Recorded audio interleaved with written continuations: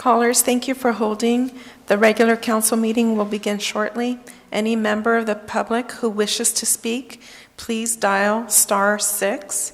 We had a Zoom update, and now the process has changed. In order for you to be unmuted, you need to dial *6.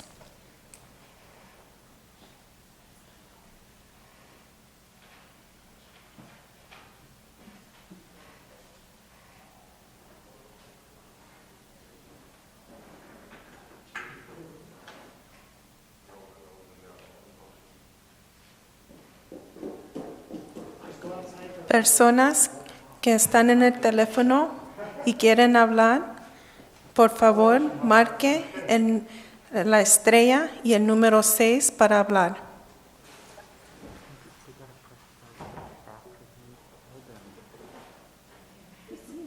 Daisy, can you hear me? Yes. Thank you.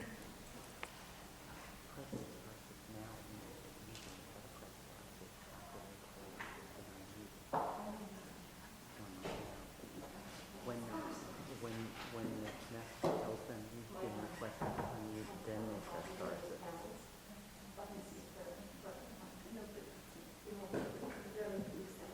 Daisy, this is Councilmember Becerra. Can you hear me? Yes, council member. Thank you. When you unmute them, they'll hear, you've been requested to speak, press *6. That's they press it now, it doesn't do anything.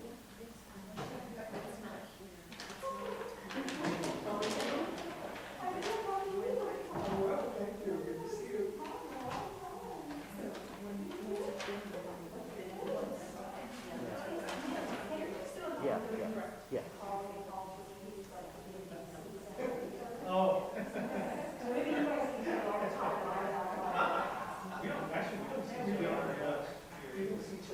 Mayor and council members, there has been, and members of the public, there has been a Zoom update and requiring you, once you call in and you've been unmuted, you have to dial *6 in order for you to be unmuted.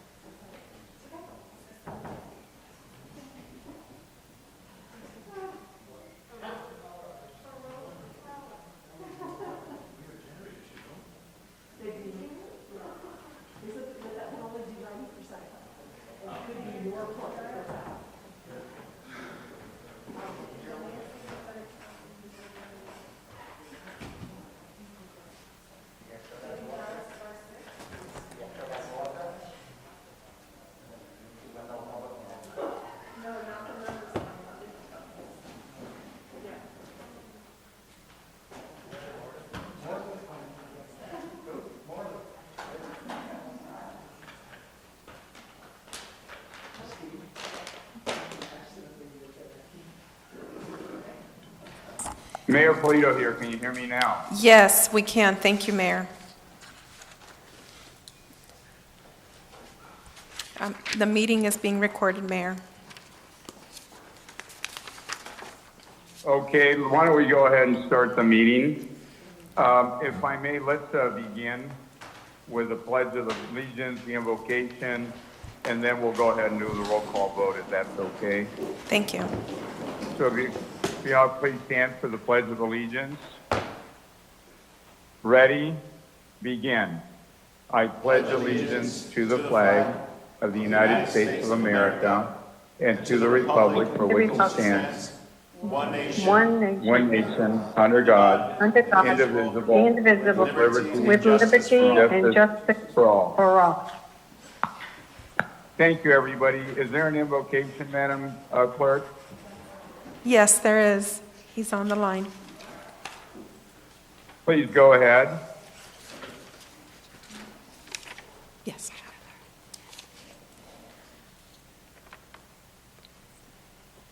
Doug Harden?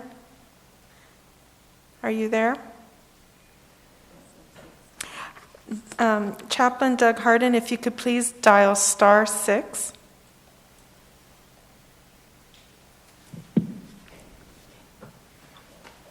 Hello? Yes, we could hear Go you. ahead, please, Chaplain. All right, great. Let's pray.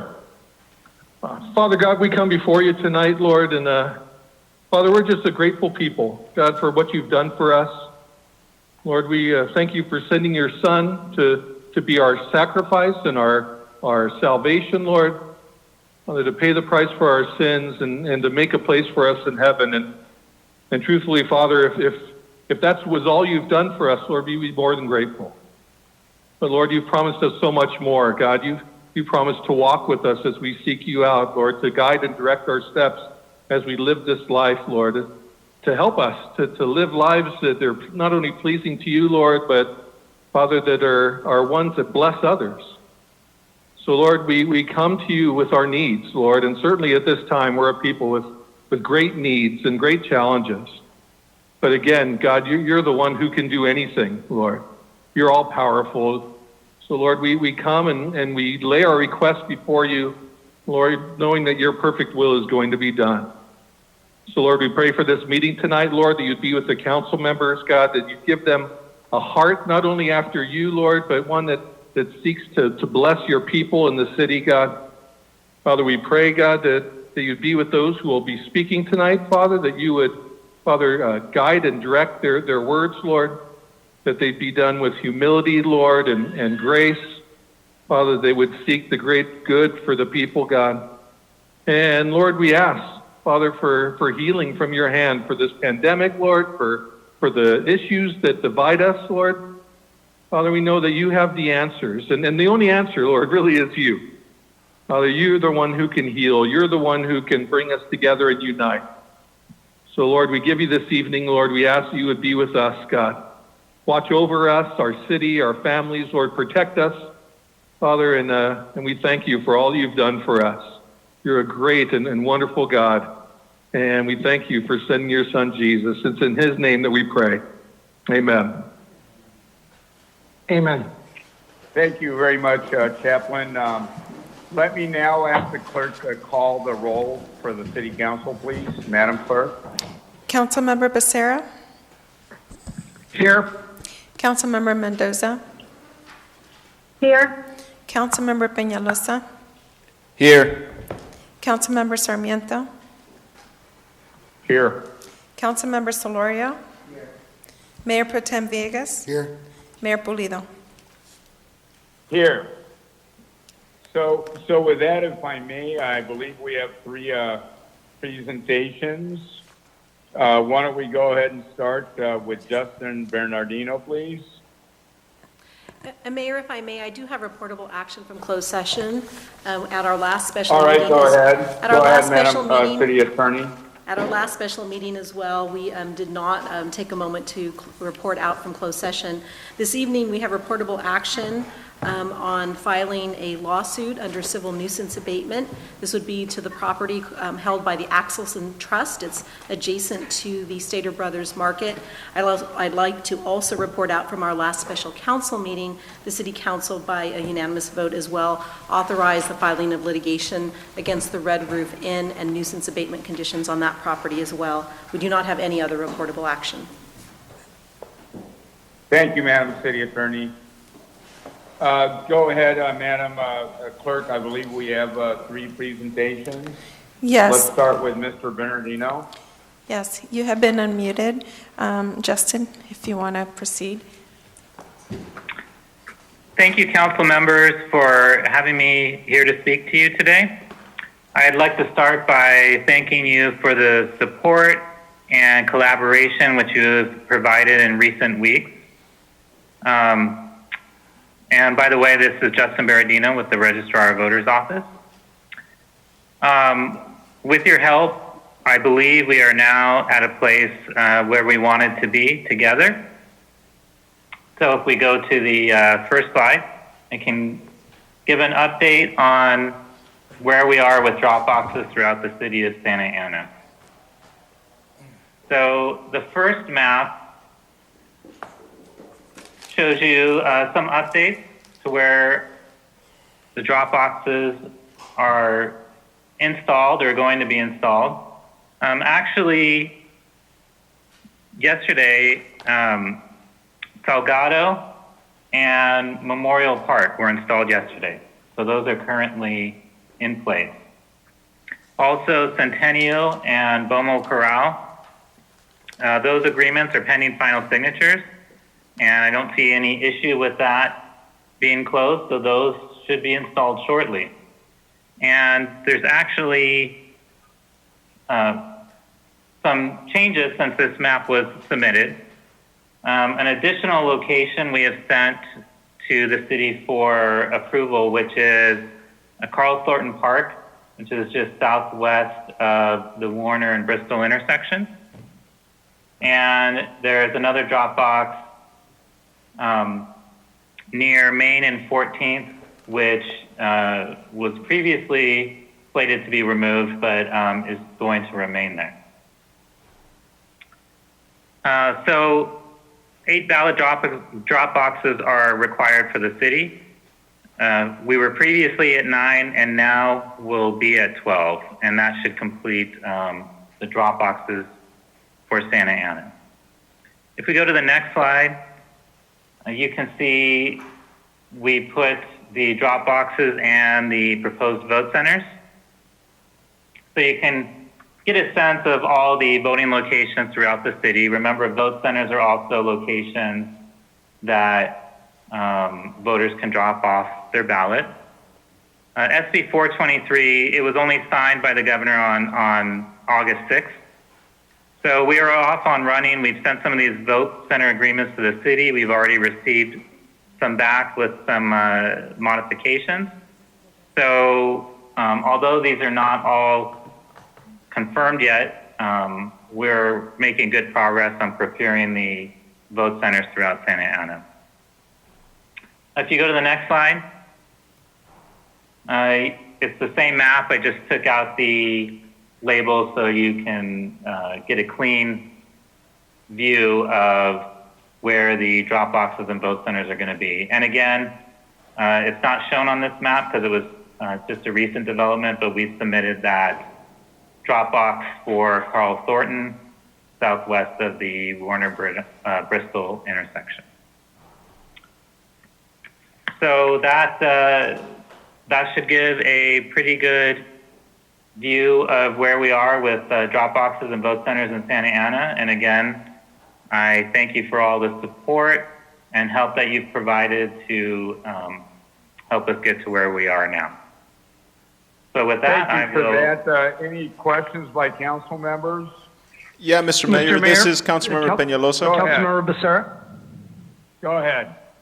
Thank you, Mr. Mayor. I just wanted to thank Justin and the ROV for taking this council's input and working with our city clerk and our Parks and Rec director to locate more of these drop box locations and vote centers, throughout the city, especially south of First Street. That map that we saw at the last time Justin visited us and gave us that presentation, this is a dramatic improvement. So I just want to thank you for that. And, it's kind of fitting to have this presentation tonight on the 100th anniversary of the adoption of the 19th Amendment, which, as we know, expanded the right to vote for women and prohibited the ability to deny that right on the basis of one's gender. Now, while citizens south of First Street have had the right to vote prior to tonight, it is important, especially during these trying times, that we work to ensure that voters throughout our city have easy access to these vote centers and drop box locations. So I just wanted to say thank you for making that happen. Thank you, Mr. Thank Becerra. you. Go ahead. Who else? Thank you, Mr. Mayor. This is Somebody else Councilmember Peñalosa. Yes, Also, please, Justin. Go ahead, Councilmember. Justin, thank you so much for this. This is a huge improvement to what we saw the last time you presented. Also, and also fitting is the fact that these are going to be a lot of mail ballot drop-off boxes, and as we've been seeing, how the United States Postal Service is at risk and under attack due to other federal and political reasons. So it's important that we allow access and opportunities for our residents to submit their ballots at a drop-off location, to not have to rely on the mail, the U.S. Postal Service. So thank you for that. I do want to point out that there's a big chunk of central Santa Ana that is still, well, from what it looks like from the map, still being ignored.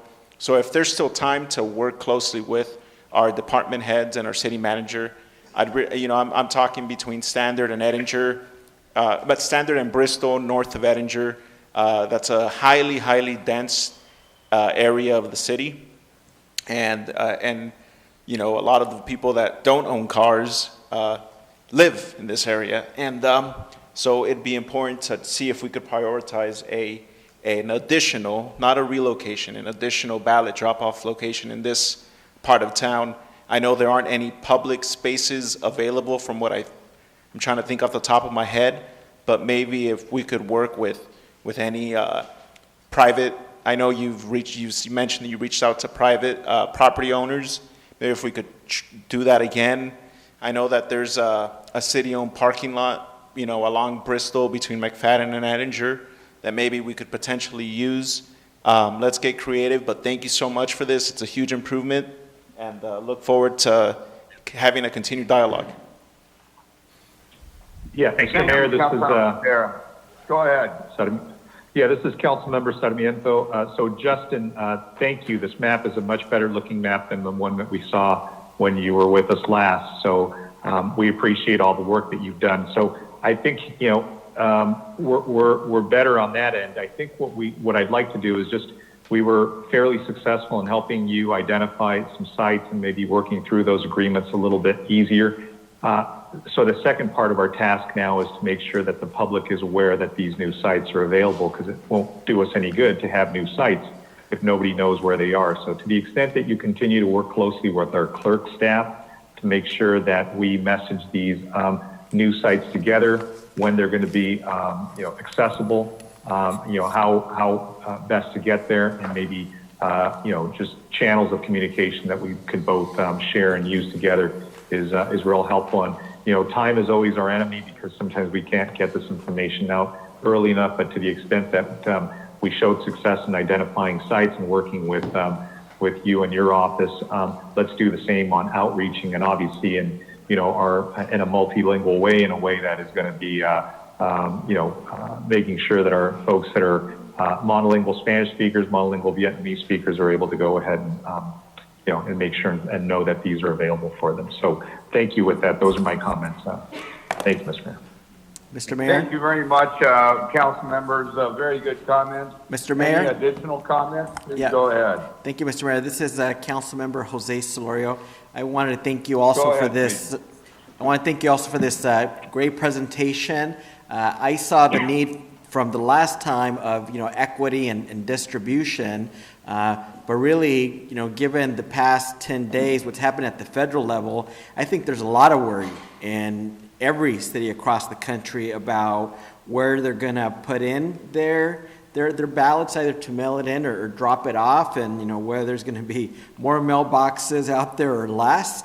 And so I think there's going to be a lot of trust in these boxes. And now that we kind of are almost done with Santa Ana, I want to make sure that there's equal consideration for other cities throughout the county, because I want them to do well, but also our residents, they work in other cities, and so if there are opportunities for them to drop off their ballots in other cities safely, I think it's important as well. But again, thank you very much overall, and let's hope that other cities have similar successes. Thank you so much.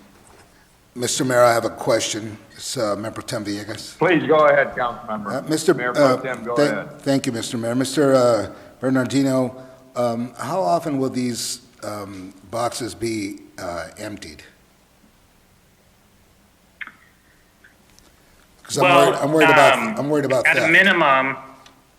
At a minimum, it's going to be every other day, beginning when the ballots get mailed out. That could change as we get closer to the election, or if the volume warrants it. And then as it hits 11 days the last 11 days of voting, they will definitely be picked up every day. Thank you very much, because I was just concerned about theft, so I appreciate the answer. Thank you, sir. Yes. Anybody else? Well, let me just, on behalf of the council, thank you. Please keep working.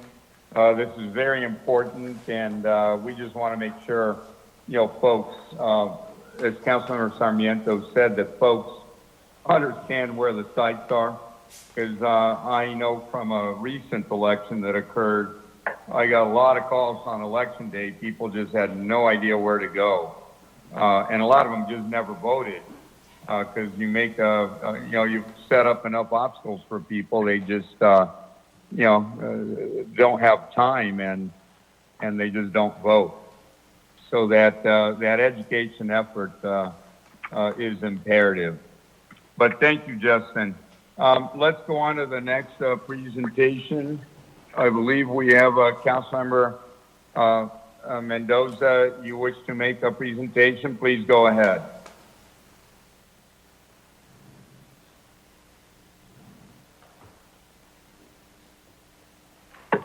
Yes, I do. If you would permit me just a moment, let me grab my notes here. Yes. No worries. Today, Take your time. Take your time. I got them right here. And today we are awarding a proclamation to Lydia Romero Cruz. And Lydia was born and raised in the city of Santa Ana. She came from a small but very cohesive community named Logan. She attended Santa Ana schools and belonged to several Santa Ana community associations. Lydia was deeply immersed in her community and in her culture. After graduating from college, Lydia returned to Santa Ana to teach and to bring her talents back to the community in which she was raised and loved with passion. Lydia was a beloved teacher, a wife, a mother, a daughter, and her unexpected illness and her sudden passing brought much sorrow to all who knew her.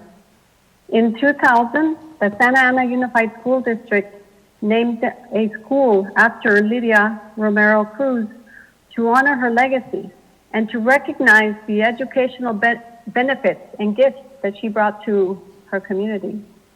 Proud of her Latina heritage, Lydia utilized her ability to speak English and Spanish, and with a passion effectively communicated with the students and their families.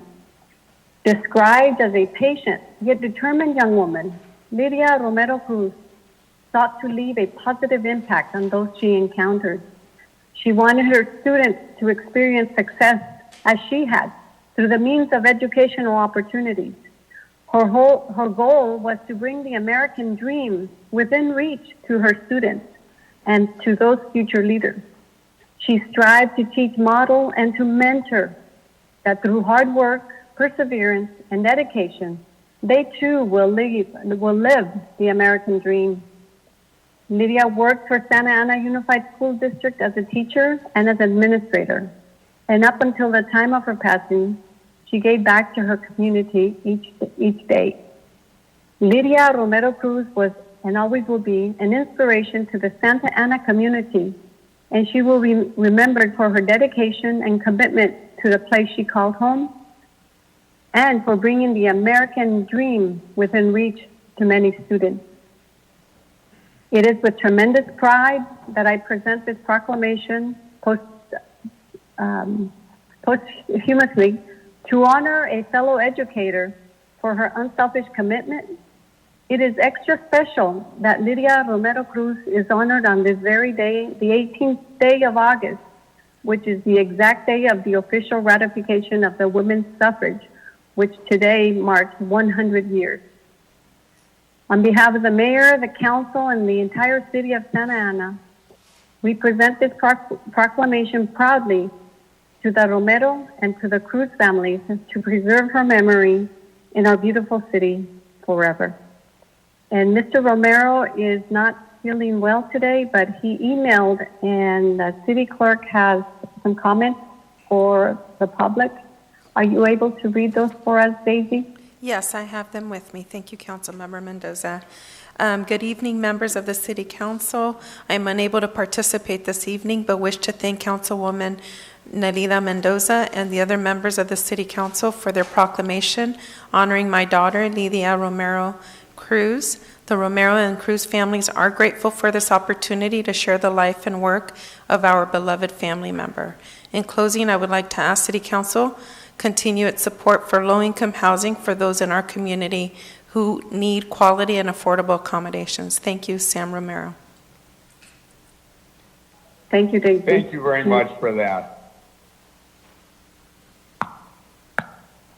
Thank you very much, Councilmember Mendoza. Now, Madam Clerk, there's a third presentation, correct? Yes, we do. This is from Planning and Building Agency on the general plan update, and Vince Fergroso is coming up to speak on this item.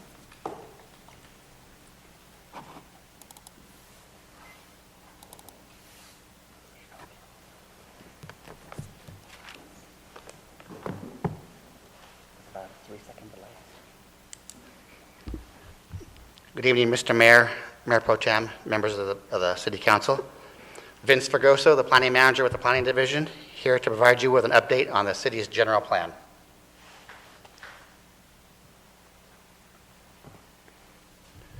First, I want to kind of give you a quick overview of what a general plan is. It's basically our long-range blueprint for development in the city. It's also called our Constitution, and it's a guide for future development in the city. State law requires us to have 7 elements in the general plan. What you'll see here is we have a list of 7 elements that are required by state law. We've also got an 8th topic there, environmental justice, which I will go over briefly for you there, since it's a key component of our new general plan.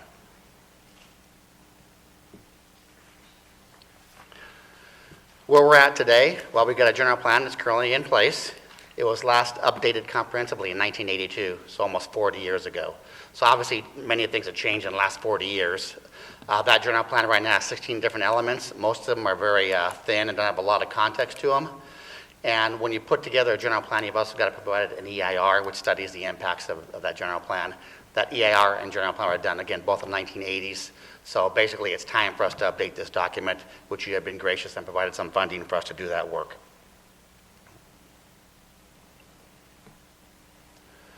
The general plan is proposed here that you'll see in the next few months here has a 25-year horizon, so we're looking out to about 2045 for our vision here.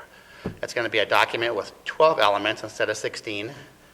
It's also currently in place. We have a general plan EIR that's currently out for review. That EIR is going to study all these current growth assumptions and impact associated with all these different policies and goals that we have here. What you see there is a list of the 12 different elements. Again, it contains the 7 mandatory elements plus 5 additional elements.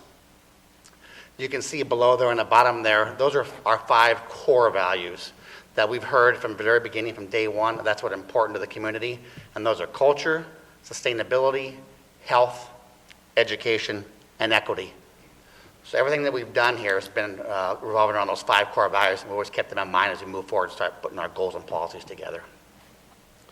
One of the items I spoke about a few minutes ago was environmental justice. That is required by a state law that was approved a couple of years ago in 2018, and it basically says that when you do a general plan update, you have to implement these environmental justice goals and policies in your document. There's 2 ways of doing it. There's one is to set aside a separate element, and the other way is to kind of integrate them and weave them into your proposed elements. And that's the path that we've taken. We feel that these 12 elements are so critical and so important that these core values for the environmental justice should be blended in throughout the entire document. So what you'll see here is there's a total of 42 different environmental justice topics and goals and policies in our general plan. And they cover everything from items such as how we're going to reduce impacts, air pollution impacts, particulate impacts to our community. How we're going to provide access to healthy foods, especially in our underserved areas.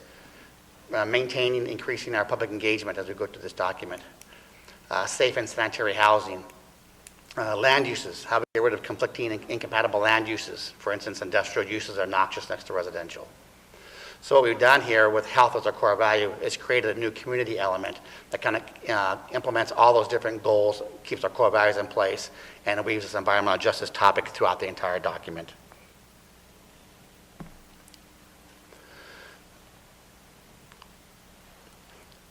What we've been doing since day one is outreaching. This general plan is not the staff's document, it's a community document. And with that, we need to go out to the community and gather as much input and feedback as possible. So starting back in December 2015, we created a general plan advisory group, a list of 17 key players in the city that covered a wide range of interest, from the affordable housing group to some commissioners, some youth, and we take all those there and help us start to generate our goals and policies. We also use Comlink as a tool to go out there and do outreach. We've been to the neighborhood associations. These are 21 that are listed in environmental justice areas. We've hit the youth. Again, it's a 25-year plan. I won't be around in 25 years, but who will be? The youth of Santa Ana. So it's very critical that we outreach to them as well and get their feedback on how this document had to be shaped and formed. We've hit the business Because you're going to be around another 50, that's why. Try to be like Mr. Ono. Many business groups and also community-based organizations that we've outreached. Si se puede. There's 44 different groups that we've outreached over the last 5 years in this document. So some of the key topics that we've heard and key themes through general plan outreach is our cultural, historic, and community assets are special. We need to protect them and enhance them wherever we can. Land use, obviously, a very critical part of the document. Be sure that it also, in addition to creating a land use plan where we can get some growth in the city, but also address healthy and active lifestyles. The resources we have, be sure they're equitably distributed throughout the city. Be sure we're a sustainable and a livable city, and that education and economic prosperity are key and critical to this document as well. As I mentioned, one of the key focuses in any general plan element is the land use element. It's our plan for growth. So what you see here in the blue is our list of all of our different plans that we have right now that are in place. Everything from Harbor to Bristol to our transit zoning code on downtown. And what we did here, we made an effort here to take a look at some focus areas that needed some reinvestment and some new consideration for development. And we try to tie these into our current plans here. And what you can see here in the red or the maroon is our 5 key focus groups that you've all been updated at one time or another on in the past on these things. So you can see all these plans are trying to link it and trying to get a unified development proposal and plan through the city here. So this will be more detailed. We come back and meet with you in the future. You'll get a little more detail on these focus plans here. So this is our next steps. So we recently released the EIR for the general plan, as well as the actual 12 elements themselves. Those were released about 2 weeks ago. And you'll be getting a copy of those shortly. You'll be sending you an email link as well as getting you a digital version as well through a flash drive. But that was out for review.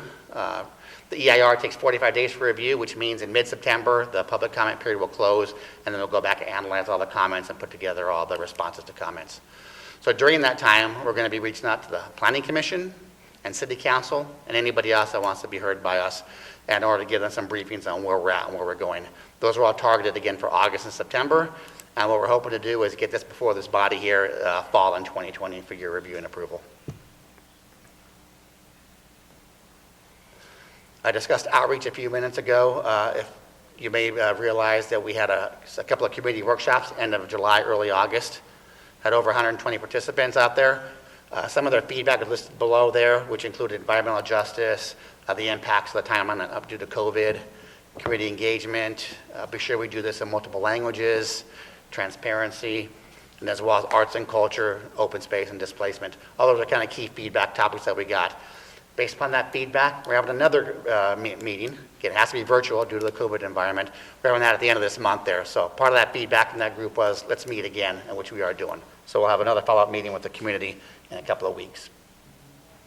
So that's kind of a big picture overview of the general plan update process. There's our webpage, email, phone number if you ever need to reach us. Of course, you've got Min's number. You got him 24/7. He'll answer any questions you have day or night. He's there for you to answer your questions. So. And with that, that is my presentation. Thank you very much. Here to answer any questions that you may have. Council members, questions? Mr. Mayor? Mr. Mayor? Yes, go ahead, Councilman Sarah. Thank you, Mr. Mayor.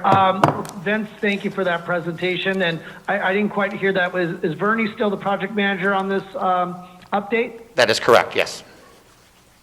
Okay, and so the residents and stakeholders, if they want to reach him, is the 714-667-2781 number the way to get a hold of them? That's one way. Email as well. Yes, sir.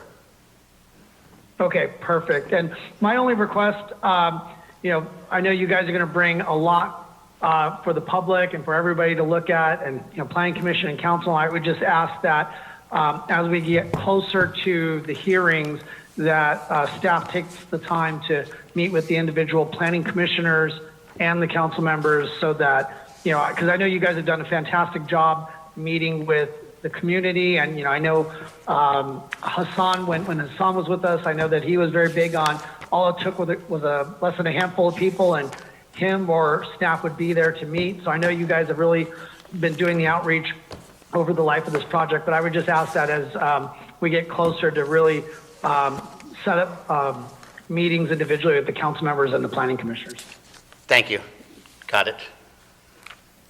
Mr. Mayor, this is Councilmember Solorio. A couple of things. Yes, go ahead, just go ahead. Thank you.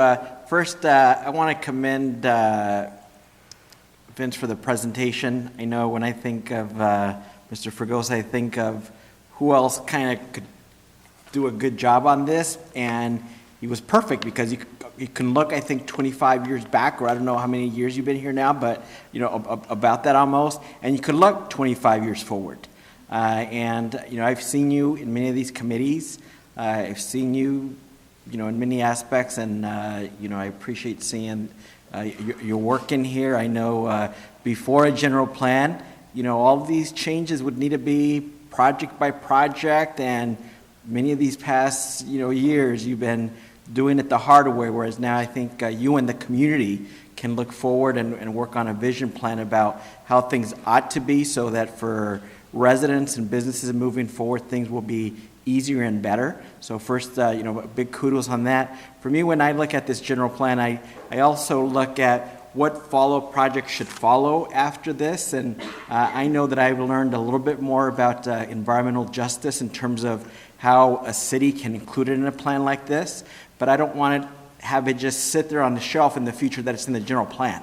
I think that we've learned some things as staff and as community leaders about what that means in our areas, and let's figure out how we might be able to move some of those issues forward rather than just let it sit there. The other area is the economic prosperity piece. That's always been important, but now you add on top of that COVID and what rebuilding from it means. And then there are many other opportunities for the city in that way. For the EJ piece, environmental justice, talk a little bit about what you feel the value is for the city, because again, we haven't really looked at this from a general plan standpoint. What's the value for us today, and how's it going to help us out 10, 20 years? Yeah, thank you for the question there, and it's a team effort, by the way. Environmental justice is something that we kind of learned on the go as well. As I mentioned, just took effect in 2018. So we've been outreaching to the community and picking up all the different key points that they're looking on, everything from pollution control and land use compatibility, all those kind of things we're looking at, and many other ones we're looking at now, to how we're going to weave it in there in the document to make sure it's usable. As you mentioned, we took the effort to put all the policies within the document so it doesn't get just sit in the shelf, that separate element. So that was a concerted effort on Vernie's part and his team, was to take this document and weave them in there so we don't forget what they are. So the value is more community outreach, more community feedback, but also a better relationship with the community as well, because we're taking all these things very serious.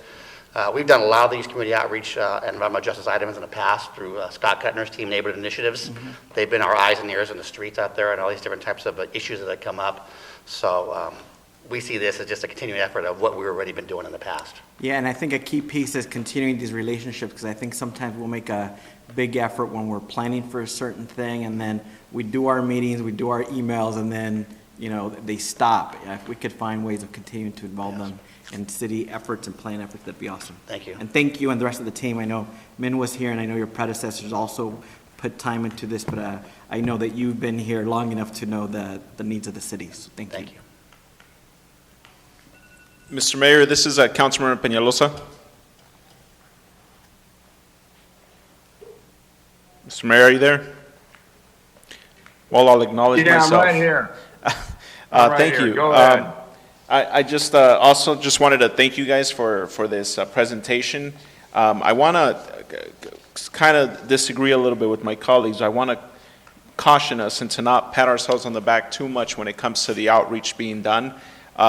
Just because and I had a very good conversation last week with the director of planning and building, Mintai, and we have addressed some of my concerns via the website. But just because we've had community meetings and whatnot, it's not. I don't think it's something to be proud of when you look at the amount of people we're reaching. 70 people over the 2 meetings that we had on July 31st to August 1st in a city of nearly 500,000. And, I asked the executive director, where did we publish this general plan update? We had an Excel, we had a Facebook post, and I pointed out that we had 6 engagements on the city's Facebook page on the posts of the general plan update, which, and one of them was my colleague. So, again, that's 5 people that we reached via Facebook in a city of 500,000 and in a Facebook page of over 16,000 likes that follow the page. So the concerns that I've heard from residents at these different neighborhood meetings is that it's always been a presentation and not so much a ongoing dialogue and conversation of what is happening and what's going on with the general plan update. I want to make sure that that we're proactive and not wait till we hear the backlash from the community that there isn't enough engagement going on with the community after the 2 meetings. We should realize as a planning department, August 2nd on Sunday, be like, what, there was only 50 people there yesterday. I'm going to make sure I schedule another one in the next couple of weeks. Be proactive in these efforts because, the more that we could get this out there for the public to see, the easier it's going to be for all of us. And some of it's been addressed, but, I clicked on the general plan draft and updates on the city's website, and that's another thing. I, as a sitting council member, could barely understand what's going on because there's so much information on the website. It's been fixed a little bit. Thank you, Mr. Mintai, for addressing some of the concerns with how the information is laid out and how accessible it is. But again, we could still work on this.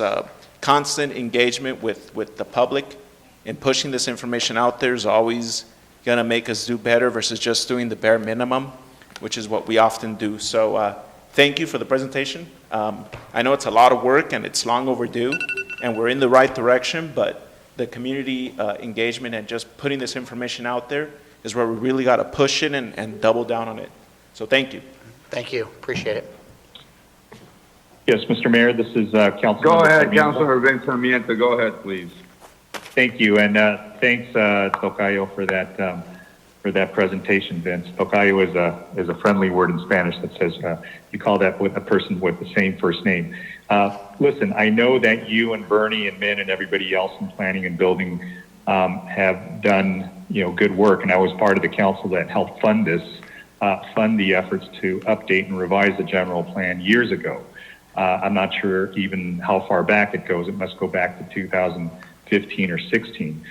In any event, I know it's certainly a gargantuan effort, and I know you said it well. It's the city's constitution. So what's kind of troubling to me are a couple of things. One of them is even under the best of conditions, outreach and public engagement are really challenging. Anywhere, but especially in our town, because as we're struggling with the census and getting information out to people on that, we're realizing what a hard to reach community we have. And to get them involved and participating on discussions with respect to a general plan update, it's even more challenging. So look, doing it under these conditions of a pandemic just seems that it is even more and more difficult. So I'm not sure how the quality of that feedback is. And I would agree with Councilmember Peñalosa. I think that, most people I speak with look, they don't even know how to get a hold of anybody on this and how to connect. And I think that the value of this document, especially since it's not going to be looked at after it's approved for a very long time, we're looking at this document almost 40 years after it was adopted. I think it's worth doing a good job, and these conditions right now just don't lend themselves to good community input. There's another issue that I'm also troubled with, is that there's something in the law called dead hand control. And what that means is that, when right before folks leave, they want to, sort of define or put their fingerprints on a long-term, long-lasting document. And here, it's probable that 3 of the 7 council members won't be here beyond November, yet we're going to be deciding on a document that is going to be lasting for the next couple of decades at least. So I don't know if it's an intelligent thing to accelerate this and just ram it through and approve it with such little engagement from the public, because the value of the public's engagement is not listening to presentations. It's actually commenting on what the product is and saying, we don't agree and we want to adjust certain elements of it. So I think that's where the real value is. And I think SB 1000 that was adopted that triggered the environmental justice question is relatively new. So that's something we haven't lived with for very long. So I think we should take a step back and maybe slow it down, not just for that, but for another reason as well. A slide earlier, Vince, you had showed that there are certain items that the public has talked about. Let me make sure you have another bullet point on something that's very important that people have spoken to me about, is the affordable housing element here that we're dealing with in this proposed update to the general plan. It is very alarming to know that the entire housing opportunity ordinance, the affordable housing effort, could be gutted by the way we're updating this general plan. So that is extremely troubling. Whether or not we revise the WHO, which I think we will tonight because there is majority support for it, this general plan update can just eviscerate all the efforts that we've made to make sure we provide housing affordable to our residents that are low income. So this is a huge departure. I think it would violate the housing element. I think this is going way, way too fast under conditions that are just extremely challenging for us to have our public comment and for us to produce a document that's going to be long-lasting and valuable and going to be able to guide us into the next 20, 30 years. So, look, I would just say let's consider taking a step back. Let's consider slowing this down. We're going to be under these conditions for a while. Let's rethink some of these really challenging questions and see what we can do to allow for better engagement once conditions improve. These are not the conditions to be adopting such an important document for the future of the city. Those are my comments. Mr. Mayor? Yeah, Mayor Pro Tem, go ahead, please. Mr. Mayor, some of the council members earlier were saying that we have a lot of speakers, so we're going to limit the council member comments to 3 minutes also. Is that okay with you? I'm trying to. I've asked the clerk, I've texted her to try to do that, and she's let me know when people go over 3 minutes, but yes. All right. Please go ahead, Mayor Pro Tem. No, thank you. That was just my comment. Thank you. Thank you for that. Any additional comments? Okay, I know we have a very heavy agenda, so thank you to Vince and the staff for that update. I now want to turn things over to our city clerk. Can you read the proper information out to the callers, and let's all give them 3 minutes. Right now, how many do we have? Let me just ask you that question first, please, Madam Clerk. Yes, Mayor and council members, we have 43 callers. All right, let's give everybody 3 minutes. I think that's appropriate. Why don't we go ahead and let's begin, Madam Clerk. Go ahead. Okay, thank you. And before I begin, I do want to inform everyone that we have been notified by the State Power Authority and Electric Company that we may experience an outage, so that everyone's aware. There are speakers that we have currently on hold. Want to make sure that you're aware, caller, that once you've been unmuted, please dial *6 to speak. There's been a Zoom update, and we want to make sure that you're aware of this new change. On your phone, you'll see a star and a 6.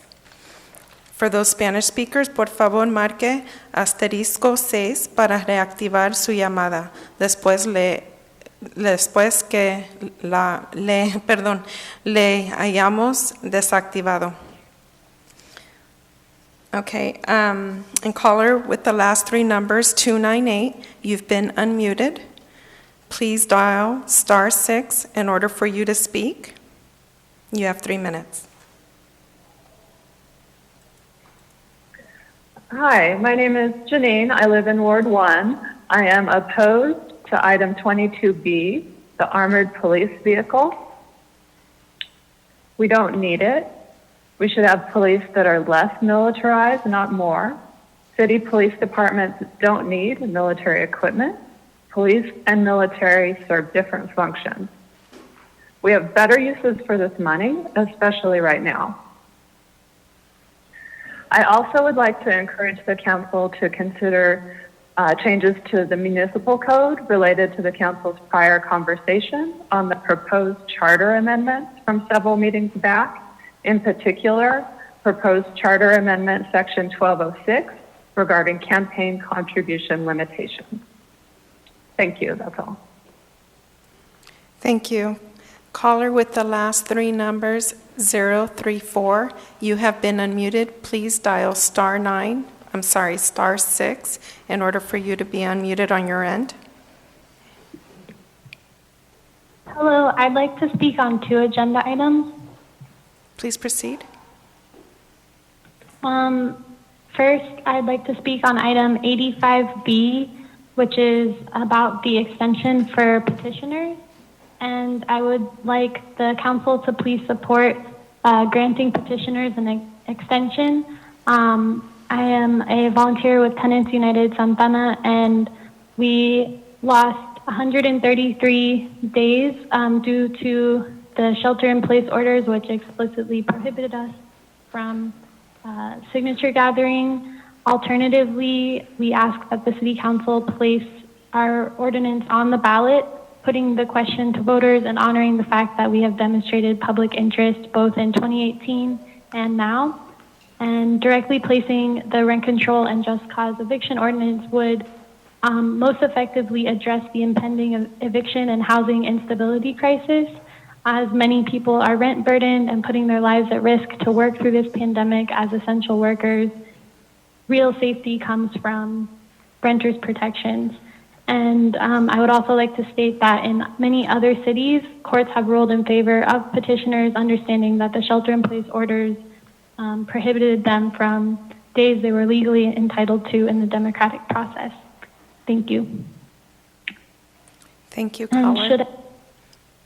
Thank you, caller. And caller with the last 3 numbers, 167, you have been unmuted. Please dial *6 in order for you to speak.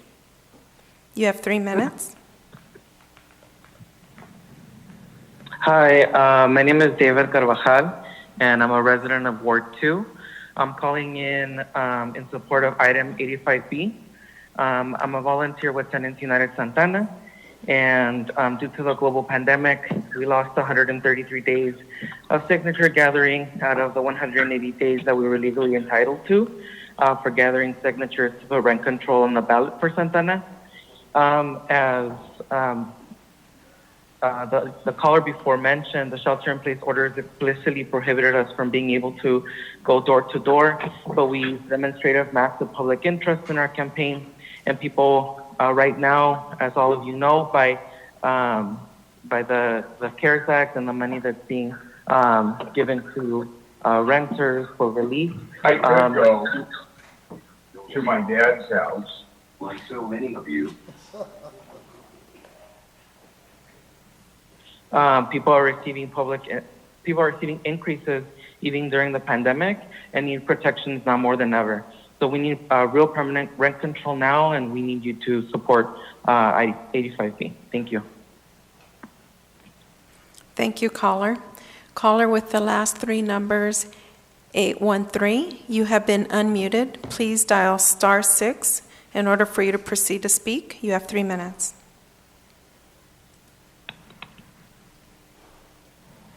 Hello, Hello, my name is Kelly Crossley. On the new map, I'm a resident of Ward 6. I'm calling to comment on 3 items. So the first one is 25A. The proposed hotel includes a gym, a basketball court, and a pool for hotel guests.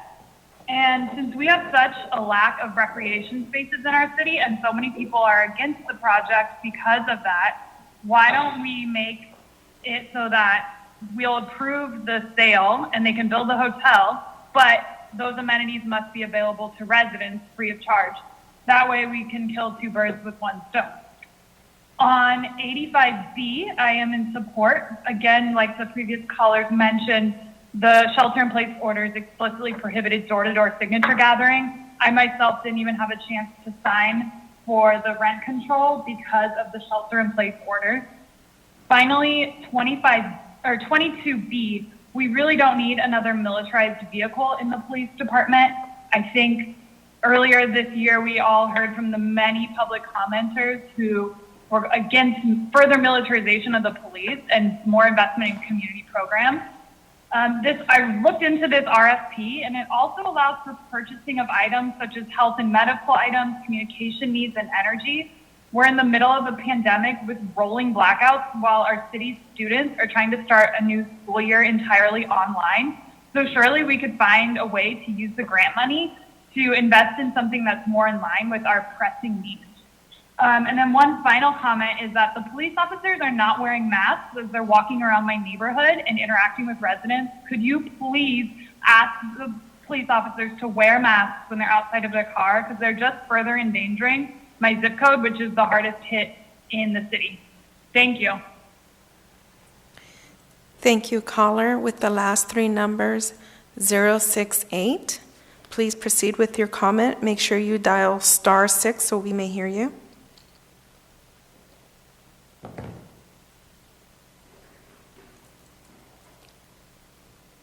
Caller, you have been unmuted. Please dial *6 and you may proceed to speak.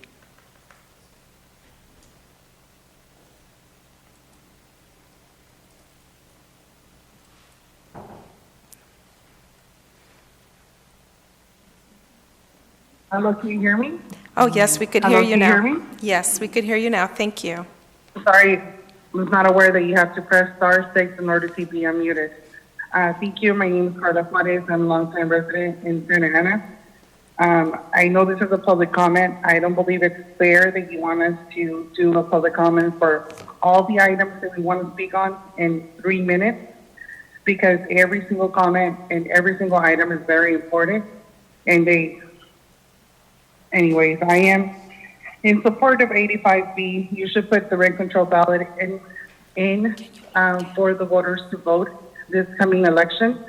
You shouldn't put your residents out there in the risk of getting COVID and also endangering their families. I am against 22B, which is spending more money on police just in general. We could use that money for better things. Also, I did not hear you mention anything in regards to the justice, environmental justice, which is basically 20 communities out of the 60s are living endangered of air pollution, land pollution, water pollution, rent burden, and you guys haven't mentioned this in the general plan. I just saw it just as a heading. It requires a lot more attention because we do live with asthma, those of us that live in those affected areas, and we're still being affected by this.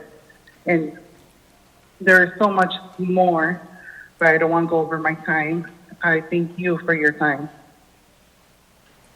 Thank you, caller. Caller with the last 3 numbers, 689. You have been unmuted. Please dial *6 and you may begin to speak. You have 3 minutes.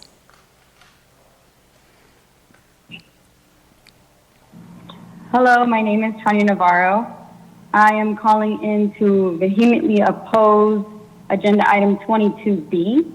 You want to approve the purchase of a specialized response vehicle for $353,653. I think that's ridiculous. We are currently in a pandemic. Our streets are full of people who are houseless. There's a lot of families who are struggling with hunger. There's a lot of families that are struggling to find help. Right now, our families are starting virtual online schooling. They need a lot more help when it comes to mobile hotspots, when it comes to laptops, when it comes to supplies in general. And we're focusing on spending a ridiculous amount of money on another armored vehicle for the police. I don't understand where this priority comes from, and I do not understand why we continue to make the mistake to spend so much money on militarizing the police instead of helping out our communities. I would also like to oppose agenda item number 25A, the sale agreement with Caribou Industries, another developer in our community. So for 25A, I do not believe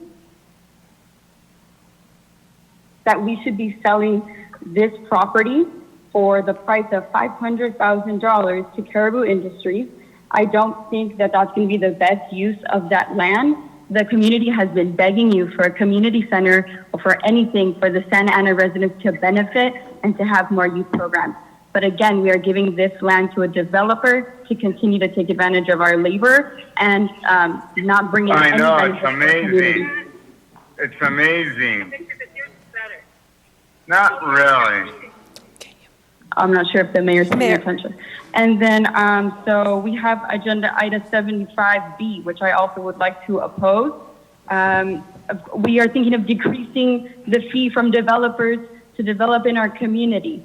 So this fee has generated, at least in the past 3 years, this fee has generated $10 million in affordable housing funds.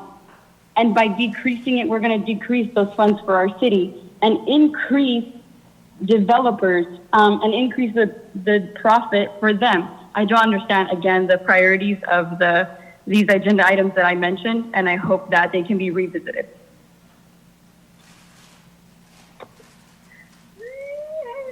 Thank you, caller. Caller with the last three numbers, 362.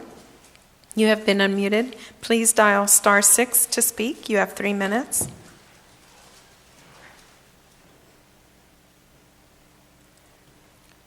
Caller with the last three numbers, 362. Please unmute your line by dialing *6.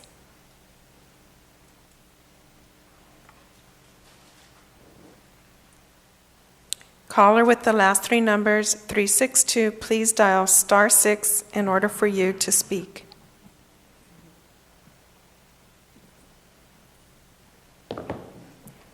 Caller, you may begin to speak. You have 3 minutes. Caller with the last three numbers, 362, you may speak now.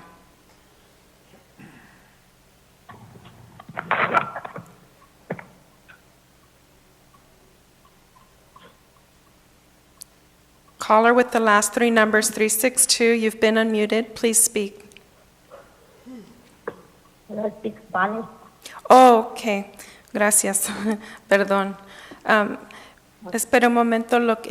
Usted puede hablar y aquí tenemos a alguien para traducir para usted. Ok, está bien. Buenas noches, mi nombre es Alejandra Aleciano y estoy hablando para el control de renta. Yo ahorita estoy pagando 1,545 y pues la verdad que no se hace muy difícil porque tengo 5 niños y la verdad no puedo pagar tanto porque no me alcanza tampoco para Disculpe, la comida, señora, no le para podemos oír bien. Por favor, si se puede remover la máscara para oírte mejor. Y hable más despacio, por favor. Y más fuerte. Ok, ¿ya me escucha mejor? Sí, un poquito mejor. ¿Hola? ¿Ya me escucha mejor? ¿Hola? No le podemos oír bien. Ok, está bien. Así, buenas noches. Disculpe, quisiera que me ayudaran con el control de renta, porque la verdad que es un poco muy difícil. No sé si nos gustaría que nos ayudaran todos ustedes, así como uno los ayuda, también ustedes quisieran que nos ayudaran a todos. Para que así Disculpe, podamos, señora, no le ayudar podemos mejor. oír. Ahorita no le podemos oír. Señora, no le podemos entender. No sé si tengo una mascarilla puesta o algo así, o está en la bocina. Si está en la bocina, quita la bocina porque no le entendemos nada, señora. Ya me entiendo el problema. Muy poquito. Si puede hablar más fuerte y más pronunciado, por favor. Ok, mi nombre es Alejandra Luciano y la verdad nos gustaría que nos ayudaran con el control de renta.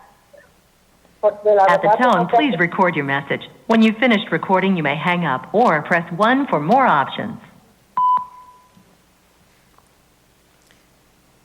Usted puede continuar. Sí, adelante. ¿Sí?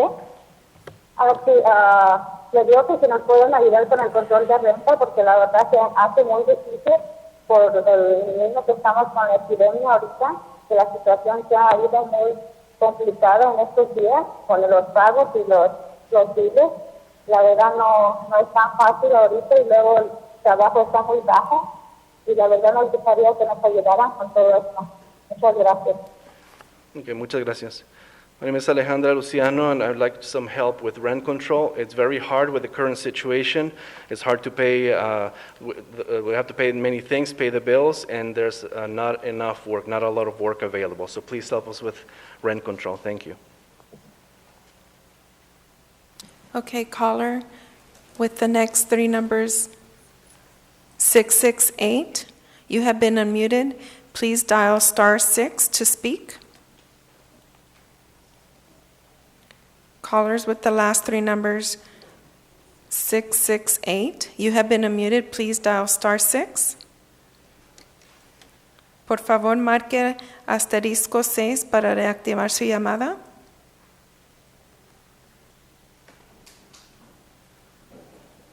You may begin to speak. You have 3 minutes.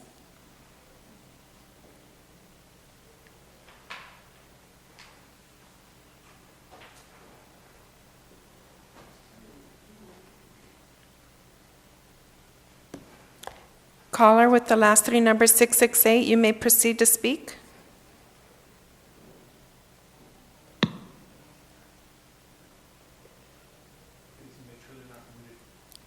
They're not muted on my end. Caller, you have been unmuted on our end, and it looks like you've unmuted yourself. You may begin to speak. Okay, caller with the last three numbers, 335. Please dial *6 and proceed to speak. Caller with the last three numbers, 335, you may begin to speak. Dial *6 and proceed with your comment. Por favor, marque asterisco 6 para reactivar su llamada.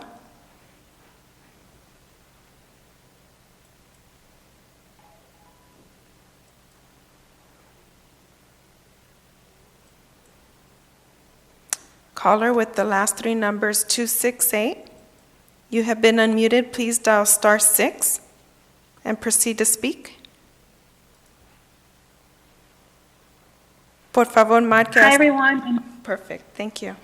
Hi, everyone. My name is Joselinda, and I'm a resident in Ward 2. I'm calling in support of agenda item 85B to extend signature gathering for petitions circulating in Santa Ana. I'm a volunteer for Tennis United Santa Ana, and we started the rent control campaign in February of 2020, which included door-to-door signature gathering to get the ballot initiative in November. And as others have previously mentioned, we collected a large amount of signatures during a short window, but unfortunately signature gatherings had to be halted due to shelter-in-place orders. So we are asking for you all to extend our signature gathering to recognize the major impacts the pandemic has had in our signature gathering, and to also honor the immense support we had from the community during the short window of signature gathering. Rent control is very much needed in the city. As you all are aware, the majority of residents in Santa Ana are renters and experience extreme burdens in rent. And these very same folks experience ridiculous rent increases that make it impossible to keep up with rent. And we cannot expect people to meet rent, experience rent increases, and simultaneously meet other basic needs such as food. No one should have to choose between being housed and having food. And this pandemic has only heightened the precarity in housing for many residents in Santa Ana. Many have been financially impacted by the pandemic, leaving them unable to pay rent and let alone catch up with rent increases. Family members of my own who have battled the virus were more worried about finances and their very own well-being and health, and that is just absolutely cruel. And you have the power to change this by supporting the extension of the rent control campaign, and rent control in Santa Ana would alleviate financial insecurity. Thank you so much. Thank you, caller. Caller with the last three numbers, 335, you have been unmuted. Please dial *6 and begin to speak.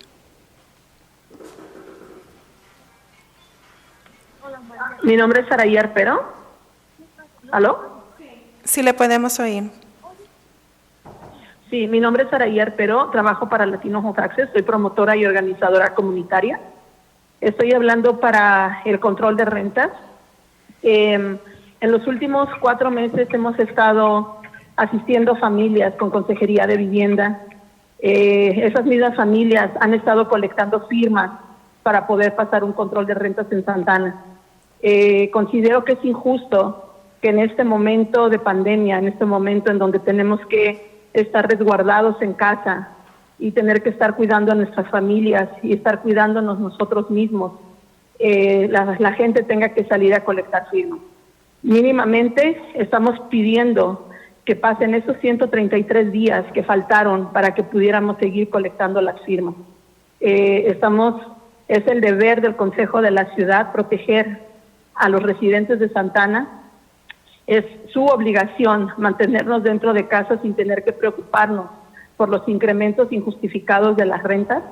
8.3% de incremento sobre las rentas sigue siendo mucho para las familias de Santa Ana en estos momentos y en todos los momentos. Estamos pidiendo también que el Consejo de la Ciudad considere poner el referendo en la boleta, porque ese tendría que ser su trabajo. Aún y con toda esta situación, las familias se han comprometido para poder colectar estas firmas y llevar el referendo para noviembre. Pedimos, por favor, que se extiendan esos 33 días. Exigimos, por favor, que las familias se sigan protegiendo en casa para poder detener esta pandemia. Las consejerías de vivienda, ahorita por este momento, no solamente es no para que los desalojen de sus casas, para que permanezcan en casa sin tener el miedo de tener que sufrir un incremento de las rentas sobre el dinero que ya están pagando. Más de la mitad de los salarios que nosotros percibimos, es injusto que se vayan solamente en las rentas. Estamos medio comiendo, medio viviendo para poder salir adelante. Entonces, estoy a favor y estoy pidiéndole a los concejales que por favor apoyen y extiendan con 133 días para seguir, pero en su totalidad que moralmente se hagan responsables y nosotros podamos llevar este referendo, espero yo, sin tener que salir todavía a colectar las firmas. Nos estamos poniendo en riesgo, nuestras familias se están poniendo en riesgo, la comunidad se está poniendo en riesgo. Gracias.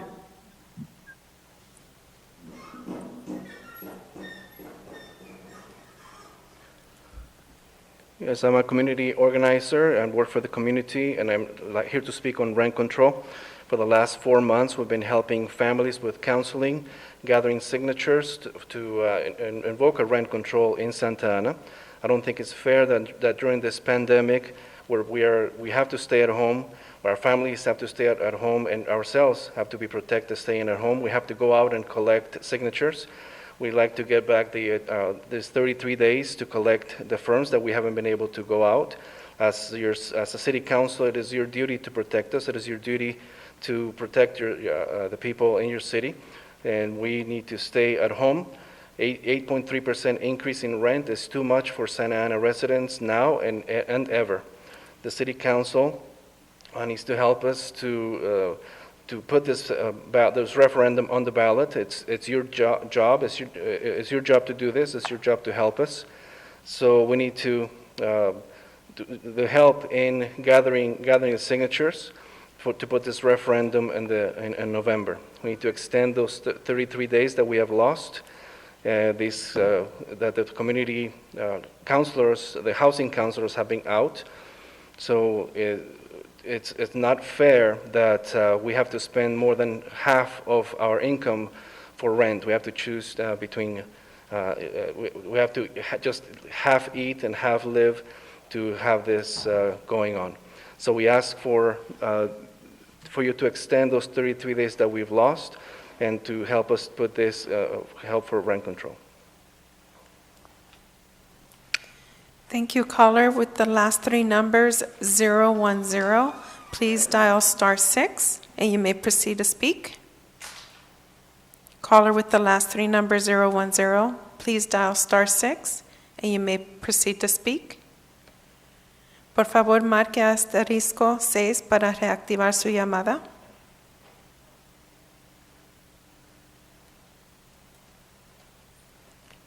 Por favor, marque asterisco 6 para reactivar su llamada.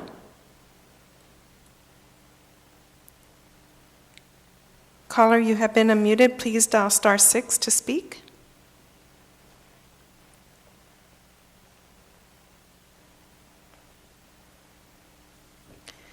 Caller, you need to unmute yourself by dialing *6 on your phone.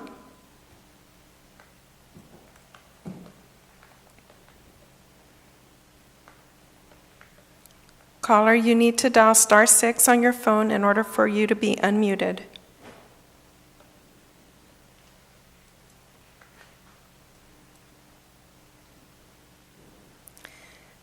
Caller with the last three numbers 523, you have been unmuted. Please dial *6 and proceed to speak. Caller with the last three numbers 523, dial *6 and you may proceed to speak.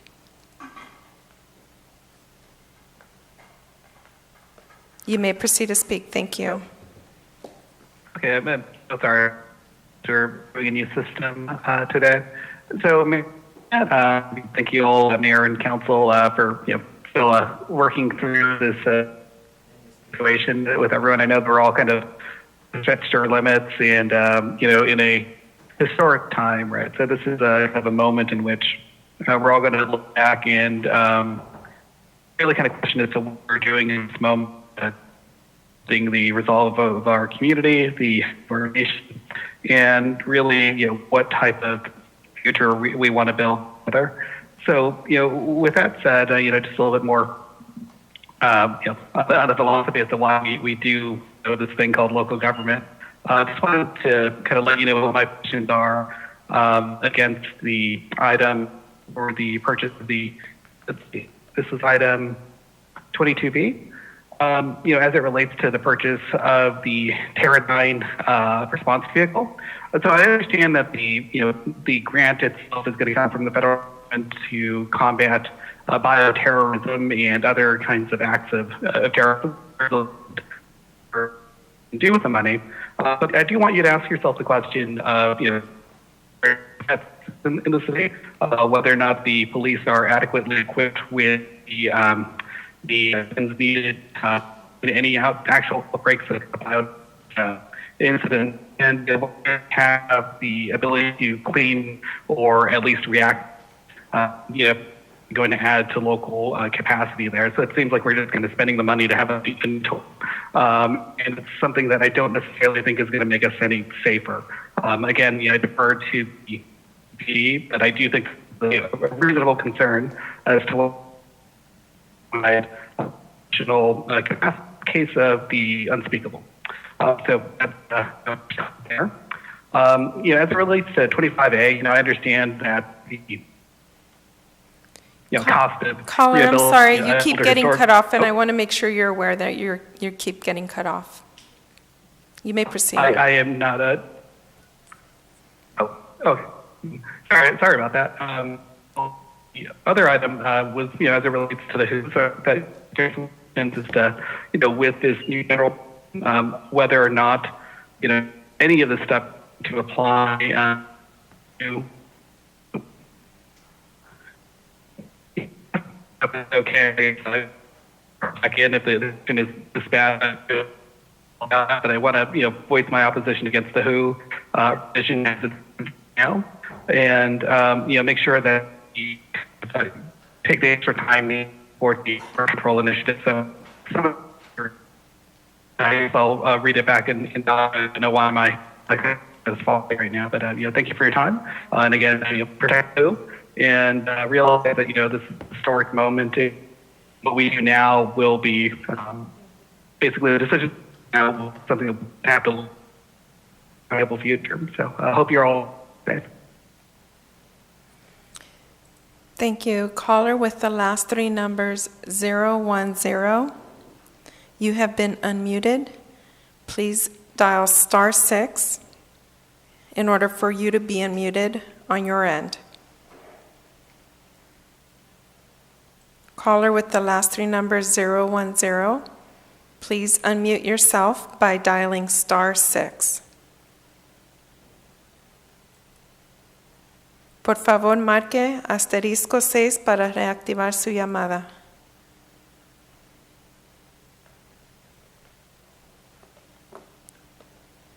Caller with the last three numbers 010. Please dial *6 to unmute your call.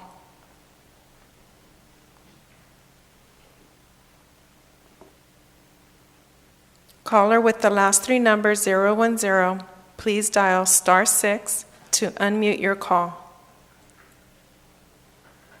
You have been unmuted on our end. In order for you to speak, for us to hear you to speak, you need to dial *6 on your phone.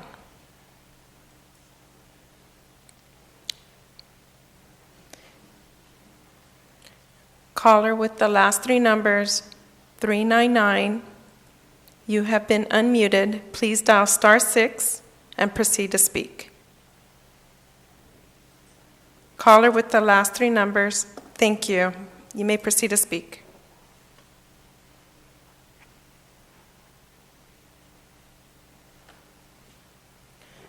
Caller, you have been unmuted. Please proceed to speak. Oh, hi. Sorry about that. I was on mute. Yes, my name is Valeria. I'm calling about item 22B. I think that the funds that are going to be used to purchase a military-grade vehicle is critically needed in other areas to build the preventative and responsive approaches to threats that the funding, that the initiative, the grants, the funding comes from, says the funds are to be used for. Those funds can be effectively allocated to support emergency communication systems, preparing for or recovering from a disaster like COVID or earthquakes. It can be used to enhance cybersecurity and fund projects that enable continuous operation of critical business and government functions, including those related to human health, safety, and economic security. I think Police Chief David Valentin exaggerates when he says there's a large need for a vehicle in Santa Ana like this, but what is visibly needed is accessible and affordable housing, expanded healthcare services, and childcare services. I'd also like to comment on item 85B. I'm in support of the extension of the rent control signature gathering period. I recommend that you guys place the rent control initiative directly on the ballot so that we avoid exposing more people in door-to-door signature collecting. I suggest that you give the Santa Ana voters a chance to put their voice in their vote to decide whether they want this in their city or not. This may increase voter engagement in the upcoming November election, and I'd like to reiterate that the rent control petition should be extended. The signature gathering period should be extended. Thank you. Thank you, caller. With the last three numbers 081, you have been unmuted. Please dial *6 to unmute your call. You may proceed to speak. Thank you. Bueno, usted puede hablar. Mi nombre es Araceli Robles, soy residente de la ciudad de Santa Ana. Yo estoy hablando para apoyar el punto 75B de la ordenanza de vivienda. ¿Cómo quisiera estar ahí para poder verlos a la cara a los 4 concejales que en estos momentos de esta pandemia se atreven a pedir esos cambios? Habla de la doble moral que tienen ustedes. En vez de estar cuidando a su comunidad, están protegiendo sus intereses personales. ¿Dónde queda la comunidad que representan? ¿Por qué quieren tener más vehículos de policía? ¿Porque reciben favores de ellos? Eso es inaceptable. que ustedes quieran pasar estos puntos tan importantes para nuestra comunidad en estos tiempos de pandemia, cuando la gente ni siquiera podemos estar ahí y verlos a la cara y decirles qué doble moral que tienen ustedes. Ahorita nuestra comunidad necesita recursos, vivienda de bajo costo, apoyo en salud mental. ¿Saben cuántas personas estamos con una salud mental tan sensible? Llorando personas que han fallecido en nuestra comunidad, nuestros amigos, y ellos preocupados por proteger sus intereses. Qué lástima que la comisión dé la recomendación de reducir el costo después que pasamos noches enteras abogando porque se incrementara. Ustedes lo quieren hacer de la noche a la mañana sin que la comunidad esté presente. Eso es inaceptable. Eso es completamente inaceptable y ya habla de qué clase de personas tenemos en nuestro concilio, que en momentos de pandemia su comunidad no les importa. Les importan sus intereses personales. ¿Cómo me gustaría estarlos viendo ahí? Concejal Solorio, concejal Villegas, Nélida, Gil Becerra, que están proponiendo estos cambios. Y usted, señor Pulido, que es su último día, su último año aquí, ni siquiera si protege su comunidad. Tiene que proteger la comunidad. Y no nos vamos a dejar que nos roben sin pistola, bajando el precio de lo que tienen que pagar los desarrolladores por la vivienda que necesita nuestra comunidad. Gracias.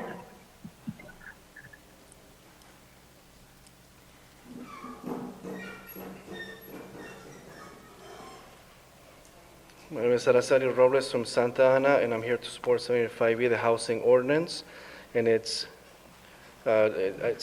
unbelievable what is happening, that this is happening during the pandemic. You're approving this during the pandemic where we can't be there. This is duplicitous of you. You're here to protect only your personal interests. You need to represent the community. This is very important. The people can't be there to see your faces.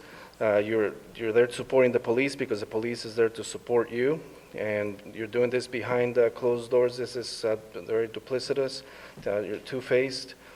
There's people are suffering with low income people, mental health issues. People are suffering because they're burying people, they're burying friends because of what's going on, and you're there only looking for your interests. We advocated for this for months, and overnight you're going to do this because the community is not there. This is unacceptable.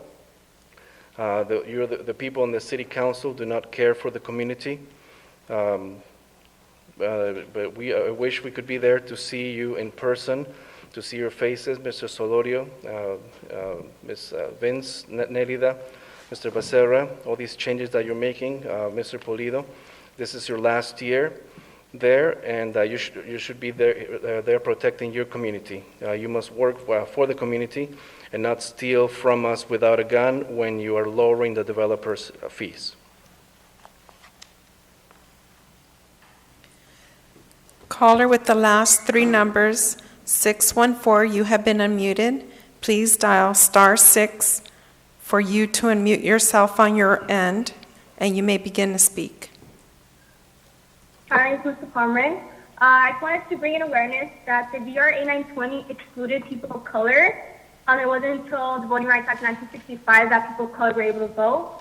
I just wanted everyone on the call able to know that. Also, I have a lot of opposition to a lot of items, so I emailed you all in detail. So today, right now, I'm going to give you guys a summary of it. So I proposed any item that perpetuates the idea of police department as a system can be reformed. People who are specialized in mental illness or disorder should be the one interacting with people with the illness or disorder, not the police. We should be creating a hotline or a program that have people who are specialized in mental illness answer who can properly interact with these people who have disorders or illnesses. That's where the money should be going to. Secondly, I oppose 22B that would militarize SAPD. Thirdly, I oppose 25B.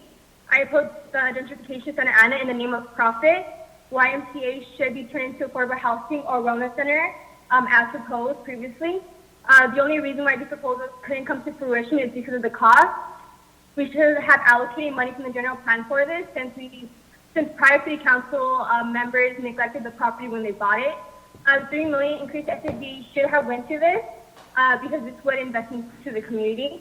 To know the history of YMCA is to know that it is grounded in relation to the people in need. To do anything other than that is to neglect the historical value of that property. Fourth, I oppose 20B, which will be displacing people just to ride in the streets, create a bike lane. I don't believe that anybody would sell their home just for that unless forced to do so. Fifth, I oppose 60B, that will limit joining the youth commission. That will limit the joining of the youth commission just to high school and middle school students. They do not know the city council until they are in college. You all will be limiting the voices of those who have been impacted by the lack of programs who already graduated. I do think we need to do more outreach to all the high schools to get more representation, because that is needed. Lastly, I oppose the endorsement of anything that will increase the amount of people incarcerated. As I have emailed to all of you guys before, the problem is not those who are being criminalized or perceived as criminals. It's the racist policies put in place that subjugate low-income people to act in a manner that is perceived criminal to those who have the means to survive or thrive in a capitalist country. So say yes to Prop 17 and say no to Prop 20. Like Imran Kendi said, individual behavior shapes the success of individuals, so policies determine the success of groups. The success of this community relies on the policies you all enact. To vote for anything that gentrifies, criminalizes, 15 seconds widens the left. opportunity gap, militarizes, or displaces is to hold the perspective of the oppressor. The budget, the general plan, these items, the wanting to endorse Prop 20 are not in relation to the residents or centering the people. Invest in the community.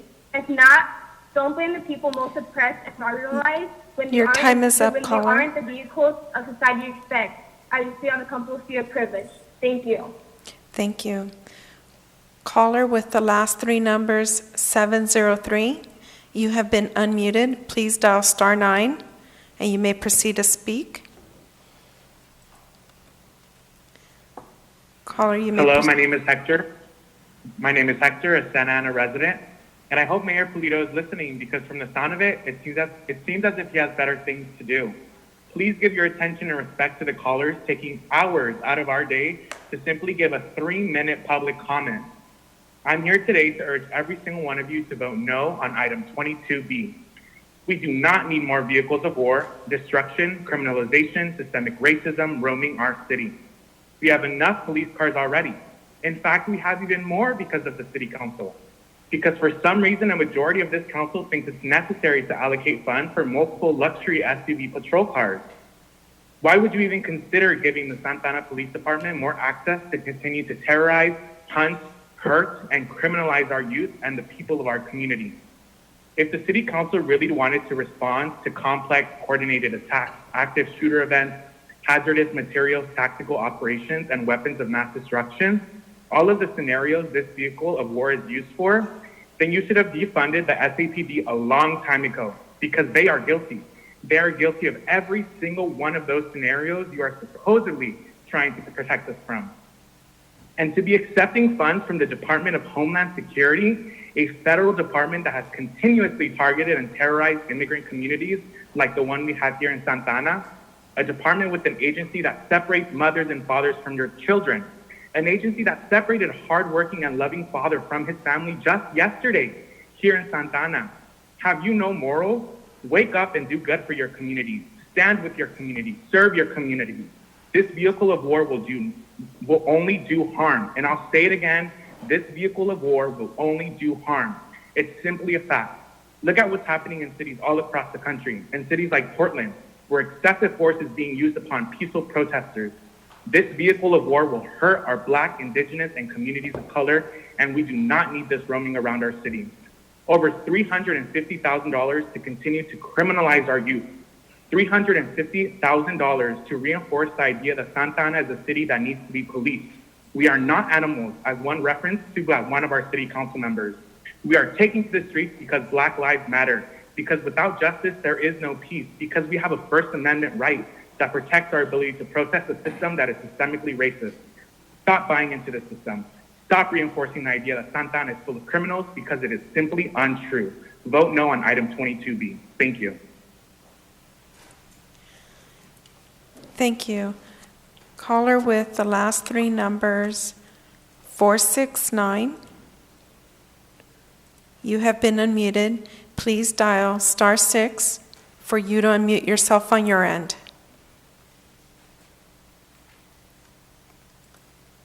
Caller with the last three numbers, 469, please dial *6 in order for you to proceed to speak.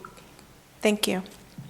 Hola, buenas noches, Mr. Mayor, council members. De antemano les agradezco a todos ustedes el tiempo que se toman para poderme escuchar y pues para que sepan las necesidades que tenemos aquí en la ciudad de Santa Ana. Yo soy residente aquí de la ciudad de Santa Ana y la razón por la que estoy hablando es para que ustedes puedan escucharme y puedan hacer lo mejor que se pueda para los residentes de Santa Ana, especialmente con la 75B, que pues yo sé que ustedes pueden hacer lo mejor que se pueda para pues ayudar a todos los ciudadanos de aquí de la ciudad de Santa Ana. Y pues yo sé que ustedes lo pueden hacer, nada más es cuestión de que se decidan hacerlo, pensar en los demás y pues no nada más pensar en uno mismo, ¿verdad? Pero pensar en el prójimo para que pues todos podamos vivir de una manera mejor, más felices, gozando, ¿verdad?, de la vida que Dios nuestro Señor nos da. Y referente al 85B, pues yo soy voluntario del Latino Health Access y mi meta era ayudar a lo máximo para juntar firmas para que se pueda aprobar el control sobre la renta. Y pues con orgullo yo les digo a ustedes que puse mucho esfuerzo y en menos de una semana pude juntar 50 firmas y si no hubiera sido por lo de la pandemia, yo les aseguro que a ustedes que yo hubiera solo juntado más de 300 firmas, pero desafortunadamente la pandemia nos azotó fuertemente, ¿verdad? De cualquier manera, económicamente, ¿verdad? Y pues socialmente también, porque pues no puede uno visitar familiares, tiene uno que estar encerrado en casa, y pues eso me bloqueó a mí para poder salir triunfante en cuanto a las firmas. Entonces me gustaría, ¿verdad?, que ustedes pensaran más en esos 133 días para poder darnos el tiempo de juntar las firmas y pues yo se los agradecería de corazón, ¿verdad?, que ustedes se toquen su corazón y nos puedan ayudar a todos los residentes de Santa Ana. Muchas gracias por su atención.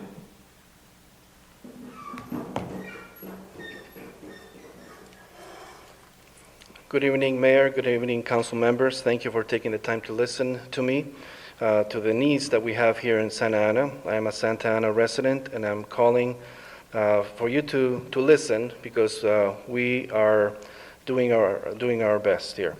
I'm calling about 65B. I know that you can help us, and this will help all the citizens in Santa Ana, and I know that you can help us with this. And you need to think about others, not just thinking of yourselves. And this will, so we can have a better life, so we can enjoy life as God intended for us. Also, 85B, I'm a volunteer with Latino Health Access, and I help to gather signatures, and gathered a lot of signatures regarding this issue of rent control. And I'm proud to say that through my efforts, in less than a week, I gathered 50 signatures. And if it were not for the pandemic, I would have gathered over 300 signatures. And this pandemic has hit us very hard, economically and socially. We cannot go visit families. We have to stay at home. And this blocked me in my efforts of signature gathering. So please consider those 133 days that we can continue gathering signatures. Thank you for all your help that you're doing in Santa Ana.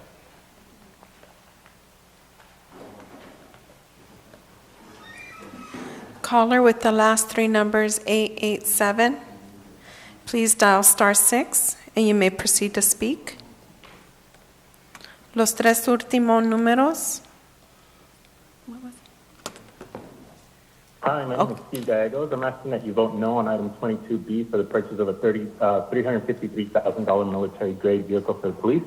Chief Valentin has reasoned that it, and I quote, fulfills a large need for such vehicles in the event of civil unrest. These are some of the other threats that this vehicle can combat besides protesters. Rocket-propelled grenade launchers, mines, artillery shell fragments, chemical, biological, or nuclear contaminants in the air. The FEMA preparedness guidelines will show you immediately how else this money can be used. We're talking disaster preparedness, community exercises, emergency responses, life-saving equipment like portable water, medications, decontamination solutions, and so much more. The expense must take a whole community approach, which is also defined in those guidelines. To say that this vehicle would benefit the entire community is a stretch. FEMA currently designated our situation as a disaster. The disaster mimics a biological attack. Because of that, the plans, responses, and recoveries we take against COVID will align with the dual function requirement that the Urban Areas Security Initiative mandates. Remember that we have not dealt with the combination of a fall-winter season, flu season, and COVID. We don't know what that looks like, but we must be prepared for a possible catastrophe. These preparations will also allow us to prepare in the event of a different disaster. We have seen across the world that simply because we are dealing with COVID does not mean that life will stop throwing difficult situations at us. A 2011 earthquake in Japan caused earthquake damage, a tsunami, and a nuclear meltdown at the same time. They are considered the most earthquake-prepared nation in the world because throughout the years, they have had the plans, exercises with hospitals, law enforcement, firefighters, community members, etc., and they acted immediately onto those plans. Essentially, they knew exactly what to do. This pandemic has shown us very clearly that Santa Ana has no plan to prevent, mitigate, or recover from something like a biological attack. Allowable expenses include preparedness of community-based organizations that serve as a critical safety net, like food banks, homeless shelters, school readiness and after-school centers, adult daycare centers, job training centers, legal assistance centers, and cultural centers. They include whole community exercises, trainings, and activities focused on staff preparedness, information sharing with clients and government, and continuity of essential functions in the event of an emergency. They include youth preparedness resources. The list goes on and on. I encourage all the Santa Ana residents to please Google the FEMA, that's F-E-M-A, Preparedness Manual. You can search the name UASI within the document so that it can show you what are allowable expenses. This is a disaster that has had major physical and financial dents to Santa Ana and its residents, and unfortunately some have paid the ultimate price. So instead of using $353,000 to buy a military-grade war zone truck just to combat protesters, let's instead bring relief to the residents, organizations, and youth programs. But most importantly, let's have a plan for the next time a disaster occurs. Also, as a side note, I want to let you guys know that you guys should have let the residents know that they were going to be locked out of the meeting on the phone call if they didn't call by a certain time. I think it's great. I think it's wonderful what the county clerk has done to, elevate this whole calling system. But you guys really need to let them know that if they don't call by a certain time, they're going to be locked out. I have dozens of people that are trying to get through and it says you're locked out. So what if they don't have access to a computer? Okay, thank you. Caller with the last three numbers, 239. You have been unmuted. Please dial *6 and proceed to speak.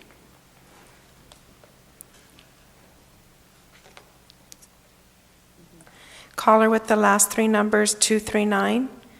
You may proceed to speak after you dial *6. Los tres últimos números, 239. Por favor, marque *6 para reactivar su llamada.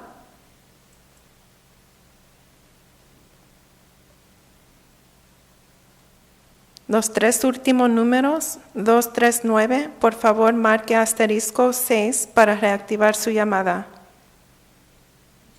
The last three numbers, 239. Please dial *6 and proceed to speak.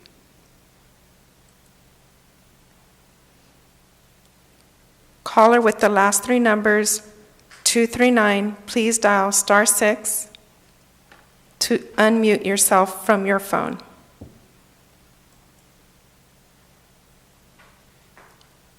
Los tres últimos números, 239, por favor marque *6 para reactivar su llamada.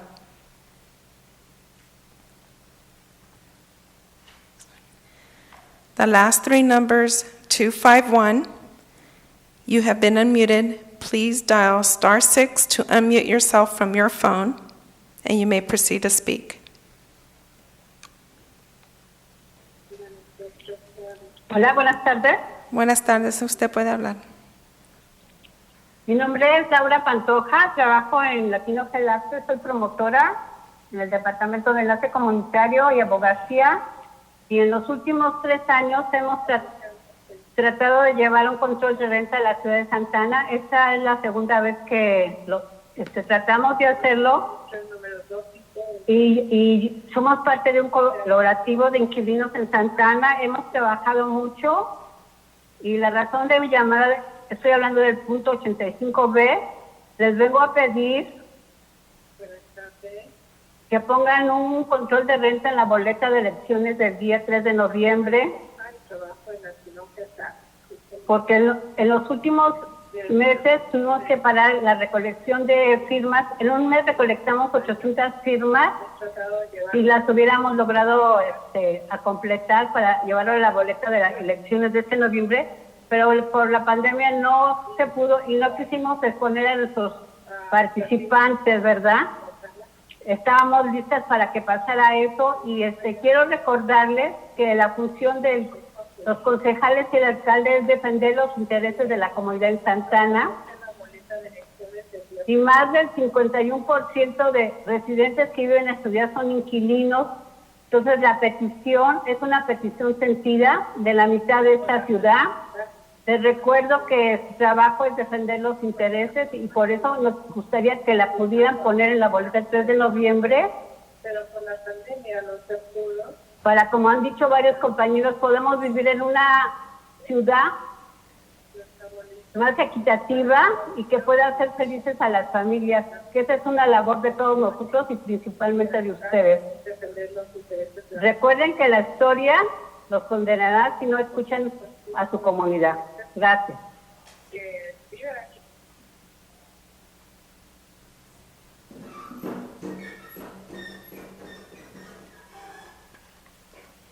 Hi, good evening. My name is Ms. Pantoja, and I work for Latino Health Access. I'm a housing advocate, and for the last 3 years, we've tried to put a rent control position get rent control here in Santa Ana. This is the second time bringing it up, and we've worked in a tenant cooperative, and we've worked a lot.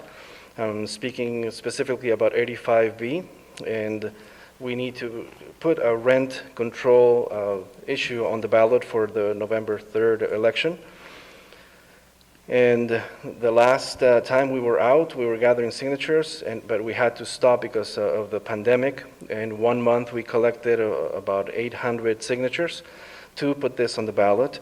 But due to the pandemic, we had to stop. We need to remind you that the council members and the mayor, you work for the citizens of Santa Ana, and over 51% of Santa Ana people are renters. Santa Ana residents are residents. So this action will help over half of your city. So please put this on the ballot, on the November ballot, so that we can live, like people said before, with equity for our city, to have a better situation for our families. This is our job. It is also your job. And history will condemn you if you don't listen to your community. Caller with the last three numbers, 239. Once you've been unmuted, you may dial *6 and proceed to speak. Caller with the last three numbers, 239, please dial *6 from your phone to unmute yourself, and you may proceed to speak. Caller with the last three numbers, 239, please dial *6.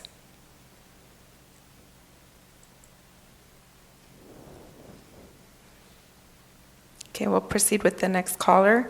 Caller with the last three numbers, 683. You have been unmuted. Please dial *6 in order for you to speak.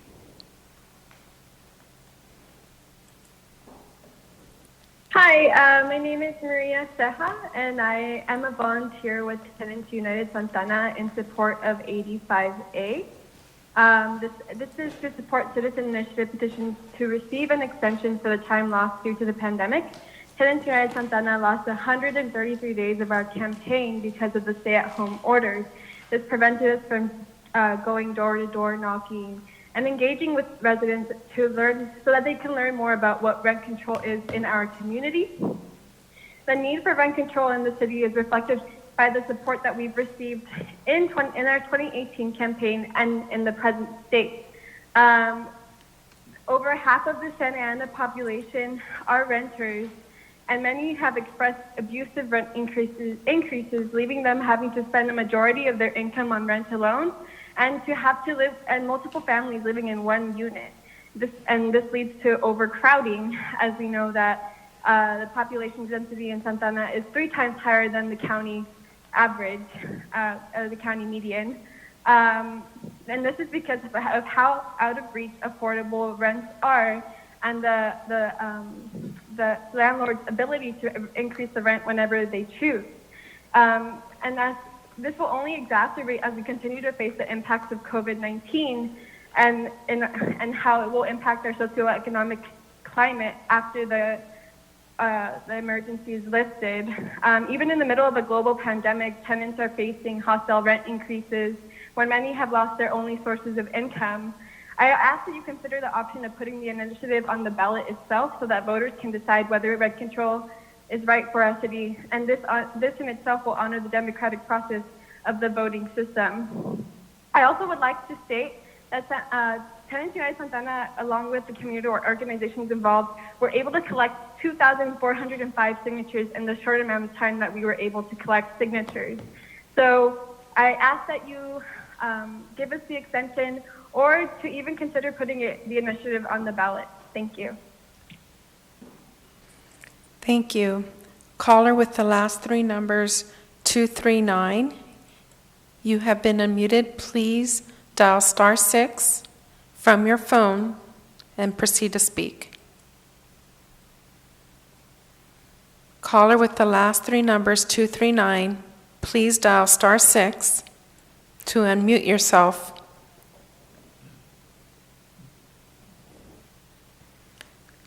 Caller with the last 3 numbers, 239, please proceed to dial *6 and proceed to speak. Los 3 últimos números, 239, por favor marque *6 para reactivar su llamada.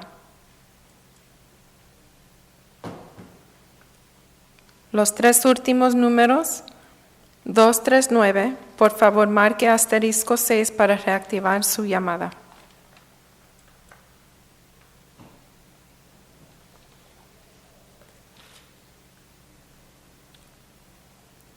The last 3 numbers, 239, please dial *6 to unmute yourself.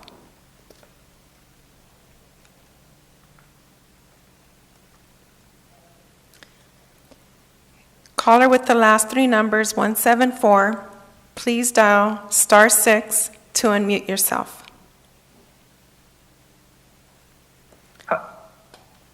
Hi, my name is Jonah Breslau. I'm calling from the Los Angeles Alliance for a New Economy. Lane, we work across Southern California to ensure inclusive, responsible, and accessible development that prioritizes the needs of community members above all else.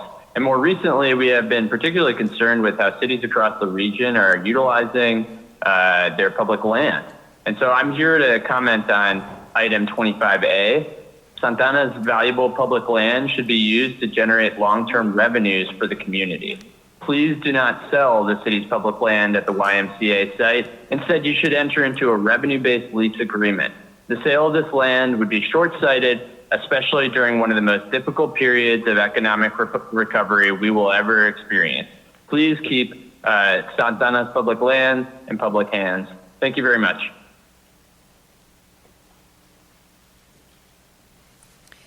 Thank you. Caller with the last 3 numbers, 032, please dial *6 and proceed with your comment. Caller with the last three numbers 032, please dial *6 and proceed with your comment. Los tres últimos números 032. You may proceed with your comment. Can you hear me? Yes, we could hear you. Hi, my name is Nathaniel Breensides, Ward 5 resident. Thank you, Councilmember Villegas, for responding to my email today. It was nice to hear from you. I will start with one non-agenda item regarding the fact that parks in Santa Ana close at sundown. I believe this should be changed so as to allow residents to be able to enjoy the city parks after dark without being criminalized by an arbitrary ordinance requiring parks to close at sundown. Surrounding cities don't have this type of ordinance, and it would be nice to be able to enjoy our city parks after sunset. Next, I am not in support of Mike Hara purchasing the old YMCA building on Civic Center so that he can turn it into a boutique hotel. He also had two items on the agenda tonight, one of which was for a closed session meeting with a negotiator, and the other item is 25A.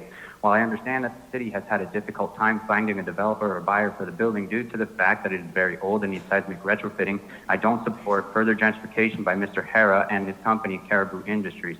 I encourage the council to find community-based solutions such as community land trust, which may be better suited to develop our city according to the needs of residents, not the desires of corporate bottom line. I am in favor of item 28, and in fact, I think that more money should be given to the idea of mobile libraries, especially during the pandemic. I am wholeheartedly against item 22B because I don't believe that Santa Ana needs armored vehicles on our streets. I am in support of item 85B as in boy. Voter initiatives and signature gathering efforts are a coveted aspect of our democracy worldwide, and just like everything else, signature gathering efforts were halted due to the pandemic. Those who are against this item are opposed to it because they are afraid of the rent control initiative, which Tenants United Santa Ana had been circulating. Tenants United Santa Ana is only one group of residents who are circulating a voter initiative, only to have to halt their efforts through the pandemic. The current antiquated signature gathering laws of California rendered initiatives unable to gather signatures online nor by mail because the process requires the circulator of any initiative to witness in person the voter signing the initiative. Tenants United Santa Ana has consulted with various attorneys on the matter and has the support of many groups statewide and nationwide in pursuing an extension of signature gathering efforts. Alternatively, the council can put our initiative on the ballot themselves. Please utilize any city resources necessary to grant an extension of time for voter initiatives which were negatively affected by COVID-19. Thank you. Thank you, caller. Caller with the last three numbers 209. Please dial *6 and you may proceed to speak.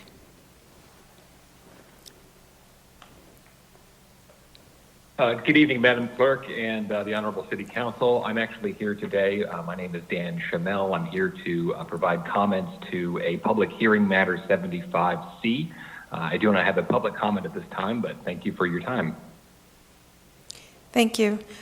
We will mute you when we get to that item. Caller with the last three numbers 493. You have been unmuted. Please dial *6 for you to unmute yourself on your line so we may hear you. Los tres últimos números 493. Por favor, marque *6 para reactivar su llamada. Hi, good evening. This is Garrett Greer, Orange County resident for 42 years, and I'm calling in support of the Bowery Red Hill Warner initiative. Largo Concrete, the company I work for, has been selected as the concrete subcontractor for the project. Largo is a union contractor. We employ union carpenters, laborers, finishers, and shotcrete employees. The duration of the job is approximately 24 months. It will employ up to 150 people, and that is just for Largo Concrete scope of work. Work has been slow in Orange County due to COVID-19, and this job would be a great shot in the arm for both Largo and a number of other subcontractors. Besides Largo, we have work for our subcontractors for ready-mix, formwork, rebar, hoisting, excavation, and numerous other vendors and suppliers. And overall, I think this would be a great project for the city of Santa Ana and also for Orange County. Thank you for your time. Thank you. Caller with the last three numbers 477. Please dial *6 and proceed to speak. Los tres últimos números 493. Yes, this is This is Dale Helvig, a 30-year resident of Santa Ana. I'm calling about the general plan update presentation. The last 10% of any project is always the hardest, and we're reaching the last 10%. I thank the city for getting the draft elements out, and also the comments by a couple council members about making sure that we take our time to get the city and the residents to participate in this last round of activity. What was disappointing, though, is the elements have been put out for draft comment, but almost all of the draft elements do not have a complete document. The implementation section is blank, will be provided on a future draft copy. And also the master park plan is not completed. Here we've gone a few years to try and get to this point for a comprehensive update, and we're at a point where we don't have a comprehensive update. We're missing sections of 11 out of 12 elements. We don't have the master park plan in place, and in fact, the housing element is not even published yet. So I'm hoping that we can get that taken care of before it goes too far down the road again.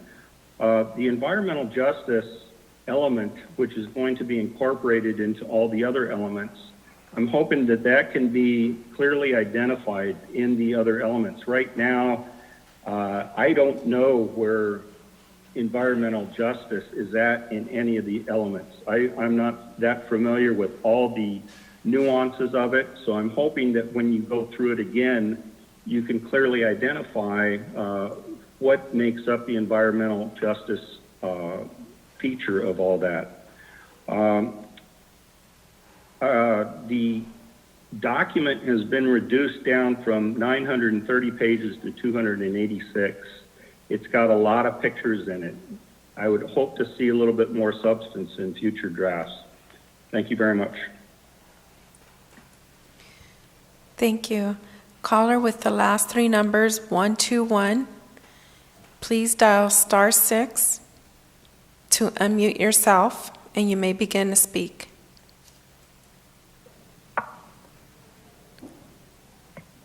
Los tres últimos números, 477, por favor marque *6 para reactivar su llamada. Good evening, Madam Clerk, Mr. Mayor, and members of the council. My name is Barbara Lichman, and I'm actually here for the discussion of item 75C, the Bowery project. But thank you for the opportunity. Thank you. We'll mute you at that time. Caller with an unknown number, please dial *6 to unmute yourself on your end, and you may begin to speak.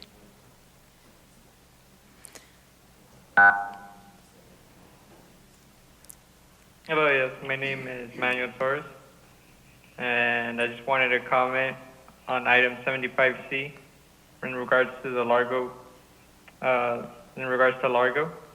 the opportunity that is received for its union workers in the job. And I was born and raised as a Santa Ana resident myself, and I just wanted to say that the project is very exciting, as it grants not only myself but many other people the opportunity to be closer to their family and give back to their community. And personally, working with Largo, I know that we'll develop a safe, clean, and high-quality structure. And I just wanted to thank all of you guys for your time and for the approval. And I look forward to giving back to the community. Thank you. Thank you. Numbers with the last three numbers, 999. You have been unmuted. Please dial *6 to unmute yourself on your end, and you may proceed to speak. Good evening, council members. My name is Danielle Wilson, and I'm speaking on behalf of Unite Here Local 11. We represent 30,000 hospitality workers, thousands of who live here in Santa Ana. Please do not sell our land at the YMCA site. Instead, you should enter into a revenue-based lease agreement, as has been done at sites across the entire county, including here in Santa Ana. City-owned property should be seen as a means of generating long-term revenues for our community and of sharing in the success of profitable business ventures. As you consider various agreements related to this project, please prioritize the tools that can generate ongoing revenue for the city and its communities rather than a short-sighted sale of valuable public land. Thank you. Los tres últimos números, 493. Por favor, marque asterisco 6 en su teléfono para reactivar su llamada.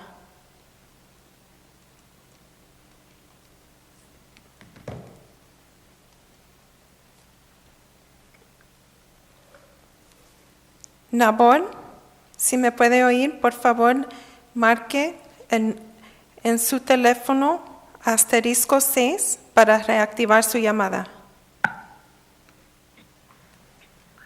Bueno, sí. Sí, ahora le podemos oír. Sí, hola, buenas noches. Mi nombre es Nabor Palomino y participo por la terna 25A.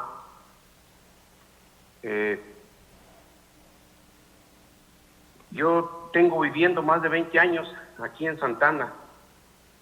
Señores concejales, con todo respeto, yo me opongo a la venta de nuestros terrenos públicos en el sitio de la Inca, porque pienso que debería de ser arrendado para que la ciudad pueda obtener ingresos a largo plazo y así apoyar a personas de escasos recursos. Señores concejales, es el momento de apoyar a nuestros hermanos que viven en la calle, que viven en los carros, ya que en esta ciudad las rentas son muy altas en su costo y aparte de eso muy reducidas. Es por eso que les hago este llamado para que hagan conciencia de que habemos personas sufriendo de necesidades muy importantes para nuestra vida. Espero que hagan conciencia y que tengan una buena decisión para los habitantes de Santana y que también hagan conciencia de que uno está participando y que por eso este día tienen muchas personas participando porque queremos conservar esos terrenos para la ciudad de Santana y darles un buen futuro a nuestros hijos. Muchas gracias por dejarme participar, porque yo ya he participado como 3 o 4 veces en este tema y las 2 últimas me recortaron mi tiempo. Por favor, tomen en cuenta el tiempo que uno tiene en espera aquí. Gracias. Thank you, Mayor and council members. That was the last caller, but I do want to announce how many, I'm sorry. Go ahead and translate, please. Good evening. My name is Nabor Palomino, and I'm here to speak about 25A. I've been living in Santa Ana for over 20 years. So, council members, with all due respect, I'm opposed to the sale of public land. This is very important. You should rent the land to garner the city some long-term income. This to help and support our low-income people. This is supposed to support the people, support our brothers who are living in the streets, who are living in cars. In this city, the rents are too high, and there's too few places to rent. So I call on you to know that we are suffering. We are suffering great needs that we have in our life.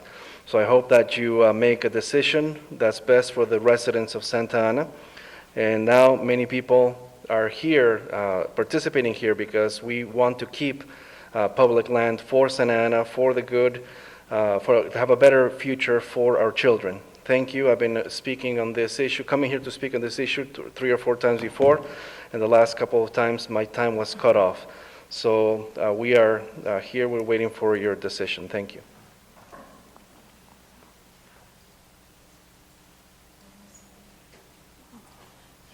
I'm sorry, I did have one more caller. Mike Hara was on hold here. I didn't realize that he was waiting to speak. If you would please dial star 6 so that you can unmute yourself, and you may proceed to speak.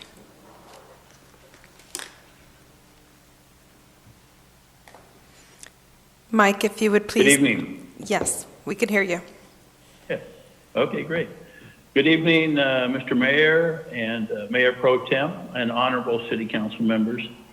Mike Hara, I'd be honored to add to the city of Santa Ana another project that we've been doing over years, the gorgeous fabric of the community, by bringing back life after 30 years of this historic YMCA building, creating it to be a incredible project for everyone to enjoy and to bring work to many, many people. The hotel people that are calling in, this is going to be a hotel, and it will put hotel workers to work. So I think that's really great.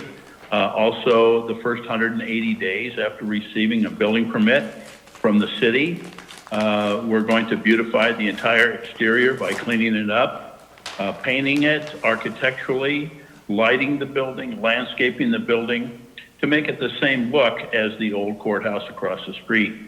This has been a blighted building for so long, and we own several properties around it, and we're constantly asked, why doesn't somebody do something about it? I have been trying to move forward on this for the last 11 years.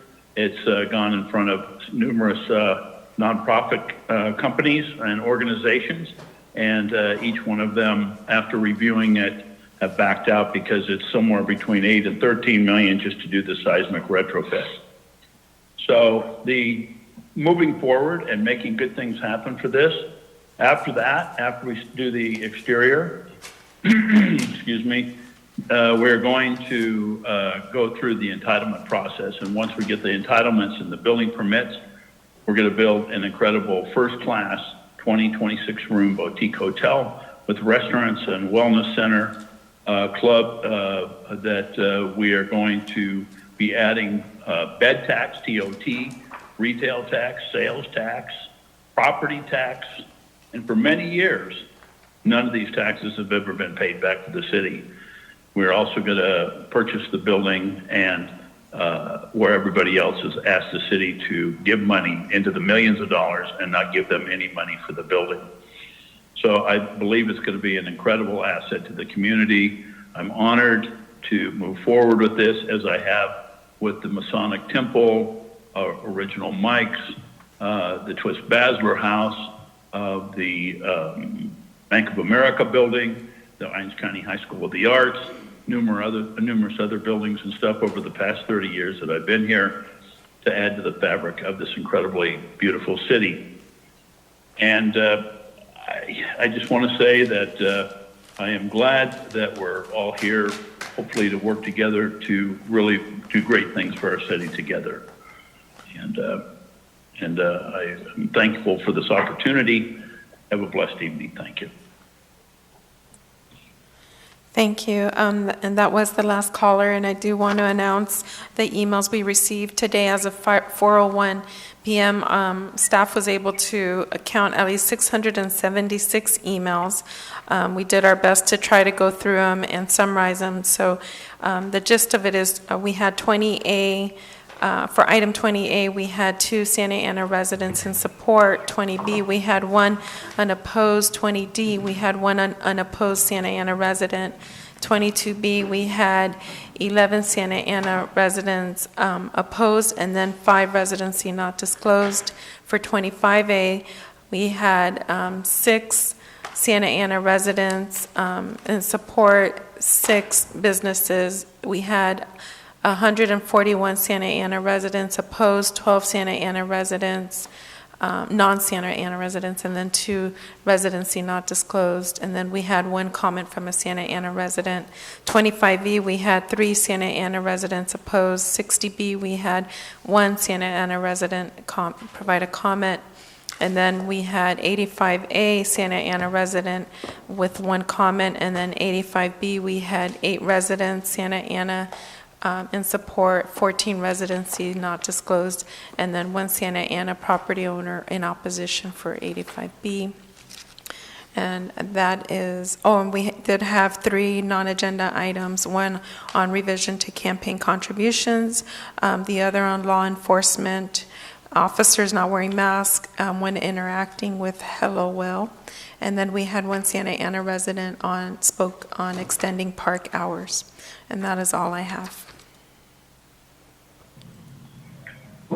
Thank you, Madam Clerk. I'm now going to move our attention to the consent calendar.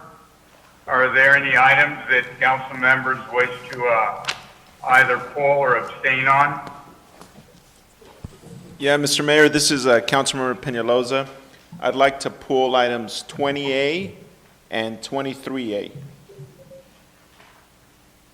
Please note that, Madam Clerk. Any other items by council members?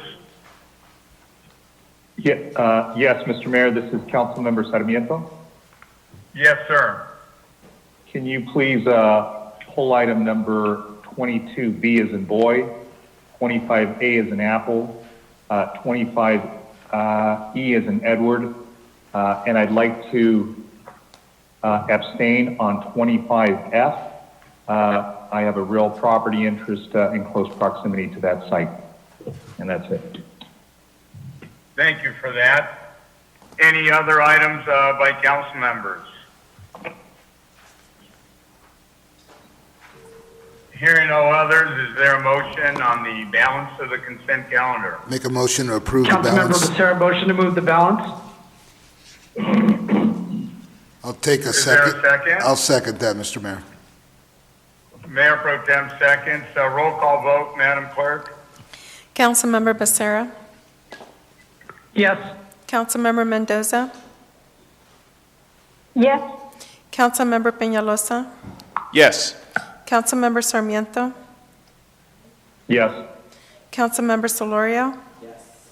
Mayor Pro Tem Villegas? Yes. Mayor Pulido? Yes.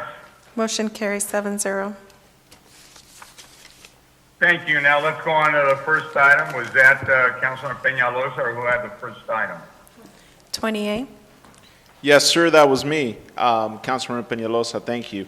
20A is a proven appropriation adjustment and an agreement accepting U.S. Department of Justice, Office of Justice Programs, Bureau of Justice Assistance, fiscal year 20 Coronavirus Emergency Supplemental Funding Program grant funds in the amount of I believe I just read the wrong item. No, 368,000 items. I'm looking at the wrong agenda item. Give me 2 seconds. I believe you pulled 20A, sir. I don't know what I opened up. 20A. Yes. And I've had like 8 cups of coffee. Give me 2 seconds. Okay. Approve a grant agreement accepting grant funds from the California State Library for the Knowledge Mobile, NOMO, bringing mobile library services back to Santa Ana program in the amount of $80,000. And approve an appropriation adjustment and a memorandum of understanding with the Santa Ana Unified School District. 20A, the reason I pull it, Madam City Manager, and maybe the director of the library wants to answer this. First off, I want to thank you for going after this grant and securing these funds. Definitely needed in our library system. However, as we previously discussed with staff, the staff report fails to mention that this is a trial period with SAUSD, from what I understand, and that if it were to work, we will be looking at options to work with select GGUSD schools as well. Is that still the case, Madam City Manager, or if the Director of the Library wants to take over? No, that's correct, sir. This is a pilot program starting with this first school district, and if successful, we would roll it out to the other school districts and private schools that serve our city residents. Okay, thank you for that. And I think it's important for us to include that language in the staff report, because there are 10,000 plus, give or take, students, Santa Ana residents that attend GG Unified School District.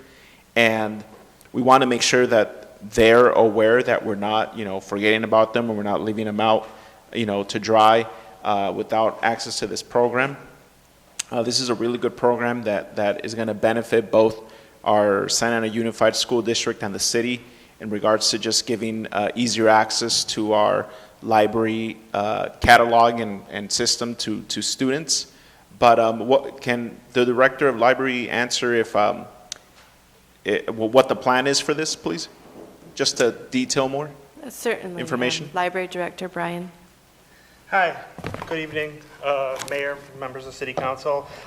Just to go back to the staff report does talk a little bit about that this is in fact a pilot project in a couple of different locations.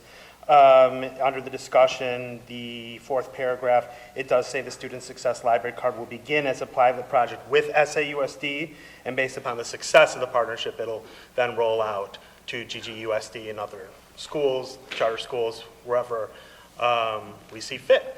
The good thing about this program is that it's kind of twofold. It's providing both library cards to every student in Santa Ana Unified School District. So they don't ever have to come into the library. It's based upon enrollment. So that's a really good thing about it. As soon as a child enrolls in school, Santa Ana Unified shares that basic information with the library. We import it into our ILS, our Integrated Library System software, and they automatically get a library card that is their student ID. So they don't have to come in, they don't have to get another library card. Their student ID number becomes their library card. They can check out books, they can go online, they can take advantage of curbside pickup, they can do all these great things. The second part of it is the MOU then for the bookmobile services, which just basically establishes a good working relationship between us and Santa Ana Unified in terms of developing curriculum for how we will program bookmobile services. That means, you know, what we're interested in finding out where the gaps are with Santa Ana Unified and their learning, and then we'll try to fill that in. So whether it's additional STEM learning, whether it's additional mathematics, whatever it might be that their needs are, we're going to try to come in and support their services. So it's a really great program. It's a pilot. So we're going to start off there because it was a part of the grant process that I did need to choose one partner in order to be awarded this grant. So it made sense that Santa Ana Unified, I believe, serves about 45,000 of our residents who are students. So it's a good first, place to go. Thank you for that. That's perfect. One last thing, in regards to the funds, I know this is from the way I see it, it's a one-time grant. Moving forward, is this something that we're going to be applying for annually, or is it something that we're going to have to eventually, find funding for within the general fund? So the California State Library does put out lots of grants annually. There is a renewed interest in putting out grants that are related to mobile services and Wi-Fi and things like that just because of the pandemic. So I think there will be more like this in the future. I can't say for sure what the California State Library may or may not put out in terms of a grant, but me and my staff were always looking at these types of things, and we will definitely be exploring these types of grants in the future. Thank you, Director. That's it. Thank you. With that, I would make a motion to approve item 28. Is there a second? Second, Mr. Mayor. I'll second. All right, Solario, roll call vote, please. Councilmember Becerra? Yes. Councilmember Mendoza? Yes. Councilmember Peñalosa? Yes. Councilmember Sarmiento? Yes. Councilmember Solorio? Yes. Mayor Pro Tem Villegas? Yes. Mayor Pulido? Yes. Motion carries 7-0. Next item, Madam Clerk. 22B, Councilmember Sarmiento requested for this one. Yes, thank you, Madam Clerk. I just had a couple of comments and questions on this. This is an item that involves a purchase of a police vehicle in the amount of $353,000. And question for the city manager, and I know we had a chance to speak about this briefly. These aren't general fund monies that we're using for this, correct? Correct, sir. And so these funds that we receive from the federal government are probably restricted funds that can only be used on anti-terrorist equipment, if I recall, with WASI funds, correct? Yes, the intent is to prepare for terrorism preparedness, and it's a grant through the Department of Homeland Security. Right.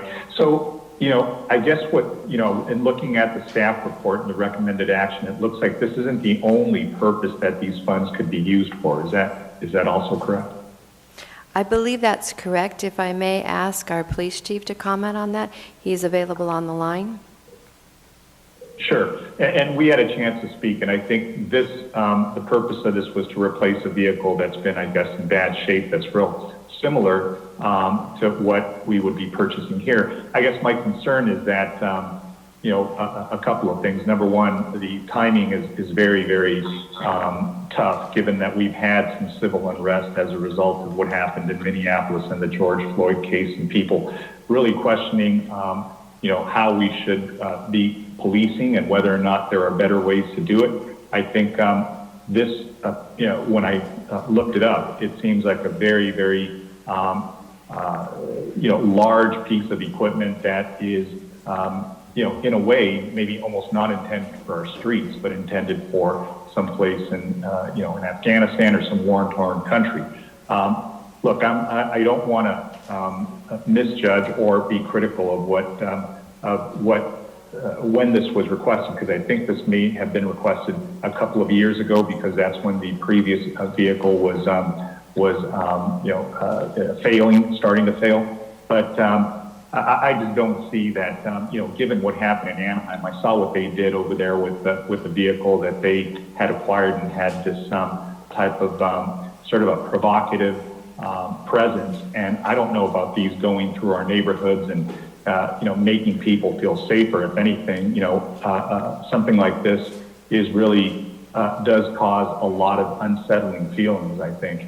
And I know that, we've heard that loud and clear from many of our residents who spoke, and it is just a very ominous vehicle to look at. And, I know that these vehicles and these pieces of equipment are also multi-jurisdictional, so I know that we share these pieces of equipment, especially with Anaheim, those two cities, our two cities being the ones that mostly get funded with UOSI monies, and we've been able to put our UOSI monies to good use with respect to cameras in the downtown, other technical equipment. So I just think there's, if there is another way to spend this money other than this, I think maybe we can revisit this and bring this back and see what the options are. I just don't know if this is the only and best way to spend this money, given the climate that we're living in right now, where we're trying to see how we can be more accessible to the public and sort of de-escalate and regain that trust. This vehicle doesn't show me, how we can engage better with the public and do better community policing. So I am not going to be supportive of this item. I don't want to be, again, critical of the chief. I think this is just bad timing. I think his intentions were good when he put in for the request a couple of years ago, and the funds came in just recently, or maybe made themselves available. But I just think that we have to remember what times we're living in, and look at what the other options are to best spend this money. So I will be opposed to this item. Mr. Mayor, I'd like to make a comment. Yes, go ahead, Mayor Pro Tem. If the chief can come on the line and we can discuss this item, it'd be great. Chief Valentin? Yes, I'm here, Mayor Pro Tem. Thank you, Chief, for coming online. So can you explain a little bit what this vehicle is used for? I think the public has a misunderstanding of what we use this type of vehicle for, and they don't have any background, so I understand that they're a little hesitant. So can you clarify that for us, please? Yes, I appreciate the opportunity, Mr. Mayor and Council, City Manager, and the public. This item is acquired through the WASI grant fund. It represents an operational area. Our operational area covers the entire county of Orange. So although this asset would sit within the Santa Ana Police Department, it is made available to any police department that requests the vehicle itself for any defensible operation that's necessary. If I can also comment on a couple of, I think I counted 11 people that called in that were not supportive, and then there are the additional 11 emails that were opposed, so 22 people in total. And it is important for folks to educate themselves on the FEMA provisions. The vast majority of these grant funds are earmarked to either existing programs and assets. Councilmember Sarmiento mentioned our cameras, for example, in our downtown. A portion of that is covered through this grant, and a variety of different initiatives across the county. So already incorporated is a whole host of extensive preparedness pods that are established throughout our city and the county in the event of major disasters. Those are in place. The ability to use these funds are very restricted. This one vehicle asset that is being requested through the grant is just that. It's one vehicle that does fall within the provisions of the grant itself. The vehicle that we are replacing is 41 years old. 41 years old. It's served its purpose, but it's simply, when we have a situation in the city where I have to authorize a particular deployment and I can't rely on critical assets and infrastructure, that's a problem for the safety of our officers and our public. This vehicle would be used in extremely high-risk incidents, potentially barricaded suspects, armed suspects. So this would in no way be the frontline response at a peaceful disturbance, for example. In fact, I must point out that the Santa Ana Police Department was noted repeatedly during this most recent civil unrest period as an example of self-discipline and how police officers responded to these incidents. And again, this would not be their first course of response. So having this asset, though, to respond to these high-risk incidents does, in fact, fall in line with our police department's emphasis on de-escalation. We want to use the lowest level of force necessary to resolve whatever incident that we're dealing with. And so that's important to point out as well. This is not a vehicle of war. It is not a vehicle that is intended to criminalize anyone in our city, for that matter. I want everyone listening to know that I critically evaluate all of these requests. And in fact, as been pointed out, that is correct. This request came in, was submitted nearly 3 years ago, in fact. So it has to do with funding cycles. The monies were actually allocated and are made available now. This was not in response to what occurred in Minneapolis, recent unrest. This request was put in place because what we currently have is grossly inadequate. And so once again, it's a regional asset. It's made available not only to our police department, but to any police department that requests it in the county. As it stands right now, I have to have command staff and personnel look to other cities in the county to see if they have this asset when we need it, if our current vehicle is non-operational, which is quite frequent. Thank you, Chief. So 3 years we've been asking for a vehicle. This thing is 40-plus years old. It's my understanding that the vehicle that we're going to purchase is even smaller than the one that we have currently, and it's made for rescue operations and such. And that my understanding, the turret that's on top of that's on top of the vehicle is used to spray water in case you have to use the vehicle to go in and do a rescue and the location is burning.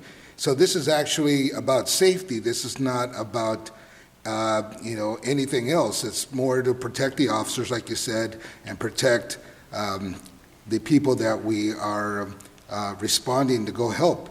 And so with that, I would like to make a motion. Thank you, Chief. I would like to make a motion to approve this item. And I hope the council, supports this. And that is my comment. Thank you, Chief. Thank you, Mr. Mayor. Thank you. Mayor Is there a Pulido, second? I have questions after the second is made. Would you like to make the second? Yes, I will make the second, and then I have some questions for the chief. Go ahead, answer questions. Go ahead, Councilor Mendoza, go ahead. All right, thank you. Chief, I'm wondering, what's the timeline? Are there other things that the police department can buy with these monies?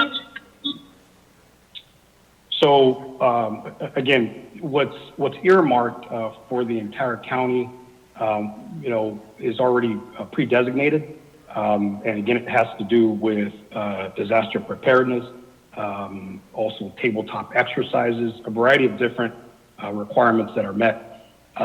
This request, like I said, has been in for over 2 years, maybe 3 years. And so, it's something that we really need to acquire. We continue through the grant as required through the provisions to prepare, mitigate, and be really in a state of readiness to recover in the event there is a major incident, God forbid, a terrorist attack, et cetera. So to answer your question, can these monies be used for something else? Certainly, but then we would be right back in the same situation that we are in today, right? We're looking again to replace, if I can, reemphasize, a current vehicle that's 41 years old that is used for these high-risk situations. An asset that we need to rely on. When we put the key in the ignition, it's got to turn on, and we're responding with critical time element restraint, and we need to be able to get to a scene and de-escalate and mitigate and resolve the situation as quickly as possible. If we have to step back and then try and figure out where I acquire this vehicle, there's a couple of other departments that have the vehicle. I have to now determine whether that vehicle is available. Is it local? Is it available? Or are they using it for another high-risk warrant service, for example, with weapon traffickers, for example? You're going to want to protect the officers that are conducting that operation and the public as well. Yes, I understand that. Seeing the timing of this request due to the civil unrest is I understand that the public is quite sensitive on this issue, but I'd like to ask if this is not approved today, will that money be lost if it's not used for this vehicle? Yes. It'll be Completely reallocated and well, I don't know when we would see another opportunity here. Again, this has nothing to do with the recent, incident and then subsequent civil unrest that occurred over the last few months. I know the timing is from an optic standpoint maybe a bit problematic, but it's not in response to that incident. This is about continued preparedness and strategic planning, short term and long term. Well, I want to thank you, Chief, you and the officers, our entire Santa Ana Department, Police Department, because you've been working together with other cities in times of emergency. And my question on that sense is, do we benefit from other cities' equipment as well? So in this sense, can our contribution to Orange County for other law enforcement agencies, since they help us, then could we use this vehicle to use in times of emergency in other cities? Yes, under mutual aid response, that is long in place, and we very much rely on that during large-scale incidents. So whether it's in personnel or in assets, that qualifies for both, yes. All right. That was my last question. Thank you, Chief. Thank you. Mr. Any Mayor, additional comments, council members? This is Councilmember Peñalosa. I just have a couple questions. Yes, while please, the go chief ahead. is on the line. Chief Valentin, are you still there? Yes, sir. Okay, I just had a couple questions kind of following what Councilmember Mendoza said. In regards to the amount, $353,653, was this one specific grant for this amount, or was this part of a larger grant that was awarded to our city? So thank you for the question. This past year's grant funding in total was nearly $6 million. And so that's for the entire county of Orange. And then from that, as we've heard, a large portion of that is already pre-designated for existing infrastructure and ongoing efforts, right? Mitigation, preparedness for major incidents, et cetera. So what's really left and the balance is and then not just for the Santa Ana Police Department, but for the entire county, is approximately $800,000. That is it. So from that, you have different pieces of equipment that are requested. And they go through a very rigorous approval process locally, at the state level, and then after that at the federal level.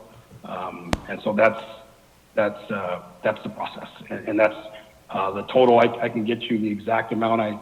I have my commander who's in charge of the UASI division, the Urban Area Security Initiative, Homeland Security, essentially. I have him on the line as well if you need that level of detail. But those are essentially the round numbers. The detail would be appreciated if it's available, if that information is available. I'd like to hear it. So out of the close to $6 million awarded to the Anaheim-Santa Ana region, how much of that is approximately allocated for, I know it's a regional effort that we're doing among Anaheim and Santa Ana because of the high terrorism risk that we carry with our federal courthouses and Disney just up the north of the north of us. So of that amount, what else have we purchased or prepared for to use that funds out of the entire grant? Okay, and before I bring him up on the line, again, just a reminder, it's the operational area oversight is Santa Ana, Anaheim, but all of the preparedness and infrastructure is in support of the entire county of Orange. So this is not a Santa Ana, Anaheim-centric piece. This is representatives and supportive, and we have representatives at the table from every agency in the county represented. And it goes also through a committee in terms of approval. Is this an appropriate asset to be purchased at this time in support of current and ongoing efforts? So with that, Commander Claiborne, if you're on the line, what's the total amount of the grant for this past year and then expenditure? Can you guys hear me? Yes. Mike, is that you? Okay. Yes. Okay. This is Commander Mike. So the grant itself, by the time it ends up passing through the state, roughly ends up being just over $4 million for our operational area. And I've heard some of the concerns that have been brought up by various callers or council members that I wanted to kind of, maybe I can create a better picture for you. So these are not funds that are sitting somewhere waiting for us to be spent in areas that we want to. When we talk about the fact that this project has developed over the past 3 years, I can give you a quick Reader's Digest version of how a project ends up from beginning to the end, and that this concept gets presented to an urban area working group, which consists of law, fire, and emergency managers from all over Orange County. Every project that wants to be funded by the grant has to be presented to all of the disciplines, and it is voted on to get approved or not approved. And that process from that date to where we are today has been years. And if I could try to have everyone remember back 3 years ago, we were on the heels of the San Bernardino shooting and the Pulse nightclub shooting in Orlando, Florida. And these were the terrorist events that were causing agencies to ascertain these type of assets to be able to respond to those types of incidents, not the current incidents that we are dealing with here today. Thanks, Mike.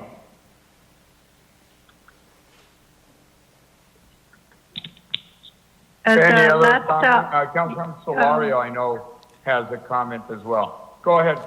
Let's do Councilman Solario, then we'll come right back. Mr. Mayor, I'd like to defer to Councilmember Mendoza, if you don't mind. All right, really quick. Thank you. Mr. Mayor, before we move on to Councilmember Mendoza, Chief Valentin, the answer from your Commander Claiborne wasn't wasn't really clear on the expenditures, specific expenditures versus just why we're seeing this. Can we go back to Commander Claiborne on the actual expenditures that we've had here in the city?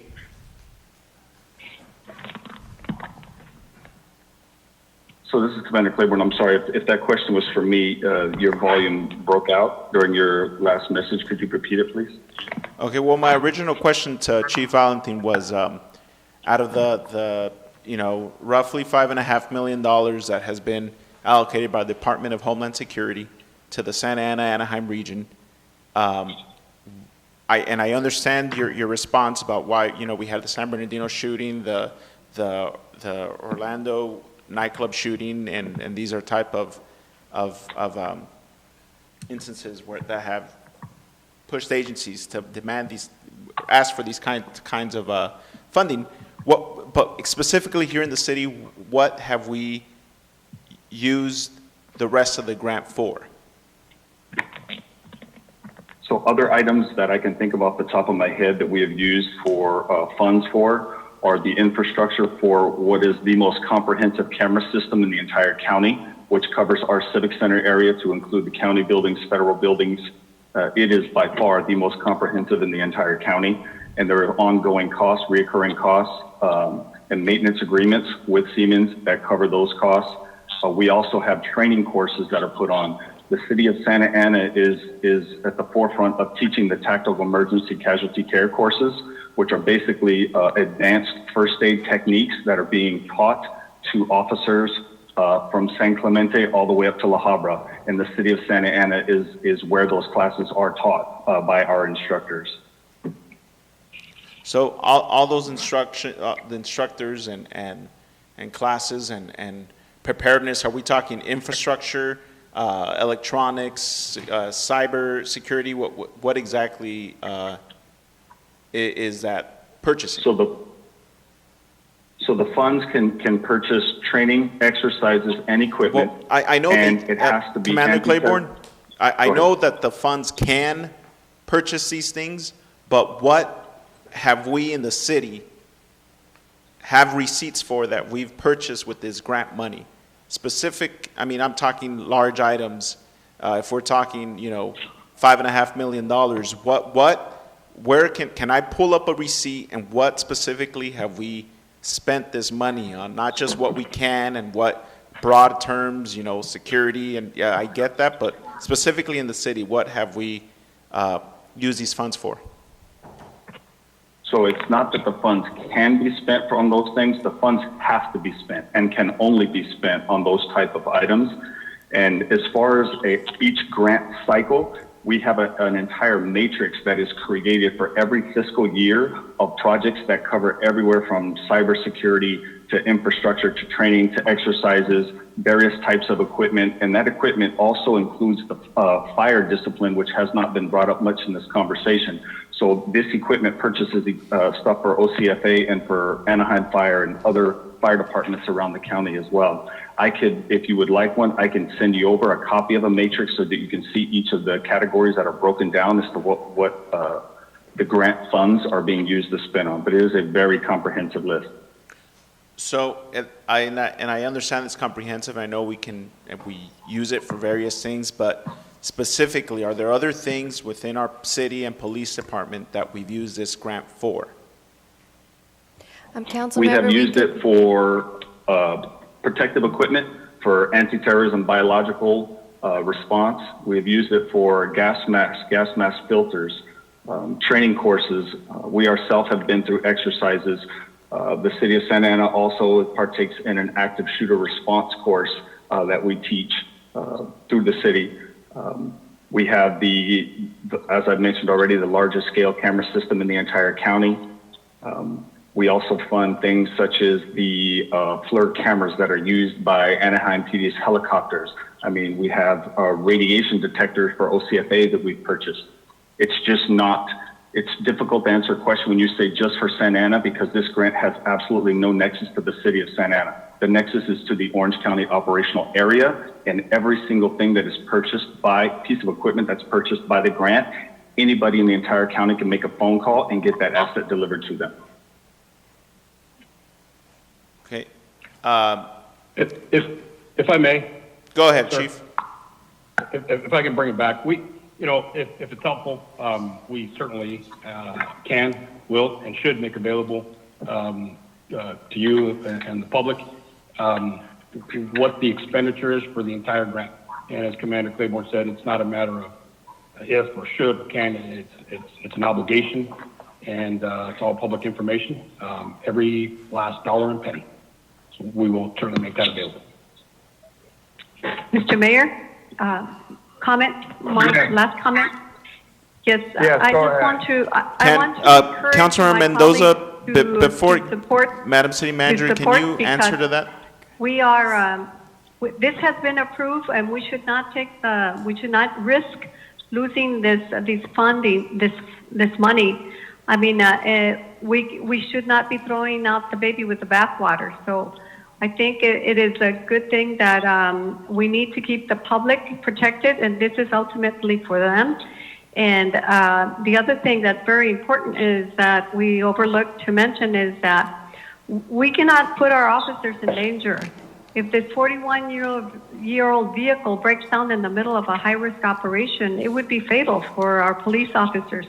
So we need to keep them in mind as well. So since we have the approval, I recommend that we support it and that we go ahead with it. There'll be other funds that we could apply for and get other safety equipment that the public would be protected as well. But this is critical. We need to have such a vehicle. That's my comments. Thank you. Mr. Mayor, this is Councilmember Becerra. Yes, sir. Go Yes. ahead, Councilman Becerra. Thank you, Mr. Mayor. So this money, do we have a timeline on it? Do we need to spend it by next week, or do we have a little more time to look at this? Mike, what's the Don't all jump timeline at once. you're marking? Sorry, I'm trying to, Excuse me, well, go ahead. I'm trying to We're unmute looking- the phone, sorry. Go ahead, Mike. So the funds that has taken us 2 years to get to the point we have, we don't have the time to sit and wait and say, well, do we want to spend it on this or can we spend it on something else? It cannot be spent on anything else at all, because every single dollar that gets spent by the grant has to be approved by the urban. If we do not obtain this resource, it will absolutely be lost, because it takes a couple years to get to the point where we're at, and not one single bolt has been put together to build this piece of equipment, which is going to take months to actually complete. So what is the timeline, though? I understand that you guys have worked hard and to secure this money, but I guess, kind of the tone some of my colleagues have expressed, I'm looking at a 2-page staff report for a $353,000 vehicle. And while granted, I don't need the specs and I don't need the blueprint, but I think that my colleagues have asked a couple of questions that warrant a little more, I guess, review of. And 2 pages really, at least for me personally, doesn't suffice. And especially for a vehicle that, is used in very extreme circumstances. It's something that our city is, it's always good for us to be the leader, but we're quarterbacking the procurement of this vehicle that, I have to agree, in times like this when we're looking at our police and we want to see them really be more in a public service role, and again, public safety, of course, but I guess for me, I'm just kind of wrestling with this because I want to have a little more confidence to support this. But 2 pages for something like this that has really evoked a lot of emotion and a lot of good questions from my colleagues. So I'm just really curious that if we were, I'm not saying we would, but just if we were to want to continue this item to the next meeting, is that going to jeopardize the ability to potentially purchase this vehicle if we end up going that direction? So you're asking me to predict whether or not the builder themselves will run into roadblocks. This is exactly why in the grant, we try not to push things up to the 11th hour, because we are required under grant guidelines to take possession of this vehicle before that fiscal year will come to an end. And I imagine that's when your next question is going to be, which is going to be March, April-ish of the subsequent year of 2021. So the longer we delay this, we're pushing into that window of time for us to actually take possession. If they run into any issues with the building of this equipment or any supplies that they're running into, things that we can't foresee down the road, we do run the risk of losing this piece of equipment. And so why are we under the gun at this point? I mean, I guess I understand it's taken a while to get to this point, but I mean, I think for us, it's never, to me, I don't ever have a good feeling when something's thrown on our lap at the last second to push forward, without having seen it before. I mean, there's things that, we kind of run out the clock and then we finally go, oh my goodness, we need to do something. But I mean, this is the first time I've seen it. I don't know if my colleagues have, but this is the first time I've seen it. And again, I just feel like this is very, very thin information for us to really make a decision on, given, the amount of concern that folks have expressed this evening.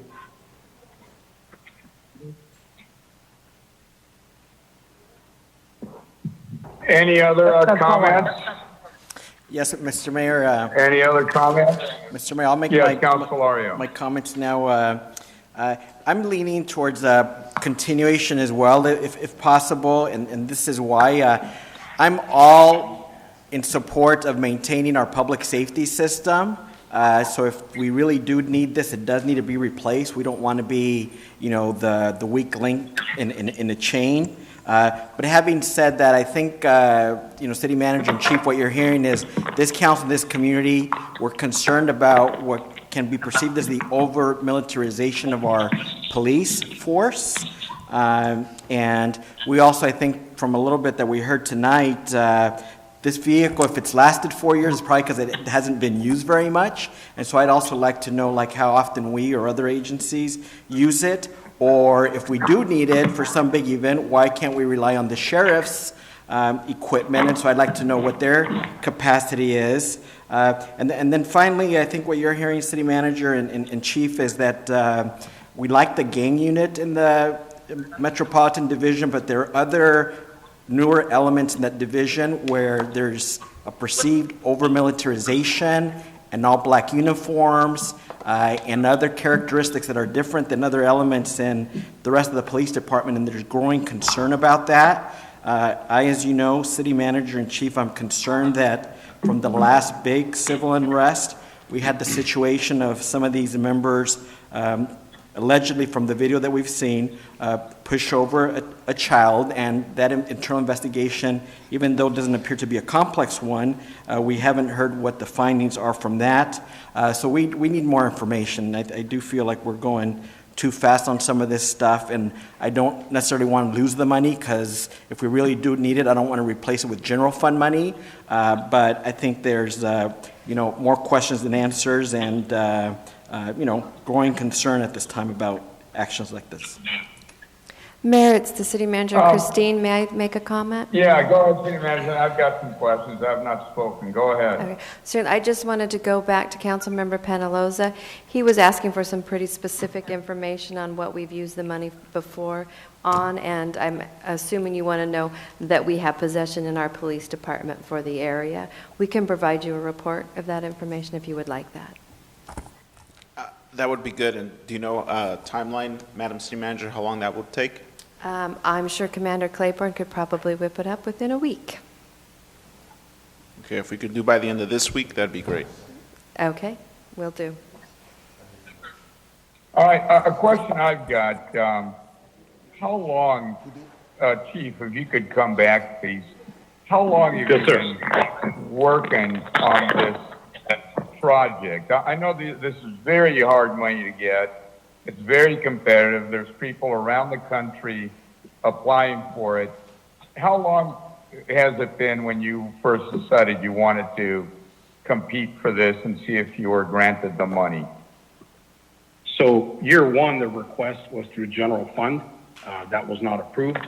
The last 2 years has been in pursuit of this UWASI funding. And so you're absolutely right. We're just one operational area of many across the country. And so like any grant, if monies aren't spent, they're reallocated. And so This is, as was said before, looking to replace a 41-year-old vehicle. And so, yeah. So you've been at this almost over 3 years now. Would that be fair to say? Sure, 3 years. And we use the vehicle here in the county for Santa Ana once a year or several times a year. How often do we use it? No, I would in Santa Ana, it's several times a year. High-risk incidents, barricaded suspects, armed suspects that call for this type of asset. And then across the county, we certainly aren't lending the current vehicle we have to anyone because oftentimes it's inoperable. So we can get data on just how many times it's deployed across the county, certainly. So it's inoperable just because it's 41 years old, and no matter how well you try to maintain it, sometimes it doesn't work well enough for you to take it on the streets, correct? Correct. So, look, council members, I would, suggest that, this is used if there's a terrorism or a terrorist issue, something very dangerous, and to have our police out there, going out there with a vehicle that's not operable. What do you do when it's not operable, Chief, and you still have an incident? You just go without it? You put people in patrol cars, or what? What do you do? So that's a great question, and the scenario would unfold by calling other departments, and if in fact they have a vehicle similar and it's available, then we could acquire it. If not, we could be in a situation where we would have to delay an operation. If it's a life and death situation, we're simply going to have to figure something out, right? Talk about deploying patrol cars. They are not equipped with body armor to protect officers, and so that's what this asset is for as well. So currently, I would call to see who has a vehicle that's available. Not only that it's a part of their resources, but is it in fact available? Other departments don't sit around and wait for our call. They're conducting police work as well. But when you have a need, I mean, it's not like you can say, I think I'm going to have an emergency next Tuesday. Can I try to arrange for a vehicle next Tuesday? When you have a problem, you have a problem. That's correct. Well, look, we have a motion and a second. I would, try to compel my fellow council members to say, I believe this is really a no-brainer. It's for, very, difficult, dangerous situations that sometimes occur. And if we, continue it, there is a chance another committee says we'll take it, and then we're sitting around with a vehicle that may or may not start. When somebody's, when this grant, obviously we had to apply for the grant. I'm sure it was reviewed by a lot of people, and our officers did a good job in winning the contest, if you will, and getting the grant approved. Mr. Mayor, I'd like to make a comment, Mr. Mayor. Vote, and if it doesn't pass, it doesn't pass. But I'd like to make a quick comment, I'd like to vote. Yes, Mr. Mayor. Mayor Pro Tem, go ahead. I'd like to make a comment. Thank you, Mr. Mayor. A quick comment, and then we can call for the question. Police work changed back in the early 90s after the North Hollywood shooting, so that's why you see officers having to use different types of weapon and equipment because, frankly, the criminals have changed how they operate and what they're doing, and now you have, other elements in organized crime doing a lot more, using a lot different equipment. So, our officers cannot be out, gunned and be caught off guard like they did in North Hollywood, and they just didn't have the equipment. It took a while for their LAPD SWAT to show up to respond. And here in Anaheim, regarding the terrorism in Anaheim, that's the #1 target in Orange County, and second is Santa Ana, because we're the county seat. And that's why you see so many Homeland Security cameras here. So, our officers, everyone understands that Santa Ana is a very active city, and how many times this past year have we responded, or has our agency responded to a barricaded suspect? You got to just think about that. I mean, we all at the council, we all get the memos, and we understand that sometimes we're called upon to help outside agencies. So, I'm very appreciative of all the outside agencies helping us, but when you got a vehicle that's 41 years old and it doesn't work, I mean, we don't even drive cars that are 41 years old. I mean, most of us don't, we don't use that. So, it's very, it's very interesting how this council is starting to think. It's not like we're going to have 2 vehicles. We're just replacing 1 vehicle. And that's my comment, Mr. Mayor, and I'd like to ask for the question. All right, please, if it doesn't pass, obviously it'll come back, but let's do a roll call vote, please, Madam Clerk. Right, Madam Clerk, could you read the motion, please? So the motion, there's only one motion. Did you think there was more than one? Oh, so it's just the motion to approve? Correct, yeah. That's all I captured. Okay. Yes. And I have it motioned by Mayor Pro Tem Villegas and seconded by Councilmember Mendoza.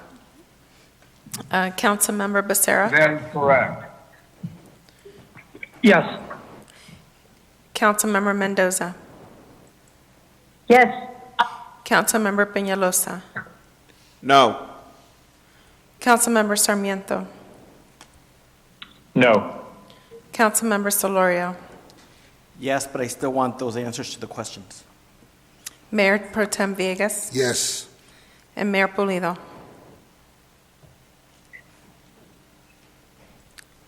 Mayor? It looks like we lost the mayor.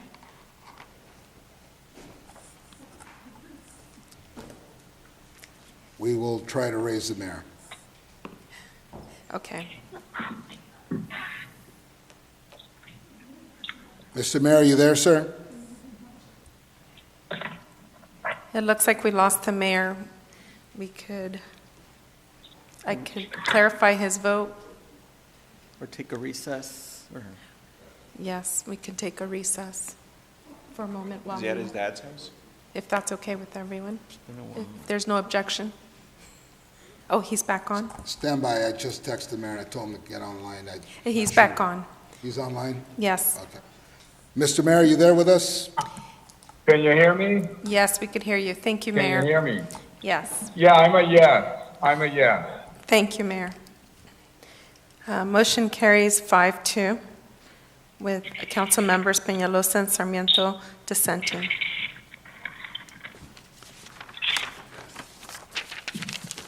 Okay, the next item, Madam Clerk. 23A, called by Council Member Peñalosa. Which item, Madam City Clerk? 23A. 23A. Thank you for that. 23A is to authorize a budget reallocation of $92,084 and award construction contract in the amount of $711,682 to Elecnor Belco Electric, Inc. for the grant-funded Flower Street Bikeway project.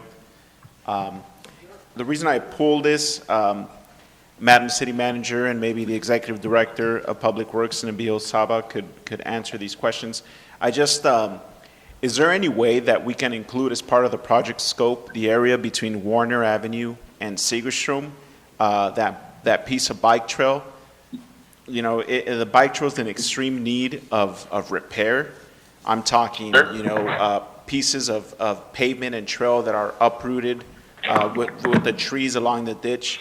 I'm talking big, 6 inches to 1.5 feet lumps and bumps throughout the entire thing, and the cracks are about 2-3 inches wide. It's a very, very bad and dangerous bike trail.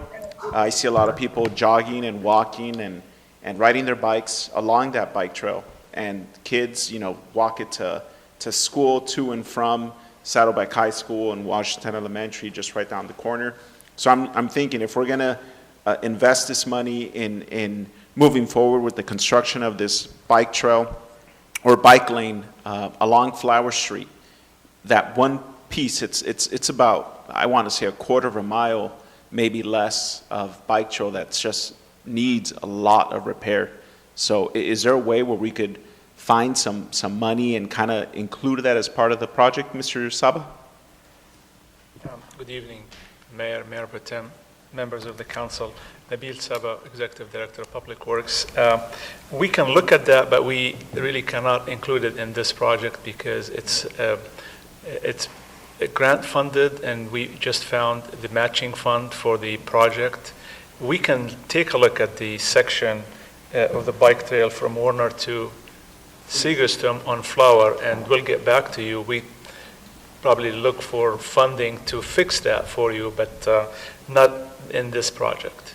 Okay, if you can, that'll be important because I'm assuming this bike lane is going to connect to this bike trail. That's part of the, and I figured if it's going all the way to Civic Center, right, if we could get a bike path from Segerstrom, from Sunflower. I know there's already one from Sunflower along the creek, right, and it stops right now at Warner. And now we're continuing, but that piece of bike trail between Warner and Segerstrom needs a lot of repair. And just, that would almost be, the entire city from south to north if we would have a smooth bike trail up, including into the bike lane. Just something to look at. We can look at that for you, and we'll see if we can. As we move forward, I know it's one little piece of a lot of sidewalk and street that needs a lot of repair in our city, but moving forward with projects like this, it's important that we kind of include the already existing infrastructure. Obviously, not part of the same grant dollars, but when we're getting these contractors, make sure that we'll take a look at it and get back to you and see what the funding is looking like, and if we can find funds, we'll execute the project and do the fixing. Otherwise, we'll probably, for next year, we could look for specific funds to do the fixing and get it going. And we'll look at the connectivity between both. Perfect. Thank you, sir. With that, I'll make a motion to approve 23A, which is the Flower Street Bikeway project. Roll call vote, Madam Clerk. Councilmember Becerra? Yes. Councilmember Mendoza? Yes. Yes. Councilmember Peñalosa? Councilmember Peñalosa? Yes. Councilmember Sarmiento? Yes. Councilmember Solorio? Yes. Mayor Pro Tem Villegas? Yes. Mayor Pulido? Yes. Motion carries 7-0. Next item, Madam Clerk. 25A, pulled by Councilmember Sarmiento. Yes, thank you. Thank you, Mr. Mayor. I wanted to just comment on this item because I know we've had several members of the public also comment publicly, but also send us some correspondence on this. And it's really not so much to speak ill of the applicant. I think my concern is that, when we first started with the procurement of this site, I know that we were looking at trying to maximize the use, and I think at that time we had 4 really competitive bidders on that, and I think there was even the High School of the Arts that was bidding on it, and I believe it even scored 20 points higher than the applicant himself. So I think we tried to marry the two and see if they could work together and have a hotel that would also serve the purposes of the High School of the Arts. And that's the way I justified the community benefit that was going to be coming from this public land. The problem I guess I'm having right now is that, selling off an asset, no matter how underwater it is and no matter how much work needs to be done on it because of the seismic retrofitting that needs to be done. Once it's sold, it's no longer ours. We can no longer control any level of it. We can't control who's going to do the work, who's going to do the remediation, what sort of use it's going to have, whether it's going to have access for our residents to enjoy, because this really is their asset. It's not our asset. So to the extent that, I'm kind of analogizing this to, one zone property. When a person has a piece of, real estate, the one thing you don't want to do is let go of it if you can hold it and maybe lease it out, even if it's on a long-term basis, because you will at some point have some reversion of that property back to you. And it can serve the purpose of the applicant for a long period of time, but yet there is a consistent revenue stream that comes back to the public. And that's something that I think I'm struggling with, that I know that the city has very few remaining land and public assets like this that we can use and leverage for the benefit of our community. To the extent that the only community benefit on this is going to be a revenue stream from a hotel tax, a TOT, that's a good thing, I get, but it shouldn't be the only thing that drives a community benefit. A community benefit should also be, again, something that could be enjoyed by the public. I think somebody mentioned, some of the, amenities that would be part of this hotel, like a swimming pool or other things that could be enjoyed by the public. That's not as realistic. And I know that one of the things I believe I've spoken, and I have great respect for the applicant, I just think I have sort of a principled or premise problem with this, is that, when we spoke about this, there was an idea that this was going to be configured with a larger hotel on Broadway that was going to connect through a breezeway, and it was just a much different site than what it seems to be now. And what I was hoping would be sort of the trade-off is that there was going to be some level of maybe, convention space or some, small conference space that the public could use for gatherings, for, nonprofits, different things that I think could serve a public purpose. So, to the extent that I think that we have to be a little bit more careful and judicious with the few public assets that we have remaining, to the extent that we can extend a leasehold interest, which has plenty of value, and it's done in many cities when, they have public lands or public, assets, they're able to negotiate long-term leasehold interests for applicants, for developers that can develop those sites, and yet there's a recurring return on that investment to the city. And so that's something I'd like us to explore. It's the 11th hour, but then again, we've been working with Mr. Hara for quite a while. I know that we took first action sometime in September of 2019, and it's been almost a year. And, we still see the building in blighted conditions. I'm sure that there's probably fault on both sides, not just the applicant, but, the city as well. But I certainly hope that we could revisit this, and I am not prepared to support a purchase or a sale, of this land. I would much rather negotiate some sort of long-term leasehold interest that both parties could agree to. And those are my comments. Thank you. Thank you. Additional comments? Mr. Mayor? If not, I would entertain a motion. Mr. Mayor, I'd like to move the item, but I do have some... I'll be happy to second it. I think it's a good project we've been working on for decades. Go ahead, Councilmember Solari, do you have a comment? Yes, just briefly. Yeah, I agree, Mr. Mayor. As you know, this city's been working on this for, 10, 14 years. And right now, we're the ones that have to maintain it, and it's a cost, and it's an entryway, and we have many issues and drug use and all kinds of problems. We also have Taller San Jose nearby, some schools nearby, and so it really needs to maintain and be fixed up, and we shouldn't tolerate having buildings like this out like that so much. We also learned from a very nearby property that these buildings can burn, and these are gorgeous historic buildings. And we just lost one just, literally like about a couple months ago, so we don't want to lose this one. And then I know we did receive a number of calls and emails. I think a lot of folks don't know that this is a very old and historical building that for seismic and other reasons, the appraisal, and the city was part of an appraisal for this, it has a significant negative value. It starts at like negative $5 million. And we have put out bids before a number of times, I think at least 3 formal times, and this really still is the best offer that we have, and so for that reason I support it, and I think it will get a lot of community benefit and use because our residents are looking for places for banquets and swimming pools and a lot of the other amenities, and it'll bring in substantial TOT that will help pay for all the services that our community deserves. Thank you so much. Thank you. Other comments? I'd like to make a quick comment, Mr. Mayor. I too Go ahead, agree. Mayor Pro I too Tem. agree that this is a good deal for us.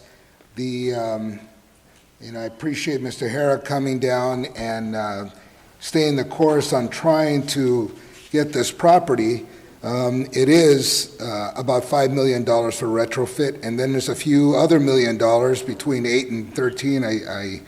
I imagine, because of the asbestos problem that they have there. It's very, very expensive to fix that. And I remember when St. Joseph's they went and looked at the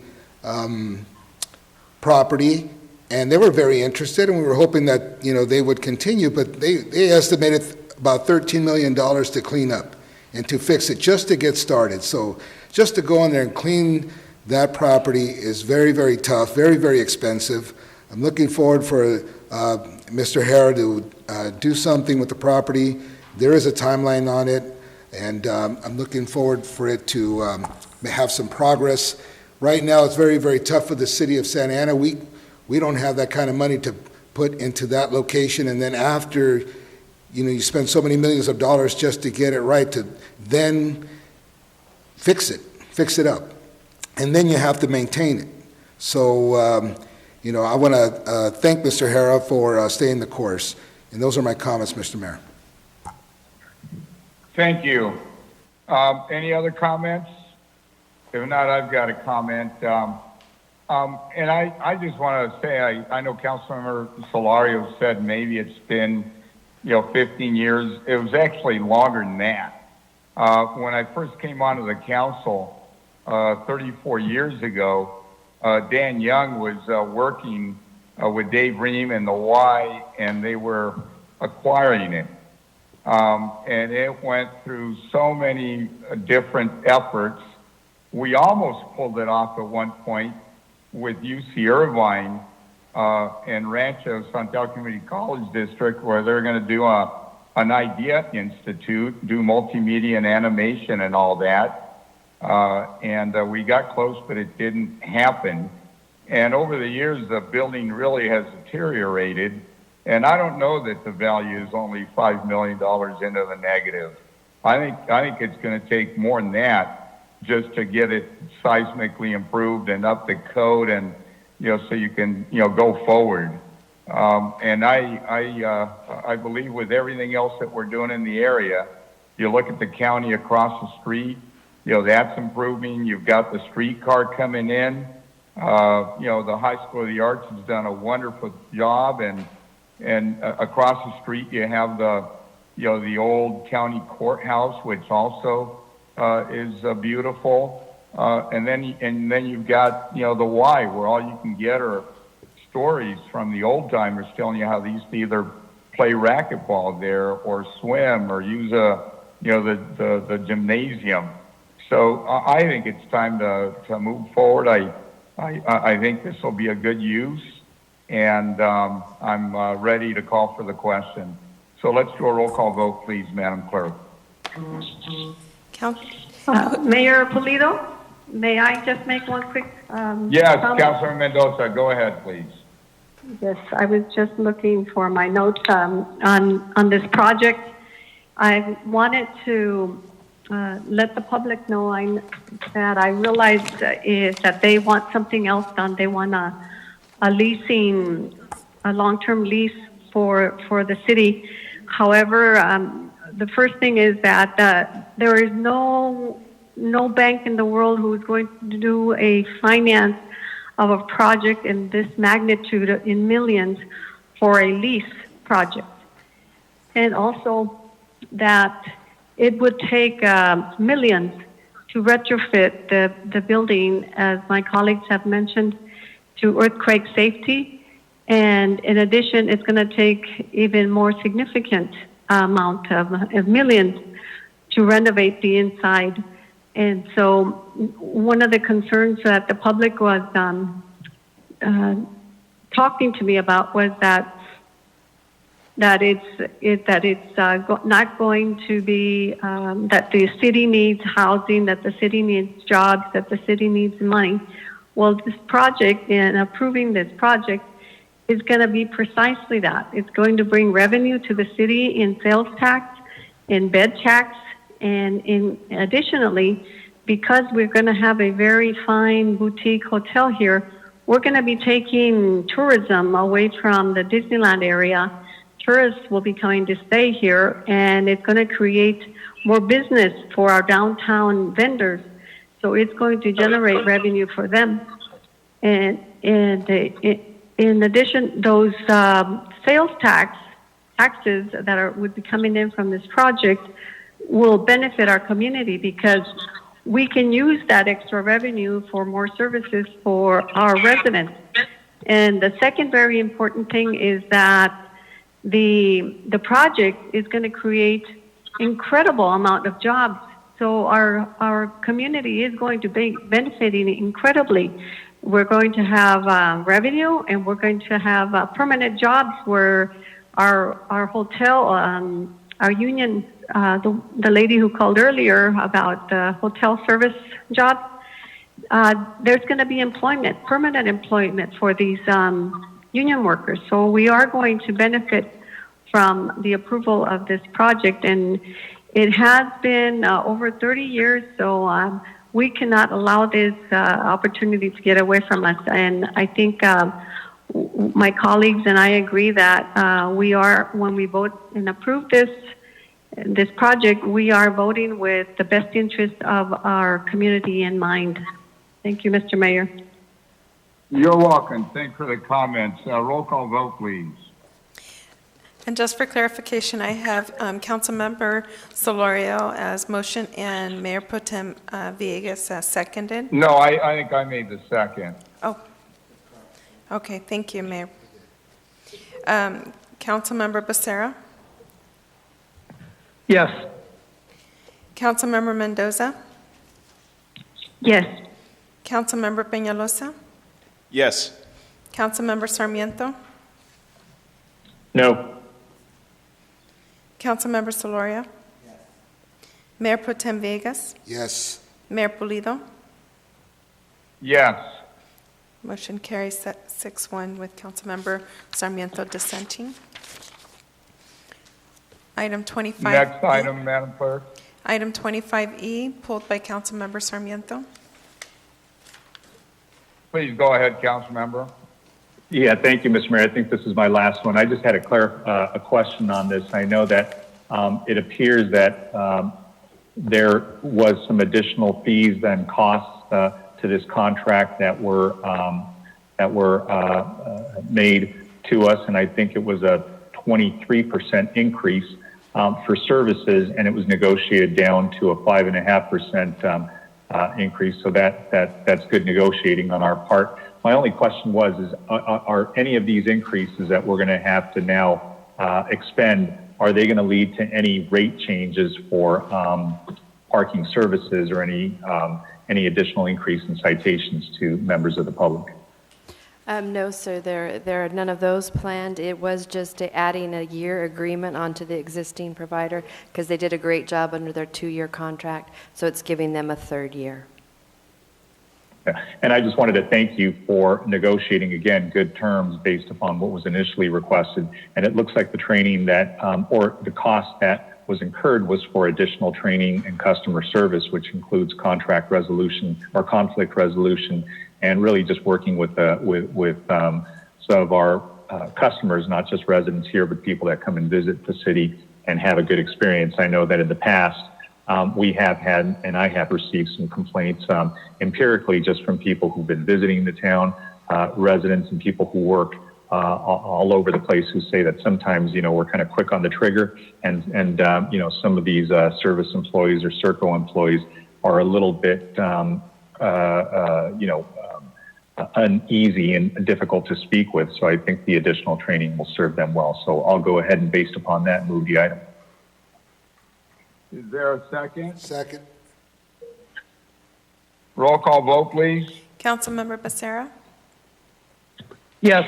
Councilmember Mendoza? Yes. Thank you. Councilmember Peñalosa? Yes. Councilmember Sarmiento? Yes. Councilmember Solorio? Yes. Mayor Pro Tem Villegas? Yes. Mayor Pulido?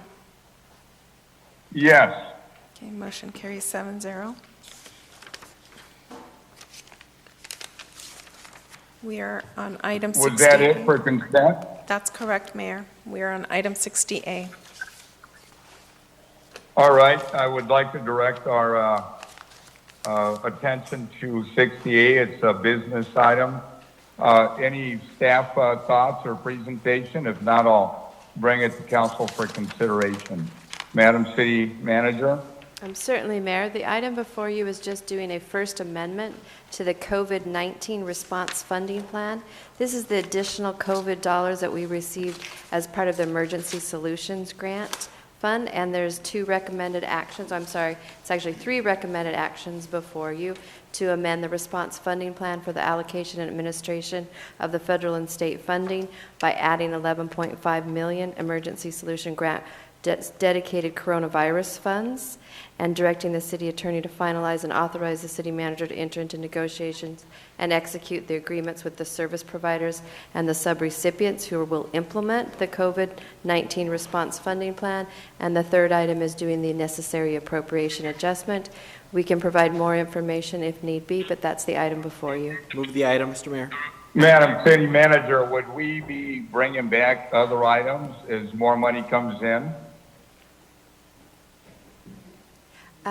Certainly, I hope we could receive more money and we can come back before you to add additional items. Right, but isn't it, I mean, this part of the 28 million or? No, Or sir. is this other money? This is other money. So this is a spending plan that you adopted a few months ago.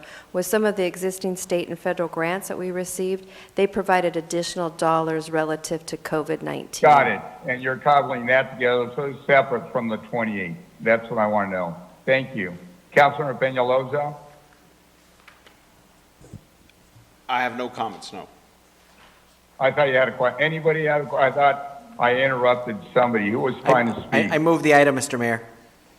Councilman Solorio, move the item. Thank you. Is there a second? I'll second. Peñalosa, second. Any Sure. questions? If not, roll call vote, please. Councilmember Becerra? Yes. Councilmember Mendoza? Yes. Councilmember Peñalosa? Yes. Councilmember Sarmiento? Yes. Councilmember Solorio? Yes. Mayor Pro Tem Villegas? Yes. Mayor Pulido? Yes. Motion carries 7-0. So now I'm going to direct our attention to item 60B. Is there any presentation, or should I just bring it to council, Madam City Manager? Certainly, Mayor. The item is the first reading of an ordinance which amends our Santa Ana Municipal Code, and it's all sections that are relative to certain boards and commissions. A large amount of the changes are cleanup that was left over after the 2018 Charter Modernization Initiative that was approved by the voters. There is a very robust staff report that has a table that contains information on all of the changes. The more substantive changes deal with the ETAC Commission and the Youth Commission. So we do have the Director of Public Works and the Director of Parks and Rec if you have any detailed questions. Move the item. Council members, do you have any questions? Yeah, Mr. Mayor, this is Councilmember Peñalosa. I just want to ask. Please go ahead. the city manager if those substantial changes could be described, presented, please? Certainly.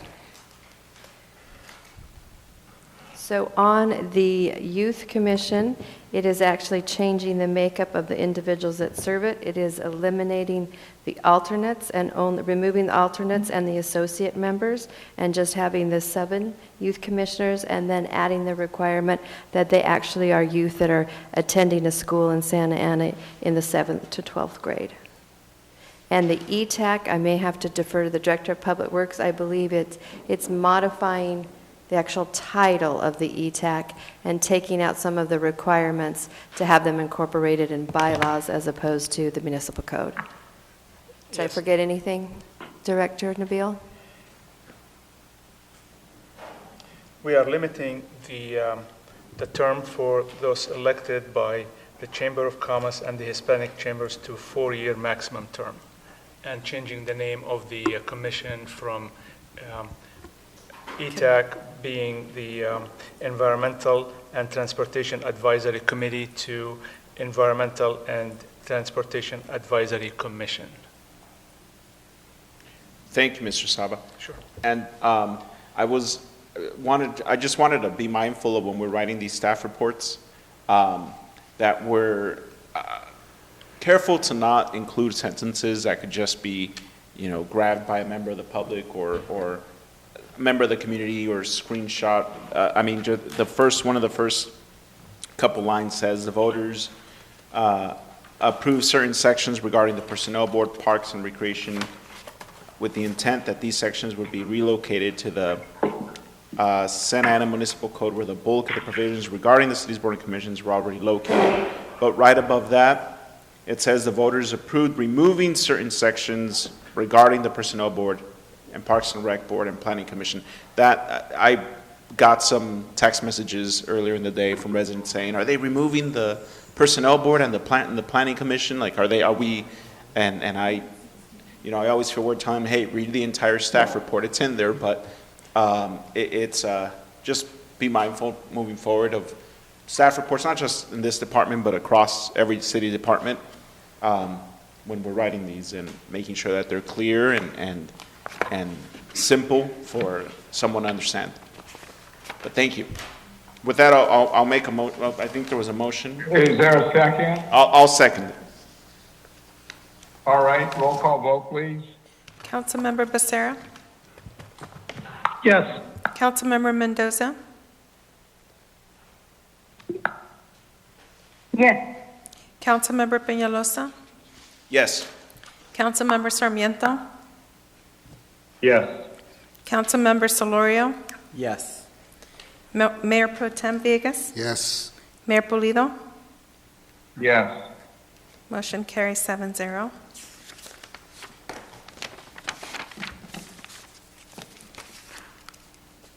So now we're on a public hearing, 75A. This is time and place for a public hearing to adopt a resolution amending Chapter A, Article 10 of the Santa Ana Municipal Code. And what I'm going to do now is open up the public hearing and ask the clerk if there are any written communications, or does anybody want to speak on this item? Thank you, Mayor and Council. I do have emails that we received. We had one in support from Preserve Orange County for 75A. And that is all I have by email. And then we do have some on the call list. Let me look and see which ones are for 75A. We don't have any. It doesn't look like we have any for 75A. The number of them we have is for 75B and C. Is there a staff presentation? If not, I'll close the public hearing. But is there a staff presentation? Yes, Mayor, we do have a brief presentation if you would like.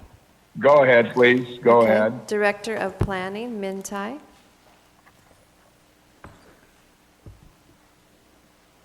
Thank you, Mayor and members of the City Council. This ordinance is being proposed in front of you tonight for first reading, and the ordinance is as a result of the leadership of the City Council back in May when we had an incident regarding the destruction and the loss of a historical building that stood vacant for many years. And that building was actually mentioned earlier today is a church on Santa and Bush. The City Council, based on that incident and the concerns of the residents about protecting vacant buildings in the city as well, historical buildings, direct the staff to come back with an ordinance that help to protect and require the maintenance of those properties. Currently, we have about 175 properties that are vacant in the city, some without proper security, and oftentimes those lead to vandalism, arson, and potential destruction. The recommendation that we have in front of you tonight is for the City Council to consider a registration program that is based on our current registration program that was adopted by the City Council back in 2017. The proposed registration program will provide for additional city tools for the city to enforce and hold property owners of vacant property owner responsible for maintaining and securing their properties, provide the city with the required posting bonds, and also requiring property owners for additional private security as necessary. The proposed change is adding the program to an existing program that is being addressed through abandoned vacant properties. The current fee on the program is $513, and what that does is that it cover the cost of registration as well as the cost for initial inspections. As part of this ordinance, we're looking at increasing our inspection regimen to at least once a month. And based on our estimate, we're looking at an additional cost of approximately $800 in order for the city to recover the cost of the inspection. So overall, we anticipate that the registration fee, if approved by the council tonight, could be anywhere between $1,300 to $1,500 annually, and that would cover the cost of the registration program and the cost of the inspection. If approved tonight, we will prepare a fee resolution for the City Council to adopt at the time of the second reading. This is an example of vacant property that is, while currently under construction process, but it's sat vacant for many years. Through the work of code enforcement, we're able to require a security guard for this building, and I believe it's currently under remodeling for a potential new use. But this is a historical building that, if this ordinance is passed, would be protecting. Here, it also will be protecting vacant lots. This is also an issue that we have. While these vacant lots do not have actual structures on them, they could still be a nuisance. And this ordinance would help the city staff to provide and have proactive enforcement. And here's an extreme situation, and this is not something that we'd like to see, but we saw in May what happened to a building that basically was destroyed because of the lack of proper maintenance. So with that concludes my staff report, and we recommend that you conduct a first reading of this ordinance.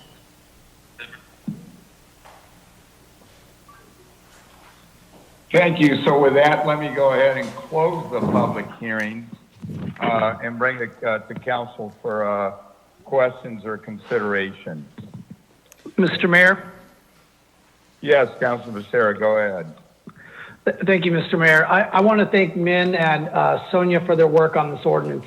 You know, after the loss of the 107-year-old United Presbyterian Church over there on Bush and Santa Ana Boulevard, it was important for us to take action. And we've let vacant properties in our city become neglected. They end up devolving into nuisances. And many of these properties that are vacant are owned by folks that don't even live in our city. These owners probably don't even care what condition that these properties end up in.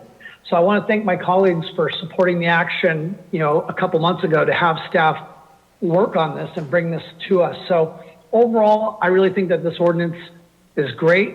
It provides staff with the tools that they need to make sure that these properties are better secured and maintained. And with that, I would like to move the recommended action, but I'd like to ask to make changes to two sections. Section 8-1987B, I would like to change the last sentence to have the words on-site. So it would say the provision of on-site security guard services, because unfortunately, a lot of times we have just some security guards that just do drive-bys, but they're not stationed on-site. And I think some of our properties need that.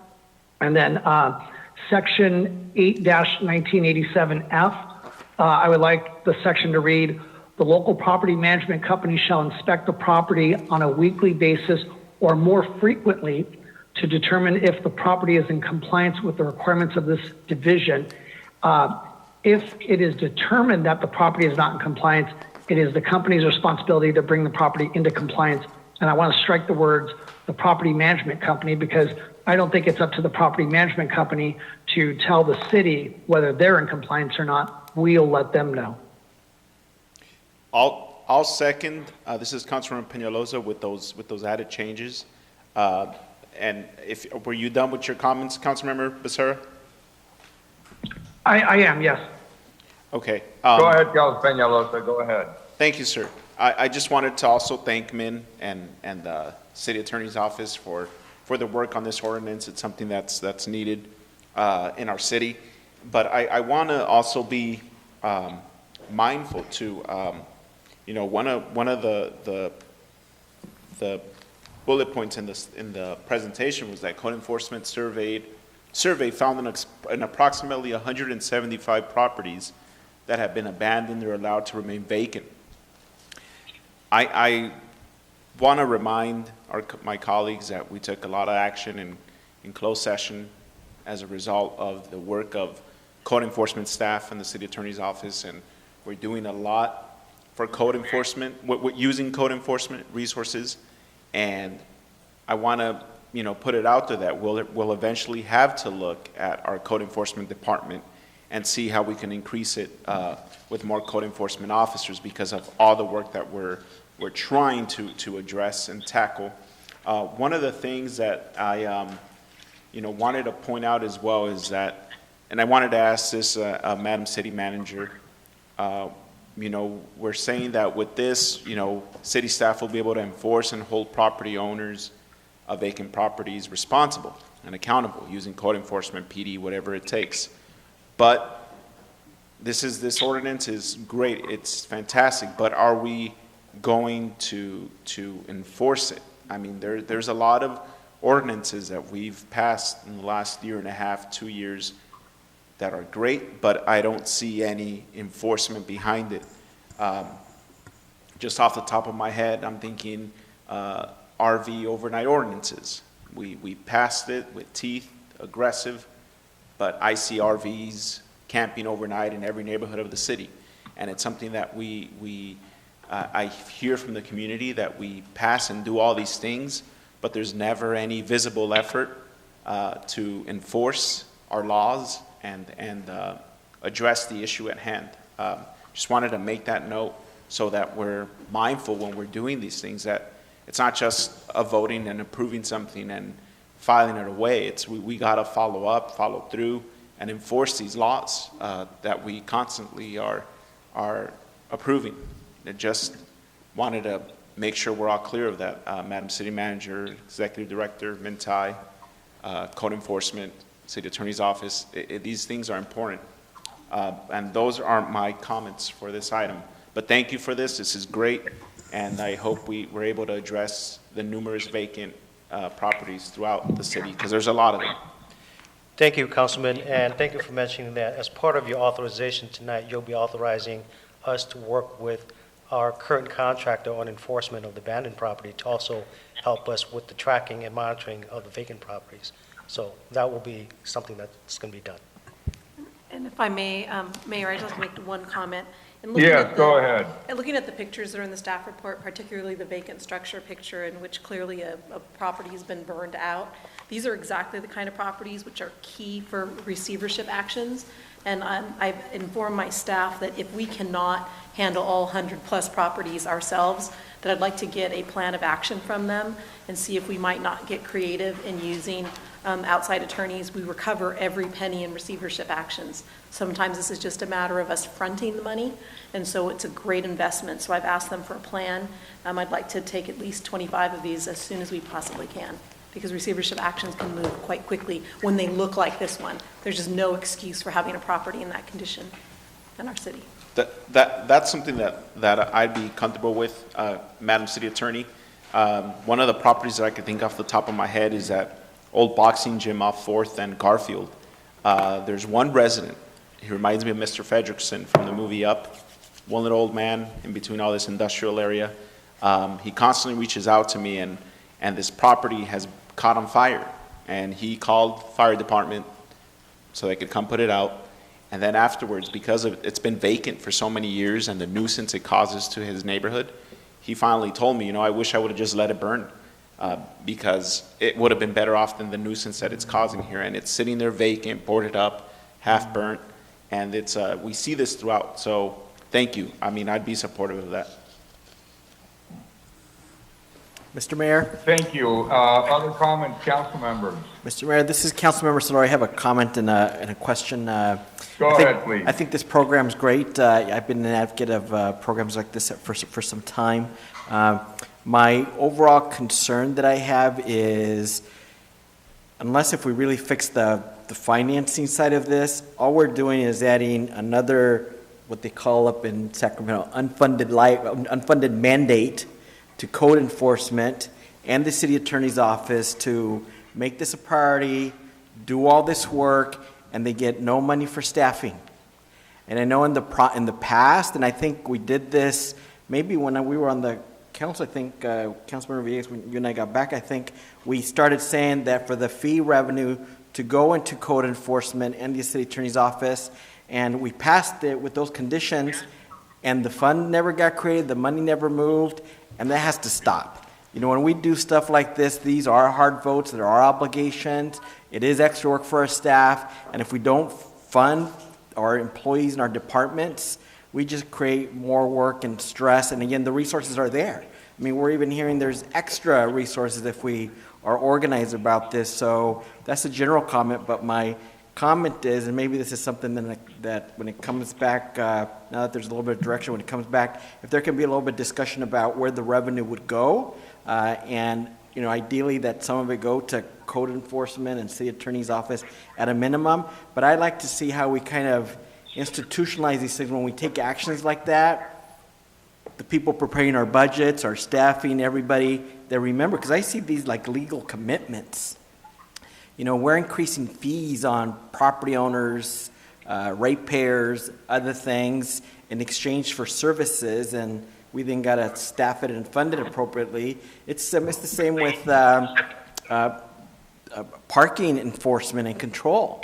That service largely pays for itself, and I get constant complaints that we aren't doing enough enforcement in some areas, and we got to make the same old calls when we're not institutionalizing it, and some of these situations actually can be revenue generating on the whole, but if we don't do them well, they end up just being draining mentally and financially to all the above. So hopefully it's some direction you can think about that. Thank you, Councilmember Solario, for bringing that up. And we are increasing the fee to help cover the cost of the program, and we are depositing those funds into the foreclosure, abandoned and vacant property registration program. So we are segregating them so they go right back into the program. Okay, but let's, again, even another step that I've seen, sometimes we create funds like a youth fund, or we create other funds to do things, and then we don't authorize the staff to actually hire the employees or to spend the money in that fund. So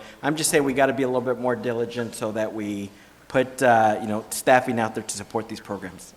I agree. Thank you. So, Mr. Mayor? All right, any additional comments? Yeah, Mr. Mayor? Yes, Councilor Sarmiento, go ahead, please. Yeah, thank you.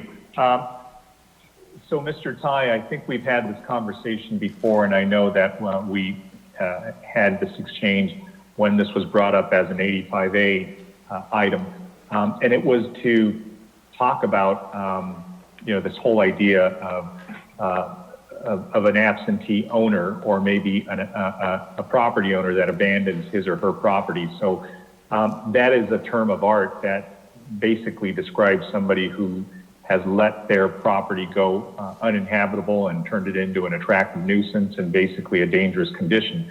Now, there's a difference, I think, to distinguish between somebody who is trying to diligently pursue permitting and improvements on their property and somebody who's just completely ignored and neglected their responsibility as a property owner. So where in this section do you refer to the distinguishing of somebody who's actively pursuing permitting and somebody who's just completely abandoned it? And my worry is this, is that we may be punitive or overly onerous on somebody who's trying to pursue permitting and improvements for their property, but because of the delays caused on behalf of city staff or maybe consultants that city staff has hired has caused that property to sit vacant. So if anything, if something happens while that property is dormant, vacant, or abandoned, and they're trying to process applications for a demo permit, mechanical engineering or any other sort of building permit, and we're causing that delay, look, I can see an action being brought against the city. So, where is that distinction? Because I think what we have to do, and Sonia said it well, there's a lot of properties out there that are that are ripe for this type of action, this type of receivership action. But we also have to distinguish between those that aren't pursuing improvement and rehabilitation of those properties, and those that have, just been out of contact with us and just basically said they're no longer interested. So, can you refer me to that part of the municipal code section? I was looking for it and I just couldn't find it. So, Councilman, at its most basic element, this proposed ordinance is a registration ordinance. What it does is that it requires a property when it becomes vacant and has no occupancy, that there's a registration required so that the city can work with property owner to provide information and share the requirements of the city about maintenance, security, ongoing, looking at ongoing maintenance of the landscaping, the building, and ensuring that it's secure and safe. So for the 90% of property owners who are responsible and are actively working to get a development in place, it's simply a registration program. The ordinance, where it goes further, is that for those property owners that, as you mentioned, are, to put it in layman term, it's the bad actors.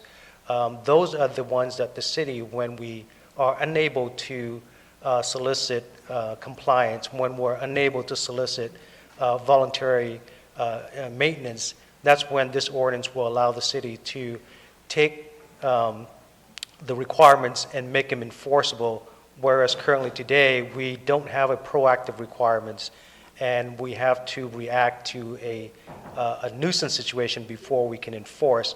This ordinance allows the city to take action should a property owner fails to maintain their property. It doesn't penalize property owners for a well-maintained property that is vacant or is in process of development.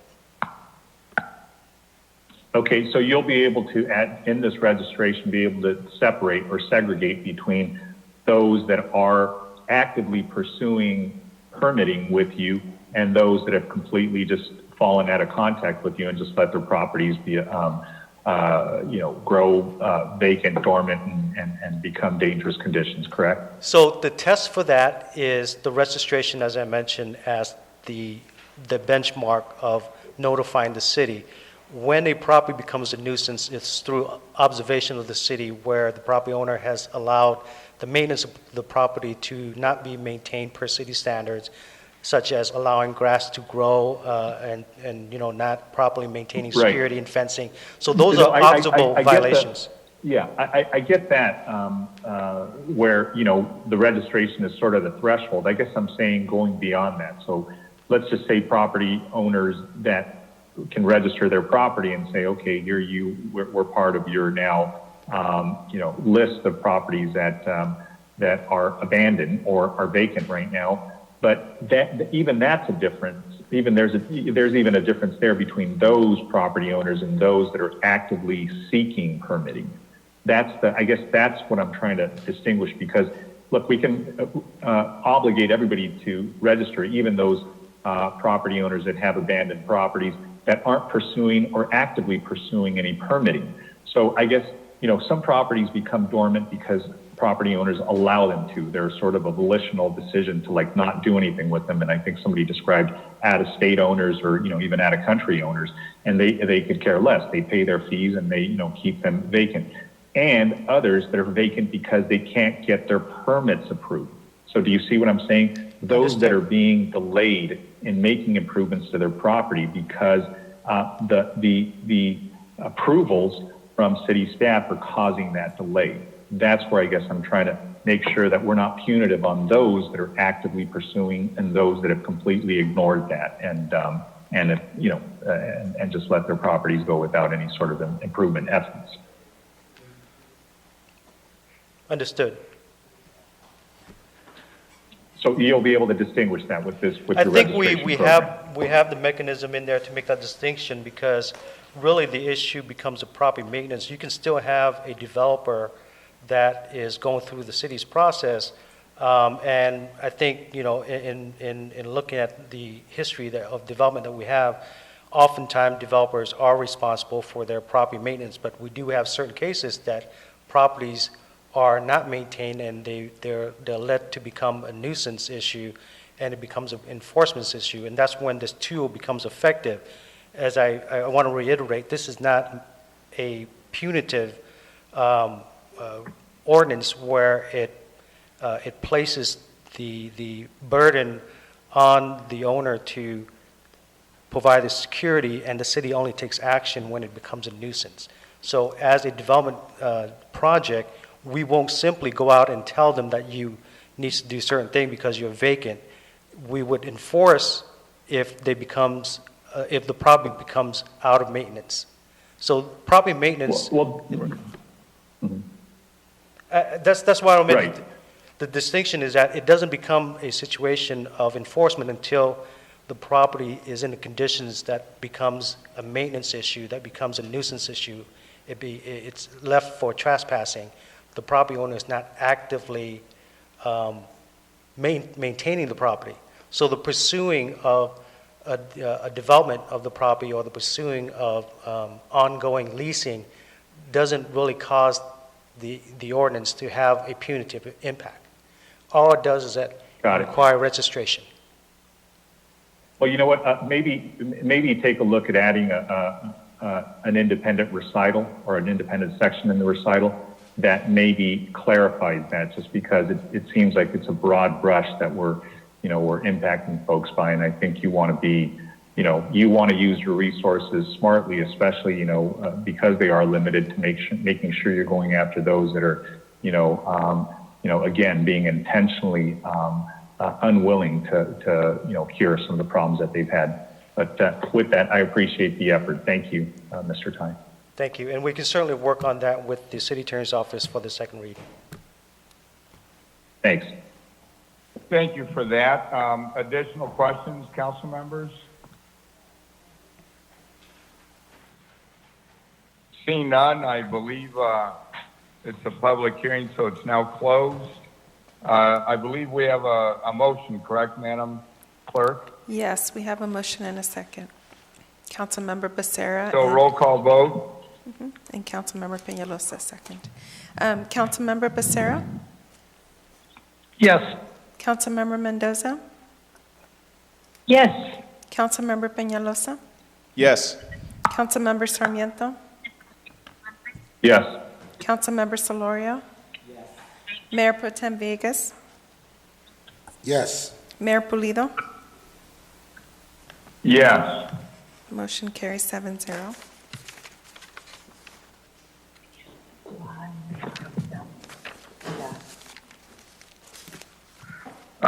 Now let's go on to the next item. 75. I believe that is 75B. This is otherwise known as the WHO. What I'd like to do is open up the public hearing. And before we do anything else, if we have any speakers, let's listen to them. Then I'd like to, continue the public hearing. Oh, well, not continue it, but stay in the public hearing and go to staff presentation and then close it and come to the council. So with that, do we have any speakers, Madam City Clerk? Yes, we do. Caller with the last three numbers, 451. Please dial *6 to unmute yourself, and you may proceed to comment. Caller with the last three numbers, 451. Please dial. Hi, can you hear me? Yes, we could hear you now. Hi, good evening, Mayor and members of the council. My name is Isuri Ramos. Today I'm speaking as a Santana resident and former chairwoman of the Community Redevelopment and Housing Commission. And I say this because I understand the Housing Opportunity Ordinance and how valuable the inclusionary housing funds that the NUPI generates are to increasing the supply of affordable housing and providing housing assistance. This is why I am opposed to the proposed amendments to the Housing Opportunity Ordinance. There is strong opposition to the amendments that would lower the in-lieu fee, that would allow for housing monies to be used for public safety programs, and the removal of cooperative housing programs as an eligible use for these dollars. And there is strong opposition. So when this was considered by the Planning Commission, there were over 90 letters of opposition submitted. Today, you all received various emails. I know that your inbox was filled at one point and couldn't receive any more. And I want to name a few of the organizations that submitted letters of opposition to you today. So those were Chispa, Clergy and Laity United for Economic Justice, Community Action Partnership Orange County, Community Legal Aid Southern California, Cooperación Santana, CRECE, El Centro Cultural de Mexico, Latino Health Access, Madison Park Neighborhood Association Green, Multi-Ethnic Collaborative for Community Agencies, National Alliance on Mental Illness Orange County, New Song Church, Public Law Center, Resilience Orange County, Rise Up Willoway Coalition, Santa Ana Active Streets, Santa Ana Building Healthy Communities, Santa Ana United Methodist Church, St. Joseph Hospital, Sullivan en Acción, Taller San Jose Hope Builders, the Cambodian Family, the Kennedy Commission, Thrive Santana CLT, the Community Land Trust, Unite Here Local 11, United Way, and Vecindario Lacey en Acción. These were 27 organizations that work with Santana residents and serve Santana residents that are opposed to these amendments. There were also over 100 emails received that you received by residents that are also in opposition to these amendments. And I say this because it's important that you all understand where the community is on this issue. So we are in strong opposition, and right now during a pandemic is really the worst possible time for you all to consider lowering this in lieu fee. That would then mean that the city will have less money to work with. So I really want you all to contemplate this, especially as we're unaware of how long this pandemic will last and what that'll mean for the city fiscally as we move forward. So thank you. Thank you. Caller with the last three numbers, 500. Please dial *6 to unmute yourself and then proceed with your comment. Hi, good evening, council members and everyone that's still on the call. My name is Jessie Lopez. I want to say that our housing opportunity ordinance is a good thing. It allows us to have the opportunity at affordable housing that meets our unique needs. However, we have people at the dais that prioritize developers over the people they were elected to represent. Why are the concerns of developers being prioritized over the needs of our families? Real estate developers are bottom line oriented. They care about profit, not about the well-being of our communities or the character of our neighborhood. The WHO shouldn't be a controversial policy, and it shouldn't be weakened to favor political donors. And to see who funds your current representative, this is the Santa Ana City election website. And even if you don't care about affordable housing or curbing homelessness or making sure families stay together, you should be concerned about the power and leniency developers will obtain if these amendments are passed. And overdevelopment impacts us all. Our traffic, our parking, our air, how much longer you will have to wait on the red light to make the left turn. So why are council members motivated to weaken the current mandate? This is not a good plan. And again, the removal of these policies leaves behind our workforce and low-income households. I think it's great that we have met our regional numbers, but the need doesn't magically go away because those numbers have been met. The creation of housing at all income levels is vital to our recovery, and creating new affordable housing needs to continue to be a top housing priority in Santa Ana. Keep the in lieu fee at $15, do not lower it, allow affordable housing money to be used for cooperative housing programs, and prohibit funding public safety programs with affordable housing money. I urge you to vote against the proposed amendments to the Housing Opportunity Ordinance. The proposed amendments are not consistent with the intent of the ordinance and do not advance the goals. Thank you. Have a good night. Thank you. Caller with the last three numbers.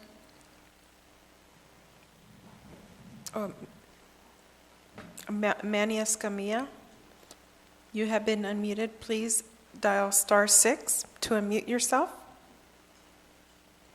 Thank you. You may Hello again. This is Manny. I just wanted to confirm that my audio was working this time around. It is. Thank you. Okay, perfect. Well, thank you all very much, Mayor and Council. Apologies for earlier with the bad phone quality, but we're all working through this pandemic.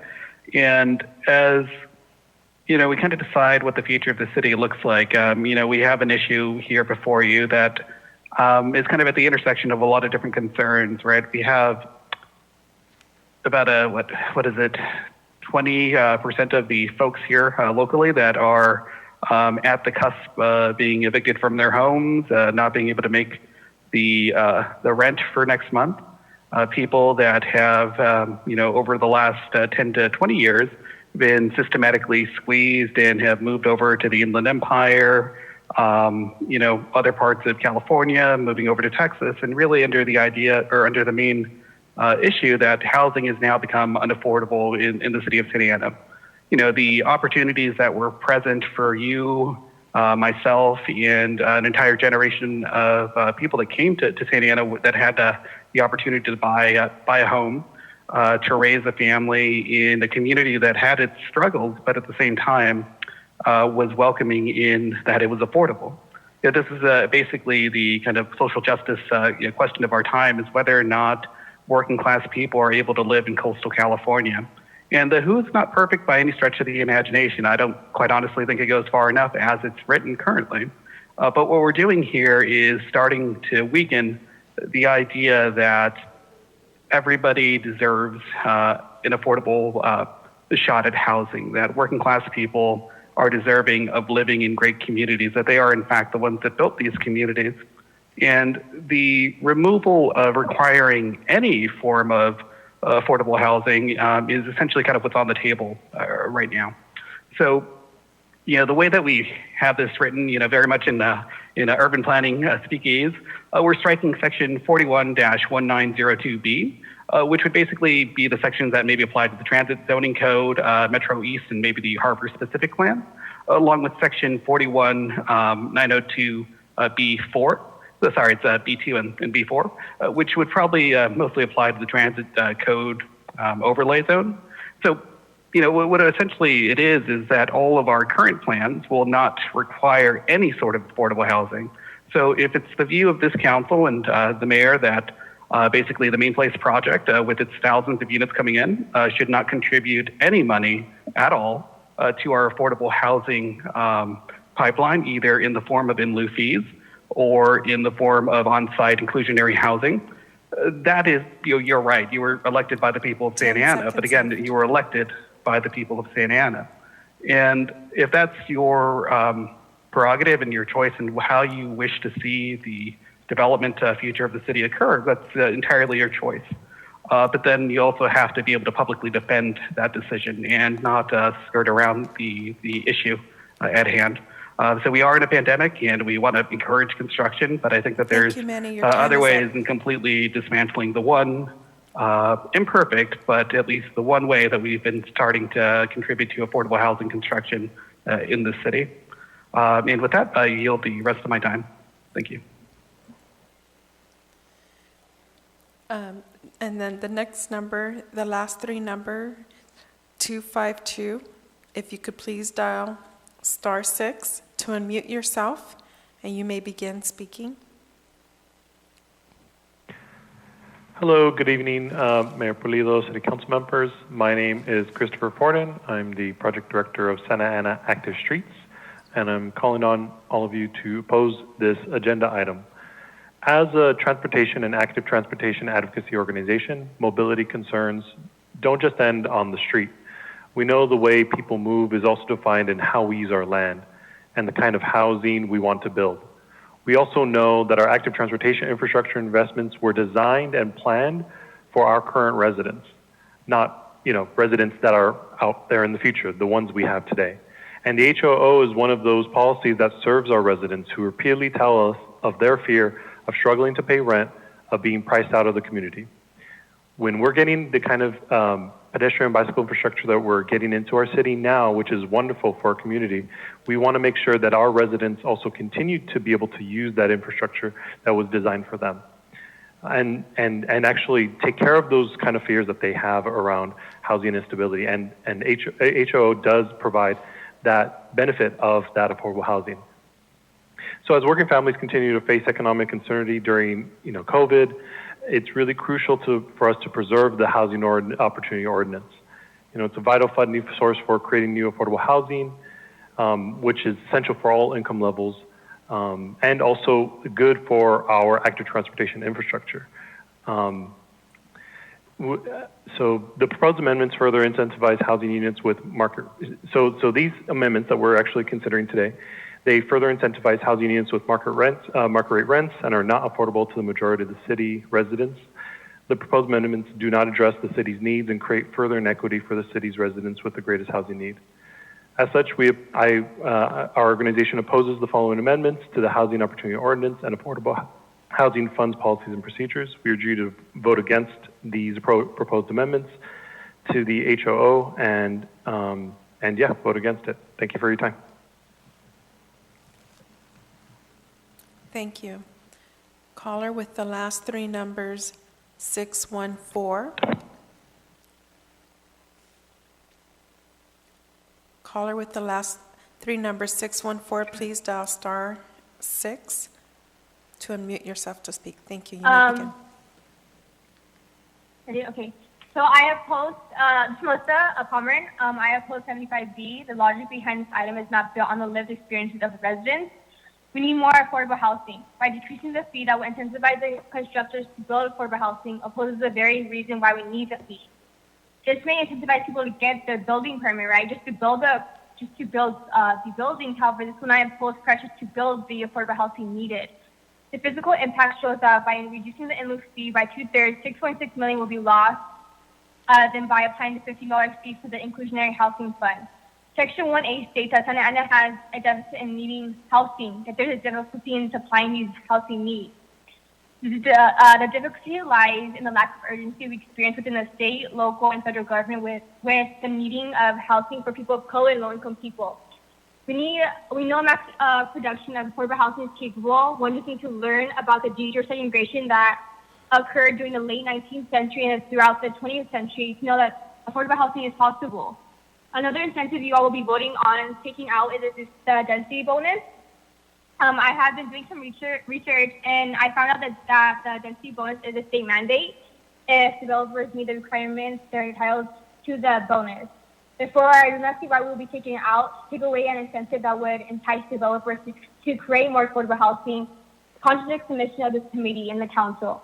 In regards to using the exclusionary housing fund to pay for one-time programs, especially for the ambiguous wording like quality of life and safety issues, I find very concerning. With Measure X, we had the same ambiguous wording, and the majority of the funds went to SAPD. If the council wants to use the funds for this program, there needs to be wording within these amendments that there won't be any of the funds will be going to law enforcement or any affiliation with the law enforcement. Lastly, when converting non-residential property into multi-family rental units, this I assume also includes industrial property. I want to make sure when the construction of these houses are taking place They are not in poor neighborhoods or overly populated neighborhoods because this will also exacerbate the needs of the people already living in these areas. Affordable housing should be near market, transit, jobs, and schools, and open space. We need to build these affordable housing areas like the urban neighborhoods that we do have in Santa Ana, like the Brigada at the station. We need to make sure that these housings are in thriving communities, not industrialized areas, nor with areas with high concentration of pollutants. We need to also incentivize more tenants to accept Section 8 vouchers. As I emailed you guys previously, the opportunity gap is widening in Santa Ana because we're not centering the needs of the people. We just need to look at Irvine to see the disparities in Santa Ana. Irvine has the most affordable housing in Orange County, as well as the most open space. And in Santa Ana, we're in critical need of affordable housing, and only 4% of the land in Santa Ana is open space. As I said earlier today, Your time is up. If not, don't blame the people most oppressed and marginalized when they aren't the vehicles of society you expect as you sit on the comfortable seat of privilege. Thank you. Thank you.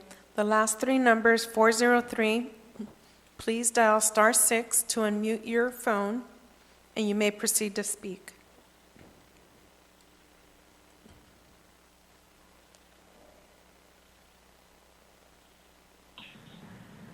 Buenas noches.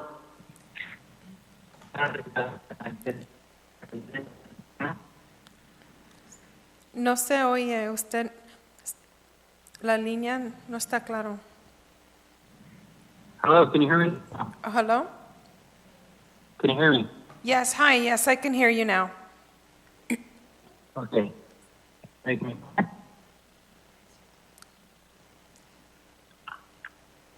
You may proceed to speak. Hello? Hello, can you hear me? Yes, you may proceed to speak. All right. Buenas noches. My name is Alberto Lara Delgado. I've been a lifelong resident of Santa Ana. I'm fortunate to own a home in our city, but I know that many members do not have that privilege. My comment tonight is to urge the council to not make any changes to the Housing Opportunity Ordinance. Please put our community over profits of developers. If developers can't support our community and only prioritize profits, we shouldn't welcome their business. Let's look out for our community and please vote against 75B. Thank you. Thank you, caller. With the last three numbers, 313, please dial *6 to unmute your call. Hello, do you hear me? Yes, we can hear you. Hi. I just wanted to say to vote against 75B. I'm actually, my name's Tommy. I'm from Ward 1, and I believe that there should be affordable housing all over Orange County, including the city of Santa Ana. A lot of marginalized communities are going to be attacked, especially now that we're in the pandemic. EDD is starting to unqualify people for their weekly checks, and that is going to affect us by far. Basically, the homeless population is going to become really, really bad, and we're going to need more housing opportunities than ever. I speak this from experience and for my friend's experience that if this were to change, the opportunities for those who are at most risk is going to be worse than before. And Orange County is already known for having one of the highest cases for, sadly, for COVID-19. If none of us have a shelter in place, there's no way that we can have a defense against something as difficult as this pandemic, and the death toll will only become higher. As someone whose family has been actually immediately affected by a death of a family member because of COVID, it is up to our council members to choose what's best for us. Our lives are in your hands, and if this ends up affecting any of the wards, I can only say that there will be an uprising against that, just like how there was an uprising in Santa Ana the first couple days of injustices. Thank you very much. Thank you, caller. Caller with the last three numbers, 361, please dial *6 to unmute yourself and proceed to speak. Hi, this is John Hanna. I reside in the city of Orange but lived in Santa Ana for 35 years. Tonight I'm representing the Southwest Regional Council of Carpenters and our members who reside in Santa Ana. While we support having a required in lieu fee that can be utilized for the construction or refurbishing of affordable housing, some believe the current amount may discourage some developers from coming to Santa Ana to build, reducing the amount in the fund. And I would note that there's one thing that I see that sometimes developers and affordable housing advocates have in common. None of them are working to try to ensure that the actual workforce, the people who build the buildings, are being paid a livable wage. So while we appreciate and support the Planning Commission's language that anyone benefiting from a reduction in the fee must use a skilled and trained workforce, in an effort to compromise, because some of the council have some difficulty in wanting to do that, the Carpenters would support retaining the staff aspirational language, encouraging but not mandating a Santa Ana-focused skilled and trained workforce for non-entitled projects for a short 1 or 2 year period, simply to assess the results of lowering the fee, its impact on the Affordable Housing Fund, and whether developers paid any attention to the council's request to prioritize hiring skilled and trained workers from Santa Ana or its school systems. However, for the 4 projects that are entitled, have more than 20 units, have not had a lower rate already negotiated, or are not requesting a reduction and will have a skilled and trained workforce, we urge the council to adopt the Planning Commission's unanimous recommendation that the skilled and trained workforce language should be mandatory. These 4 stipulated to pay the $15 a foot fee and needed no incentive to come to Santa Ana. Reducing the fee, whether to $10 or $5, without some additional community benefit, would be tantamount to a gift of public funds. If the fee is reduced to $5, it means a $10 million total benefit for these 4 developers. Christmas in August. If they want the fee lowered to $5 a square foot, they should be required to use a skilled and trained workforce with a priority for hiring Santa Ana residents or graduates and certificate holders from the Santa Ana and Garden Grove Unified School Districts and the Rancho Santiago Community College Districts. A skilled and trained workforce is not a PLA, as some have claimed. A skilled and trained workforce does not have to be union. They do need to hire apprentices from state-certified programs or journeymen who have certificates. There are non-union state-certified programs right here in Orange County. The scare tactics and wildly inflated claims are not relevant to the proposal before you tonight. They will pay more, maybe 10 to 15% more, but you're giving them a windfall to help pay this, and your constituents will benefit as well as Santa Ana business. Most of you on this council have told me you support what I'm asking. This is exactly the right time to take a very small but significant step toward that goal.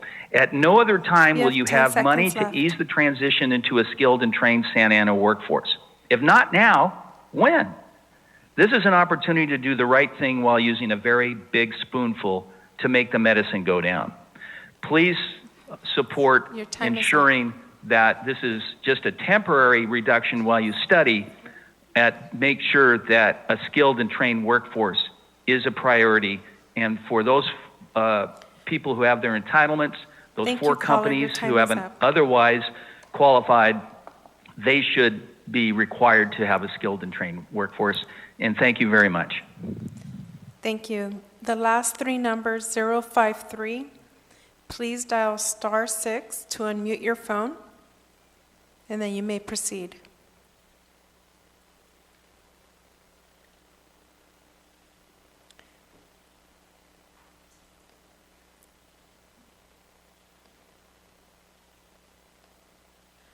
Caller with the last 3 numbers, 053, please dial *6 to unmute your phone and proceed to speak. Caller with the last 3 numbers, 281. Please dial *6, and you may proceed to speak. Hi, good evening. Can you hear me? Yes, we could hear you. Okay, good evening, Mr. Mayor and honorable members of the City Council.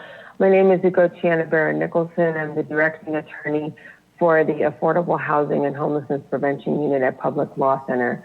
Thank you for the opportunity to speak related to zoning ordinance amendment number 2020-03. We speak in opposition of this ordinance. I join in solidarity with the many speakers that have asked this council to ensure that the residents of the city of Santa Ana receive the ability to obtain affordable housing opportunity, especially in the midst of a global pandemic. We defer to the balance of our comments in our submitted letter from this afternoon, but we focus on the major points that this is the wrong time to amend the WHO. We are concerned about the inconsistencies presented with the housing element program and the desire to amend the WHO, which we believe would throw it into inconsistency with the housing element program 29 specifically, and resulting in a constructive elimination of the housing opportunity ordinance. Furthermore, we believe that the amendment to the housing opportunity ordinance would undermine the goal of the city to accomplish goal number 2 within its housing element to provide diversified choice and opportunity for all individuals in its city, regardless of their stature in life and income. And finally, the ordinance inexplicably seeks to remove the cooperative housing program from the affordable housing opportunities policies and procedures. And for those reasons, we oppose the desire of the city to amend the WHO, and we would stand in solidarity with our colleagues to recommend that the city not amend the WHO at this time. Thank you. Thank you. Caller with the last 3 numbers, 475. Please dial *6 to unmute your call, and you may proceed to speak. Good evening, Mr. Mayor and members of the council. This is Jairo Cortez, Executive Director at CHISPA, and I am calling to oppose the proposed amendments to the Housing Opportunity Ordinance. I think a lot of the previous speakers have really hit a lot of the points about why this is the wrong step to take for the city, not just right now, but really like at any time. We know that Santa Ana is and has been facing an affordable housing crisis. We know that as we've seen, like multiple development projects go up over the last couple of years, the number of affordable housing units, even included within them, has been very minimal and has been insufficient.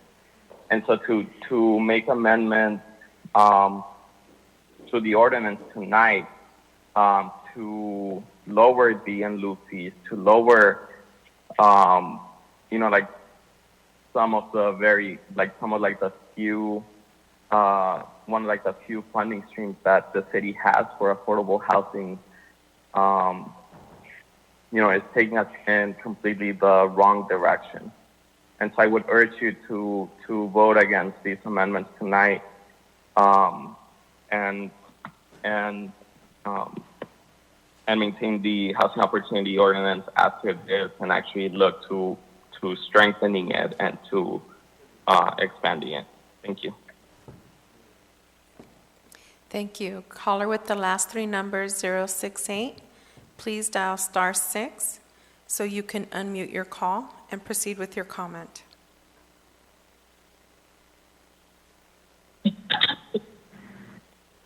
Hi, can you hear me? Yes, we could hear you. Thank you. Good evening. This is Carla Juarez, longtime resident of Santa Ana. I am calling in regards to the item 75B, and I'm calling in opposition. Now, development, affordable housing is not really affordable housing for your residents in Santa Ana. This is something that we've told all y'all multiple times. It's to give you an example, the Metro East Senior Park, which is an affordable housing, is providing a studio for seniors that start off at $1,148. This is affordable housing, and it's a senior, meaning that they have a fixed income. For a studio, $1,148 is out of their budget. For a one-bedroom, it's $1,256. So if you would put yourself in their position as a fixed income, and you actually have to make more than that, most of the time you can only provide 30% of your income in order to qualify, meaning that they at least have to make $3,400 a month. It's out of their reach. You guys are trying to modify the WHO, which pretty much is asking for the 15% of the affordable housing not to be required for any units below 20, meaning that any developer that wants to make any units less than 20 don't even have to make any affordable housing, which is really sad. Like, you're protecting the pockets of developers, which they make millions, and not protecting your residents. When we increased our sales tax, your residents took it and are paying it. And this same money is the same money that funds your positions as a public servant. And we're using their money, our money, to run them out of their city. The general plan says that to protect, enhance our cultural, historic, and community assets. What bigger assets if not the humans that live in our city? The humans that have been putting it in for more than 30 years, 50 years, generations. And we're tossing them out, running them out, because they can't afford to live in this luxury home. 15% of 20 units is only 3 units, means 3 families. And we can't even provide that protection to our residents. It's only 3 units, there's only 15% of 20 units, which is 3 units. And we're still allowing them.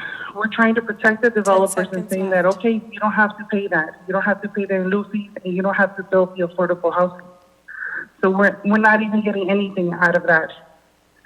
I believe that it's even better to not make the development at all and provide that space as green space for our youth and our seniors to be able to enjoy.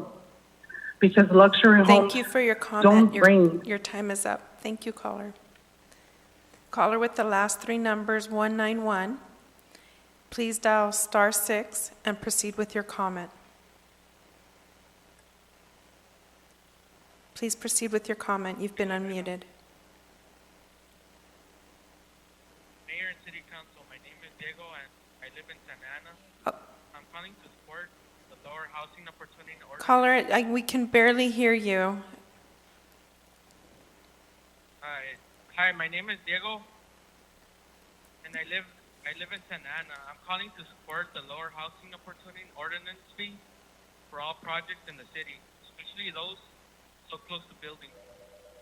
We can't forget that we're in the middle of a pandemic, and the data clearly showing that no one has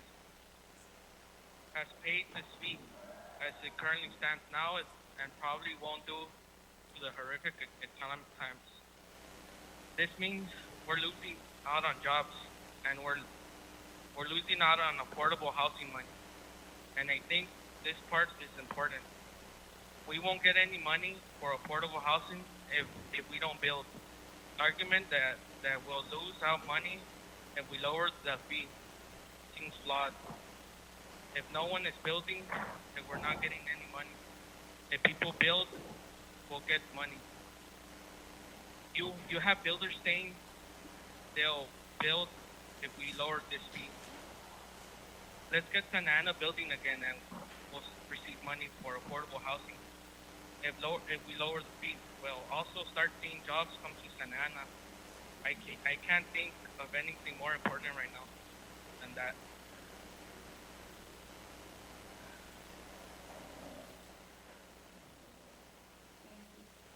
Thank you. Caller with the last three numbers, 606.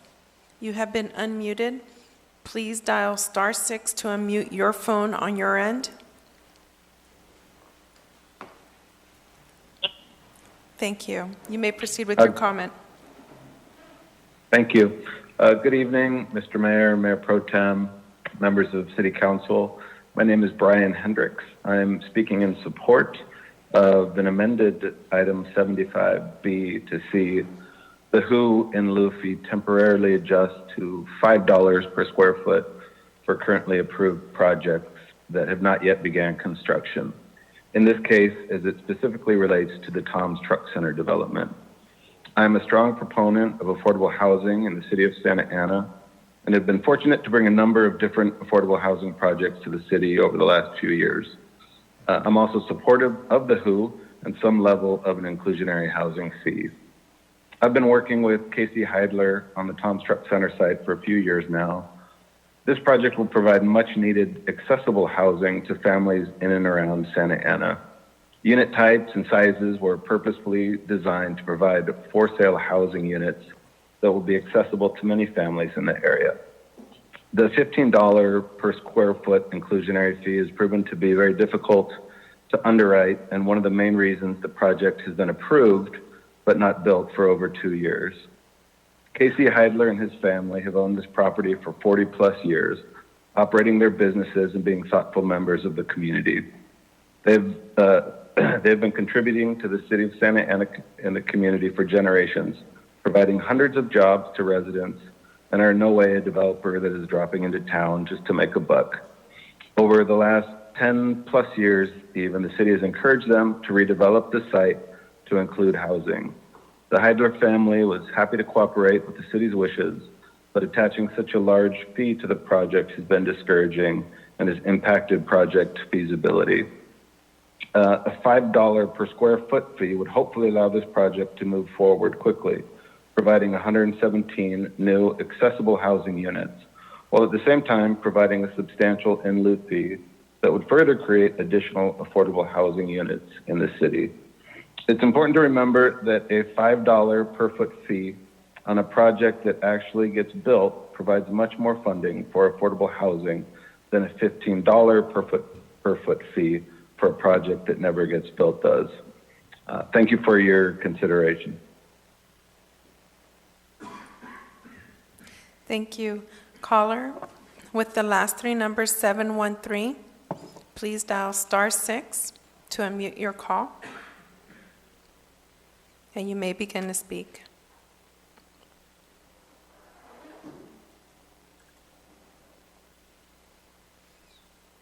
Caller, dial *6 to unmute your call. There you are. You may proceed to speak. Hello, can you hear me? Yes, we can hear you. You may proceed. Hi, my name is Lionel Flores. I'm a lifelong resident of Santa Ana, and I am here to oppose Measure 75B. The reason I'm here to oppose 75B is because cutting affordable housing actually will contribute to a higher rent burden in the city. Currently, the city is discussing the general plan, and one of the things that it has to address is environmental injustice going on in this city. There are 21 communities affected by environmental injustice in this city, and that includes high rent burdens. By cutting affordable housing, you are contributing to those higher rent burdens in these 21 neighborhoods in your city. And because of that, I have to oppose Measure 75B.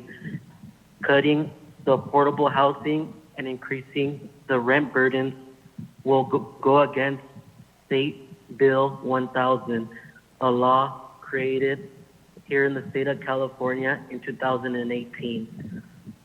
So because of that, I have to urge you to vote against 75B. Thank you. Thank you. Caller with the last three numbers, 273. Please dial *6 and unmute to unmute your call and proceed to speak.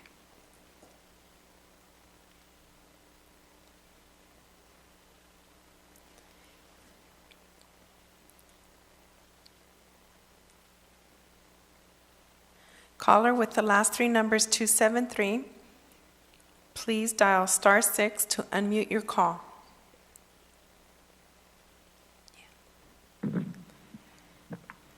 Caller with, thank you. You may Thank you. proceed. Good evening, Good evening, Mr. Mayor, members of the City Council. My name is Ernesto Medrano.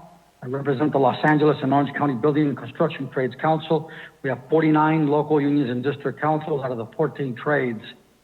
And I'm calling today. I think we've really understood the importance of the housing needs, where the governor has established a goal of 350,000 units over the next decade per year. It's important to understand the city of Santa Ana is a city that's going through transformation. It has a majority Latino immigrant community. It has a population of 30% of its folks are under age of 18. Keeping that in mind, we decided to invest, and we met with leaders that had vision at the Santa Ana Unified School District and the Rancho Santiago Community College District to invest and partner in an apprenticeship readiness curriculum, a curriculum that will prepare young men and women in your city so they can come to work, enter our apprenticeship, and go make careers within the construction industry. We can no longer detach the concept of workforce development, wages, benefits, working conditions, and housing. It has to go hand in hand. We have some of the best joint labor management training programs that are self-funded. We graduate over 93% of the apprentices in the state of California. And out of those 68,000 apprentices we have right now in the pipeline, 20% of them come from disadvantaged workforce workers. The residential home building sector does not have a systematic training for apprenticeship. It provides for low wages and poor labor standards that does not attract new workers. And Latinos dominate the residential sector. It comprises 2/3 of the workforce, yet they only make 70 cents on the dollar, and very few of them have insurance. So there's patterns of racial inequality here. I think it's important also to challenge the myths that were established in some documents that were sent to you that ridiculously overinflate the costs. I don't understand how people could say that labor costs will increase the construction overall cost by 40% when the wages are only 15% of the total construction cost. I don't know what people got those numbers from, but also the assumption that there's project labor agreements in this policy is also false. So I just want to make sure we clear the record and you understand what that really is. I think I want to be critical a little bit of the process. When we started this, there was a conversation that this was only temporary for the COVID-19 to incentivize business. There was a new ad hoc committee, then it changed. And then by the time it arrived to the Planning Commission, the ad hoc committee, as I say, had changed, and the document was different, now establishing a permanent policy here. We had to play catch up, we had to go by the rules, and as the rules were continuously changing, we still had to try to keep up with this. So with that said, I think we support wholeheartedly what John Hanna presented in terms of a compromise there. The language that came out that was voted unanimously from the Planning Commission, which we think that mandates your time is up. apprenticeship. Thank You you either for your believe in call. apprenticeship or you don't believe in apprenticeship. Thank you. Caller with the last three numbers 273, please dial *6 to speak, and you may proceed. Caller with the last three numbers 243, dial *6 and proceed to speak. Hello, council members. Can you hear me? Yes, we could hear you. Okay, perfect. Thank you. My name is Luis Andres Perez. I represent UA Local 582 plumbers and steam fitters here in the city of Orange. Overall, I'm here to call on behalf of supporting the amending language for 75B. Overall, using a skilled trained workforce it's not necessarily union workers or union contracts. We're essentially saying with skilled trained labor, we have folks who have gone to certified apprenticeships that have been certified by the state of California. In addition to what Ernesto said previously, labor costs in terms of construction development projects will never exceed 16%. And anytime we ever hear of a developer saying labor costs will continue to increase, a developmental project cost, and it's going to incur onto the potential homeowners or the home market itself, that's clearly language developers are telling you that their profit margins are decreasing because they don't want to entice local revenue and local benefits. And ultimately, at the end of the day, I just want you guys to realize and focus on this whole aspect of having local hire of Santa Ana residents also then perpetuates local buyers from Santa Ana residents into becoming Santa Ana homeowners. Majority of your population in the city are renters. Majority of your population are currently in your K through 12 system. If you think you have a housing crisis right now, in 10 years, your city's going to, there's going to be nowhere else, not only just to build, but to buy. So again, I am asking for the council members to be in support of the amended language. Thank you. Caller with the last three numbers, 273, dial *6 to unmute your call, and you may proceed to speak.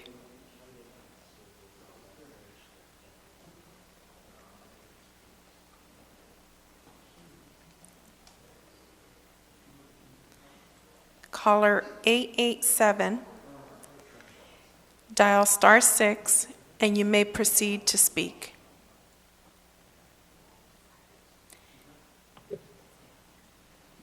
Hi, my name is Steve Gallegos. I am calling about the 75 item on 75B. I'm not sure if you guys should vote for it or against it, but I was just thinking of maybe coming up with a different idea. Do you guys, right now, do you guys actually require these people to have a, affordable housing on their properties? Like, what if temporarily you can say, hey, you guys have to, right now, the in lieu of fee, you don't have to pay it, but you do have to, it's mandated now that you actually have it. There is no like in lieu of fee per se. The other thing that really was just kind of concerning is, I've been on the phone right now for 6.5 hours, and you guys have mentioned before that there's a lot of times that you guys don't want to move on something because you guys want community input, like this being one of them. I remember there was an item that I think Juan Villegas and I think Mayor Pulido were talking about that they wanted community input on the charter.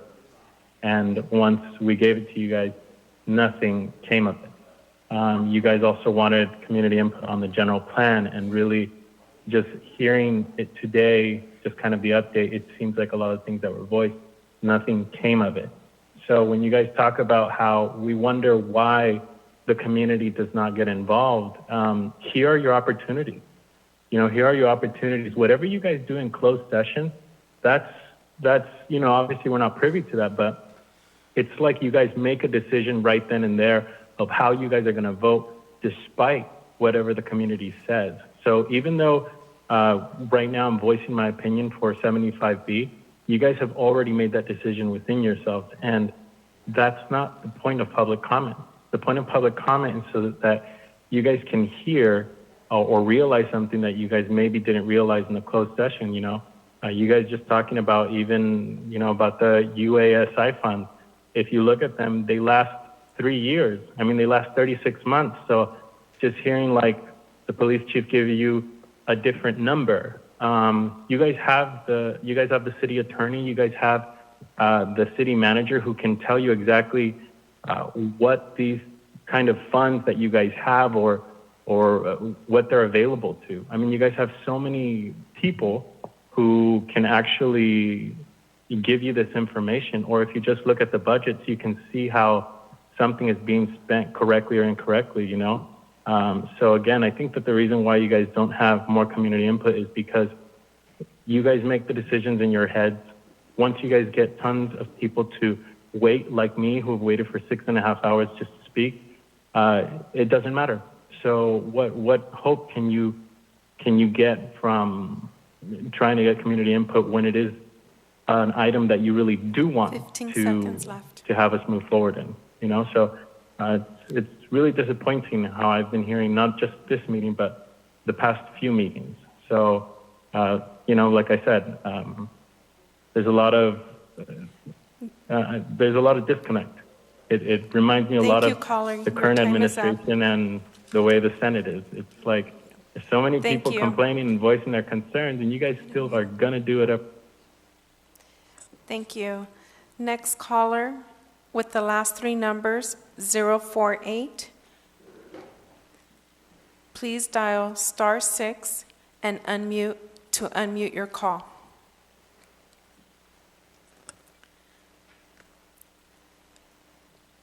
Thank you. You may proceed to speak. Hi, my name is Lindsay Anderson. I live in Huntington Beach. I don't even live in Santa Ana, and it is so very clear that you guys are abusing your power. And I wanted to come on here and say that housing is a human right. And you guys, you're abusing your power. And I can't believe that you guys are trying to put so many prohibitions on rent and whatnot in the middle of a pandemic, when people are hungry and people are working multiple jobs in order to support their family, at the same time as trying to stay safe and trying to keep their families and protect their families and keep everyone safe and healthy, and you're just adding more problems on top of that. Homelessness is growing so fast in Santa Ana, and you guys live in such a position of privilege to be able to turn the other way completely unaffected. It's just ridiculous. It's just ridiculous. Housing is a human right, and water is a human right. Thank you. Thank you. Caller with the last three numbers, 100. Please dial *6 to unmute your call, and you may proceed with your comment. Casey Heidler with Tom's Truck Center, Mayor, council members, and everybody listening in. Good evening. Tom's Truck Center has been located on the 3rd and 4th Street area of downtown Santa Ana since 1949. And Tom's Truck Center has never had any intentions of moving or leaving the city.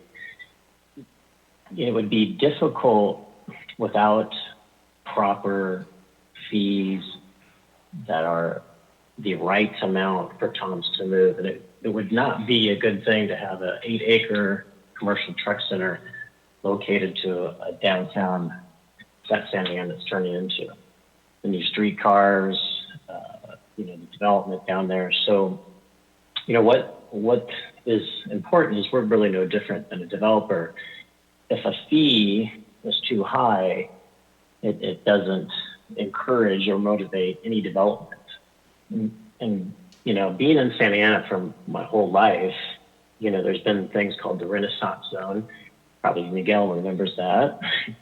The transit zone now, which are great things, but there's codes and fees preventing it. So, the fee, we're not against the fee. I think affordable housing is great, but the fee needs to be reasonable. If you look at Anaheim doesn't have a fee, but $5 a square foot, that's reasonable. It's been said in public comments here that, money will be lost. Well, there hasn't been any money gained because no one's paid the fee at $15 a square foot. So, this is the right thing. This will create companies like Tom's Truck Center and other developers to start to build and to take a chance in Santa Ana because it's still, unfortunately, not the most desirable city. And I would like to see that change, and I know everybody listening in would too. So, this is the right thing. We need to get this done, get it developed. Developers and property owners like ourselves need time to do it. As we employ tons of employees, unfortunately, we had to furlough employees during the pandemic. Unfortunately, we brought the majority of them back. And if I had to select, hey, an unemployed person, you can only come back if you're a skilled laborer or a union laborer. That's unfair. So anyhow, we're proud partners of this city. We always will be. And, I would appreciate 15 seconds the left. modifications to the WHO at $5 a square foot for entitled projects and unentitled. and also be open to who we can hire. So thank you. Thank you, caller. The next caller with the last three numbers, 868. Please dial *6 to unmute your call, and you may proceed to speak. Hi, can you hear me? Yes, we could hear you. Thank you.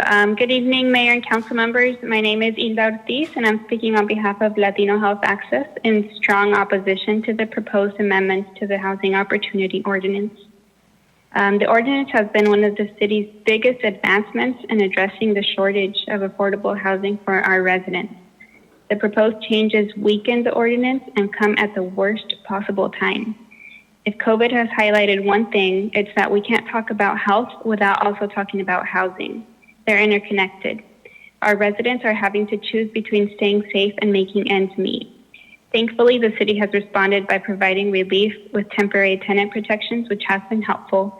However, residents are experiencing economic uncertainty and will continue to experience it for months into recovery. We needed more affordable housing prior to COVID, and we will continue to need it after. According to a recent report by the National Low Income Housing Coalition, residents living in the 92701 zip code must earn $35.68 per hour in order to afford a two-bedroom apartment. And this is the zip code considered the most affordable in the city. This is one of the reasons our community is living in overcrowded conditions. Sharing a unit is the only way to afford housing for most in Santa Ana. Overcrowding has been one of the reasons that has contributed to 92701 having one of the highest number of COVID cases in the county, and this is happening throughout our entire city. There is no valid reason to reduce the in-lieu fee or to redirect funds from housing to public safety when it is absolutely clear that we need affordable housing for our residents. We must secure this funding source at its current rate. Please prioritize the needs of Santa Ana residents. I urge you to vote against this item and preserve the Housing Opportunity Ordinance as is. Thank you. Thank you. Caller with the last three numbers, 988. Please dial *6 on your phone to unmute your call and proceed to speak.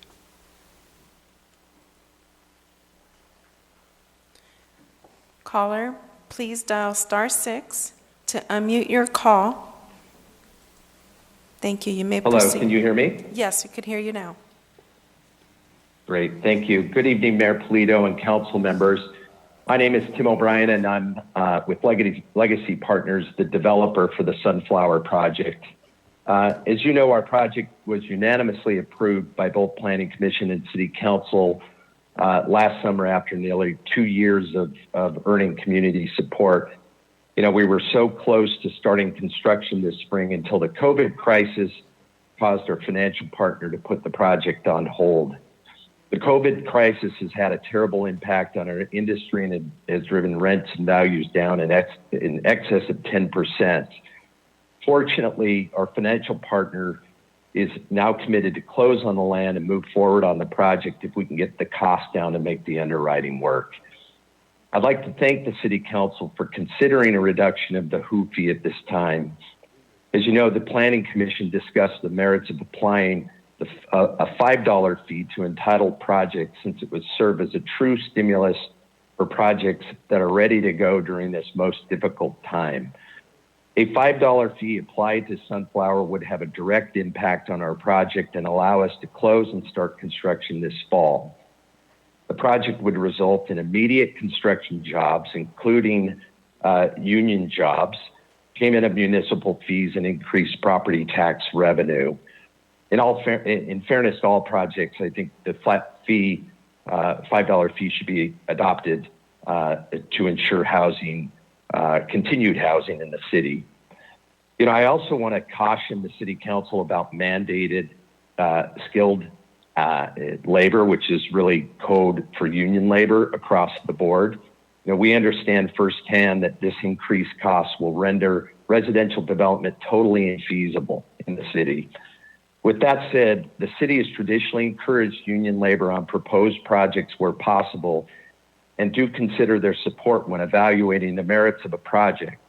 And I think we serve as a great example of a project that worked with union labor and voluntarily entered into an agreement for limited elements in the project. However, the union component alone on Sunflower is costing in excess of $1.2 million, which I believe warrants further consideration for a flat $5 fee for our project. In addition to union jobs, we're implementing a responsible contractor program on the project.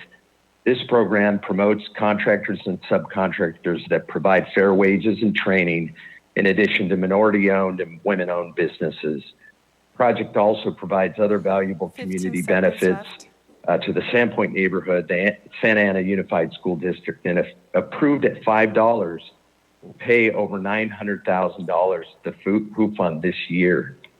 Thank you again for your consideration, and good night. Thank you. Caller with the last three numbers, 521. Please dial *6 to unmute your call, and you may proceed to speak.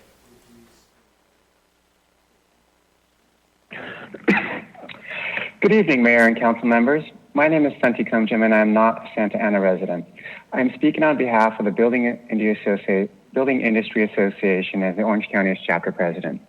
I also work for a multi-family apartment developer, and we currently have about 2,000 units under construction or development throughout the state. The simple fact is that the housing supply in our state, our county, and your city is broken. There are not enough homes, both for rent and for sale, to meet the demands and needs of our population. Quite frankly, the fix to the housing shortfall is simple. Remove the burdens that restrict the supply. What can you specifically do tonight? Reduce the fees that burden new development. Reducing fees is not, contrary to common perception, just putting more money in the developer's pocket. It is, however, helping to get projects to meet minimum financial hurdles to get homes built for your city. With that, I commend you for considering reducing the Housing Opportunity Ordinance fee from $15 to $5 per square foot. As each of you know, not a single permit has been pulled under the $15 per square foot fee amount. That has to tell you something. If you truly want to increase the housing supply in your city, you know how you need to vote. I'm also compelled to caution you against mandating any type of labor in connection with a reduced fee. While the BIA wholeheartedly supports fair and equitable wages and safe working conditions for all workers, I will warn you that mandating labor on market rate and privately funded projects will have dire consequences to the housing supply that you are looking to increase. As an example, a project labor agreement on a high-density apartment project will easily add at least $30 per square foot in construction costs. That is a real number based upon bidding out projects both with and without PLAs. This will, even with reducing the housing opportunity fee, stop all new development under the ordinance. I realize there are complicated social and political issues and decisions like these, but if you believe that your city would benefit from more housing and from actually collecting some funds under the program, the decision should be clear. On behalf of the Building Industry Association, I thank you for bringing this topic forward and considering the positive impacts that reducing this regulation will have. Thank you for your time, and thank you for serving your community. Good luck and good night. Thank you. Caller with the last three numbers, 238, please dial *6 to unmute your call, and you may proceed with your comment. Good evening, Mayor, Council members. Cesar Covarrubias, Executive Director of the Kennedy Commission. Kennedy Commission is a broad coalition of residents and community organizations that advocates for the production of affordable homes for very low and low-income families in Orange County. I want to thank the speakers that have brought some excellent points out. I also want to just express that the Kennedy Commission is opposed to any changes to the Affordable Housing Ordinance, the Housing Opportunity Ordinance, as it's called. And I want to also just paint a clear picture of what Santa Ana is and what Santa Ana is envisioned to be by developers and some council members. I think we are hearing a lot of that we need more housing, that we need housing for Santana, and we agree that we need housing. We need housing that is affordable to families in Santana. And I'll just recite from your own general plan housing element, page 14, which states that 80% of Santana renters are moderate, low, very low, and extremely low income renters. On top of that, you have about 80% of all renters that fall into the moderate and low and very low income category, along with 84% of those renters holding jobs that pay less than $53,000 a year. So truly what we are saying is that the housing that is being proposed to be built here is not going to be affordable to your population in Santana. So who are we building housing for? The current rents in most of the newer apartment developments that have been developed at the market rent are $2,000 to $4,000 a month. Clearly unaffordable to families making $53,000 a year. Clearly unaffordable to working families.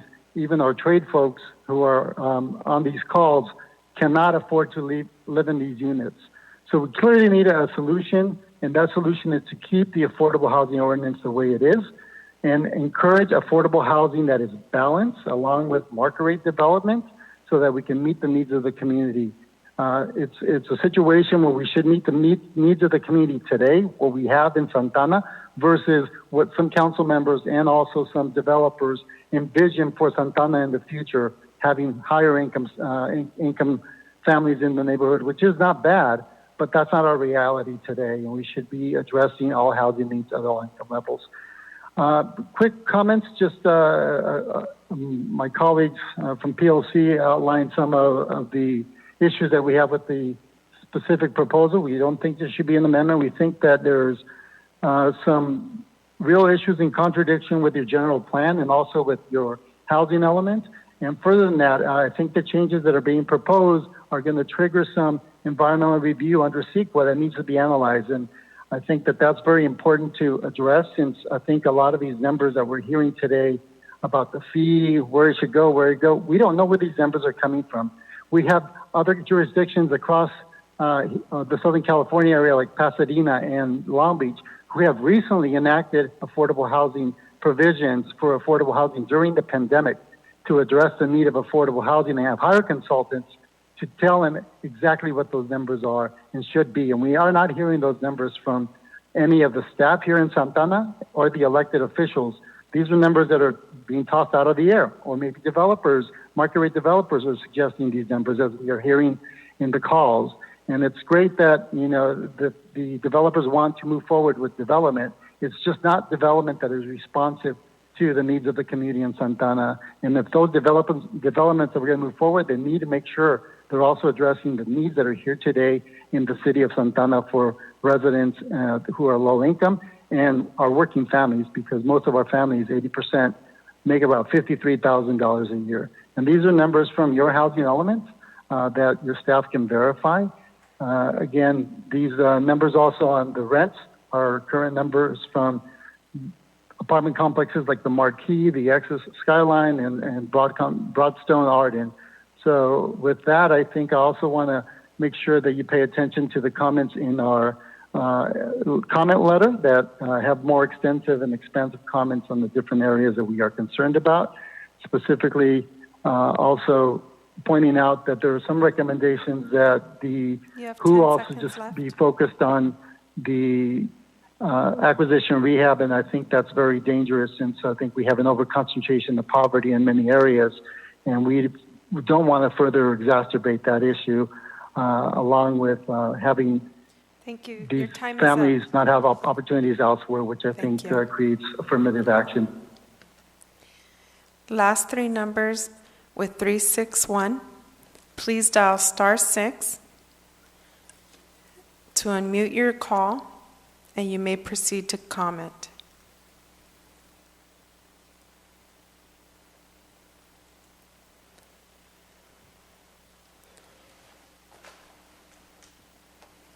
Last three numbers, 361. please dial *6, and you may proceed to comment.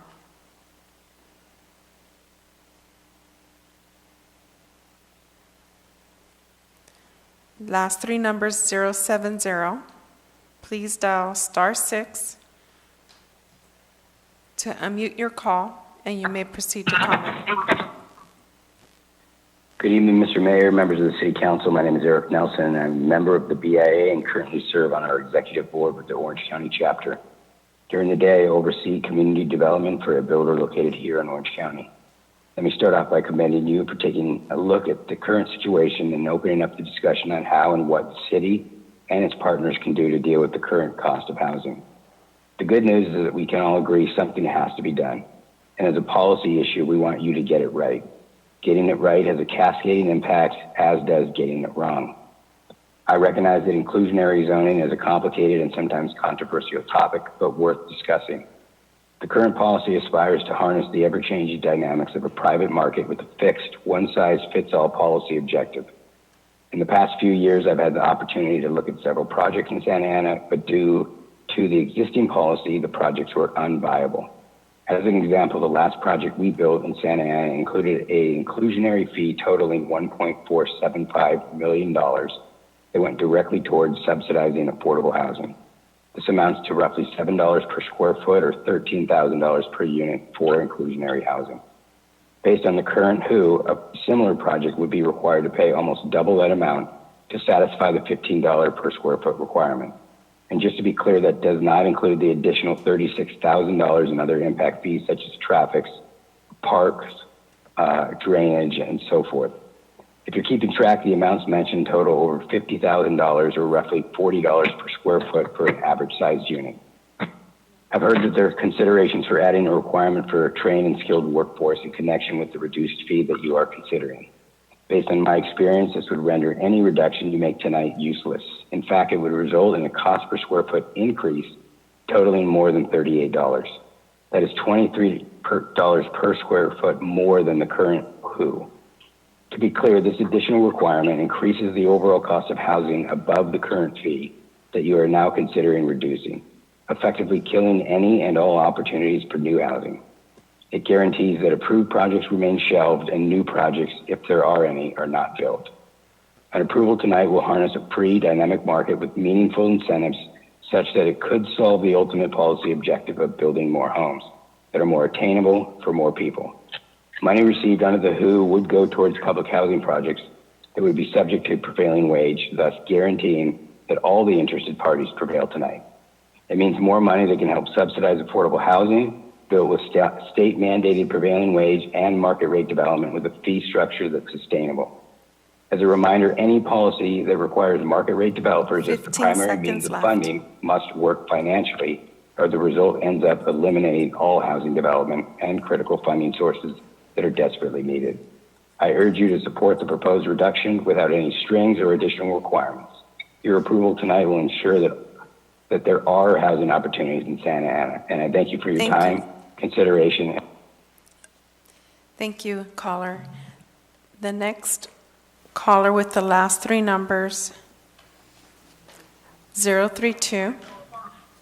Please dial *6, and you may proceed to speak. Hi, I'm Nathaniel Greensides, Ward 5 resident, and I am not in support of this item. I believe that the requirements for developers to either construct or fund affordable housing in the city should actually be increased. Of the options which proposed projects can choose under the Housing Opportunity Ordinance, many developers have been opting for the in lieu fees, which funds affordable housing in Santa Ana. Approving the reduction of in lieu fees will create immediate destabilization of the housing market in our city. Speculation and development devoured many urban and suburban cities in California in 2008. A report from 2018 explains why this is a bad thing. One, when properties are sold to cash-carrying investors for conversion into rentals, prospective homeowners as well as mom-and-pop landlords are crowded out of the market and communities suffer, particularly communities of color. Two, tenants are negatively impacted with large annual rent increases, fee gouging, a high rate of evictions, and rampant habitability issues. Three, developers and huge corporate landlords now lobby all levels of government to advance their own pursuit of profit and not the interest of long-term residents and community stability. The proposed amendments will serve only to allow corporate landlords and developers even bigger than Mycara, to turn quick profits on properties here in Santa Ana at the expense of our community members. Our residents were already housing cost burdened before the pandemic, and now even more so with loss of income due to the pandemic. Additionally, adding in stipulations for skilled and trained workforce will not result in permanent jobs for unionized laborers who may not be past or current residents of our city. The BIA's attempt to confuse the public about this was apparent to me in their sponsored Facebook ads. They argued that the WHO makes projects unviable without offering any substance or evidence. The WHO is and was never a one-size-fits-all solution for development. It is based on the individual merits of each development proposal. Reducing in lieu fees and applicability to projects in our city, subject to the WHO, which would be subject to the WHO, will open the floodgates to outside investors who want to destabilize our city because they care more about profit than people. The notion that $15 per square foot is too expensive for a large developer is questionable, seeing as other cities in the state and nation charge more with similar ordinances. Financially solvent developers who would be subject to the $15 per square foot fee actually do have the money, but it seems that they would rather prioritize profit over people, and for up to 5 years at that, apparently with some of the currently pending projects. It is a shame that these projects would rather let families continue to live in cramped quarters or go homeless instead of funding affordable housing or constructing affordable housing. To solve this issue, the city could work with community-based entities such as community land trusts, which do exist in Santa Ana, and serve as the best means against outside developers destabilizing our city. I sincerely ask the council to not vote in favor of destabilization of our communities and cities. I sincerely ask that the council not participate in prioritizing profit over people. And I'm talking about you, Mr. Solorio. Thank you for your comment. Caller with the last three numbers 008. Please dial *6 to unmute your call and proceed with your comment.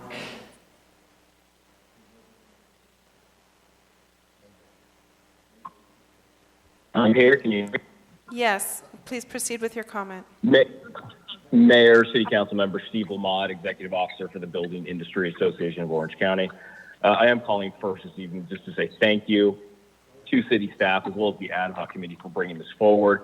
We did submit a letter on behalf of the BIA, the Association, Orange County Business Council, Orange County Heritage Association, Automobile Dealer Association, Orange County Apartment Association, Manufactured Housing Educational Trust, Commercial Real Estate Development Association, the Orange County Realtors, Pacific West Realtors, and the Apartment Association for Orange County. And I just wanted to reiterate this is exactly what the business community needs right now. Our letter goes on to say that housing remains a critical issue. I know that you're aware of this. Studies show we need over 180,000 new units per year. We are producing about 80,000, and the governor wants about 500,000 per year. So this has caused a spike in home prices across the region. On top of this, I don't think I need to say it, but we're in the middle of the pandemic. And when this pandemic is over, we are still in a housing crisis. We have stated on this issue multiple times, builders have also called in, added fees on development are only going to stifle development and ultimately just raise the cost of housing, risking the loss of units in your city. And this is seemingly clear in the city of Santa Ana. Staff has stated that not one builder has pulled the fee or pulled a permit to pay the fee under the current $15 WHO fee since it was raised in 2015. Yet thousands of units have been approved. So the city, and on top of this, the city has also met their current RENA requirement for this cycle. So because of this, because of the pandemic, staff lays out a very clear picture in the staff report as to why the city will benefit, why your affordable housing fund will benefit, and why the Santa Ana economy on top of the business and development community will benefit if you lower the fee to $5 a square foot. And we cannot agree more with it. However, we are asking that those projects in the pipeline, the entitled projects that have been approved, that have not yet pulled permits, also be given the $5 fee. This pandemic, the economic factors laid out by staff do not just affect those that have not yet applied to the city. Those affect greatly those projects that are so close to building. One thing I heard a lot throughout this process is that we're losing out on money, but that's just not true. If the money is not showing up, the money is not there. If we're not building, the money is not coming in. And additionally, we ask that these entitled projects be given a year. I think right now it's scheduled at April 2021 to be eligible for this fee. We are looking for a year on that as well, which was recommended by the Planning Commission. I do want to add caution. I know it was mentioned, adding any specific type of waiver to projects can be detrimental. Quite frankly, I'm not sure what the proposal is recommending today, but again, it's been said, mandating any type of labor can be a problem. If it's a blanket policy, let the applicants, let the certain unions or certain skilled labor force, let them negotiate this at the table. Please do not make a blanket policy to this effect. Thank you. Thank you. Caller with the last three, or actually, it's an unidentified number. If you would please dial *6 from your phone to unmute your call, and then you may proceed to speak.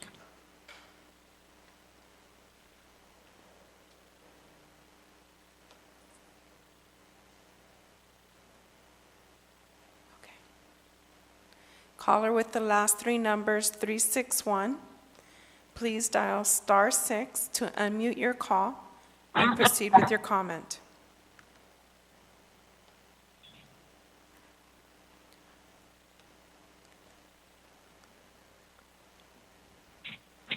Caller, you may proceed with your comment.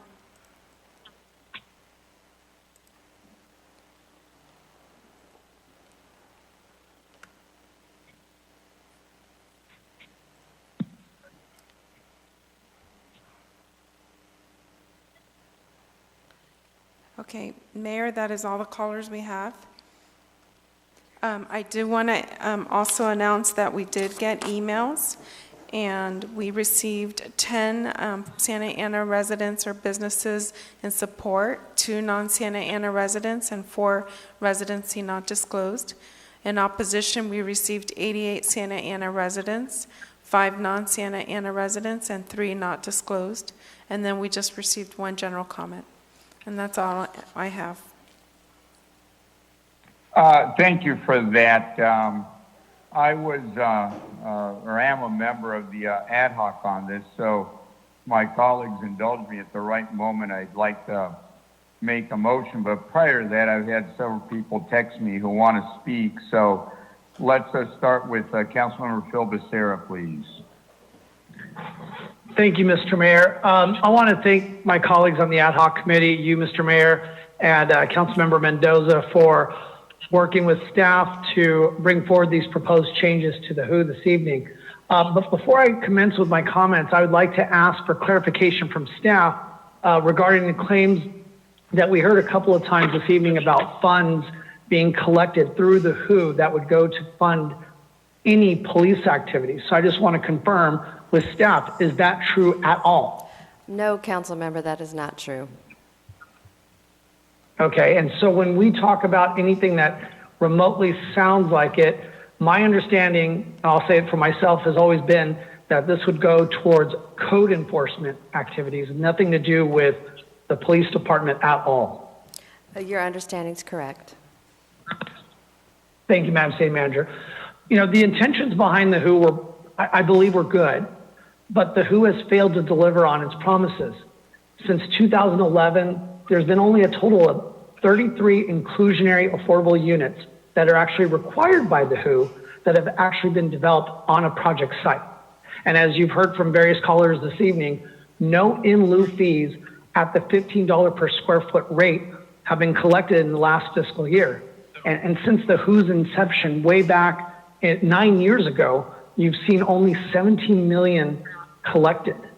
So without being required by the WHO, our city has seen the construction of over 1,000 affordable units, which is 8 times more than the state mandated RENA goals for providing affordable units for our residents. Other cities in Orange County have not met or exceeded their state mandated RENA allocations, at least not at the level that Santa Ana has. And those cities need to step up, like we had the caller from Huntington Beach, who should stop expecting Santa Ana to shoulder her city's responsibility and advocate for who's in their cities and level the playing field across Orange County. Now, I believe that the proposed revisions to the WHO tonight will do much more to help generate revenue for our inclusionary housing fund. Those funds can go towards addressing displacement by renewing affordable covenants currently in place before they expire.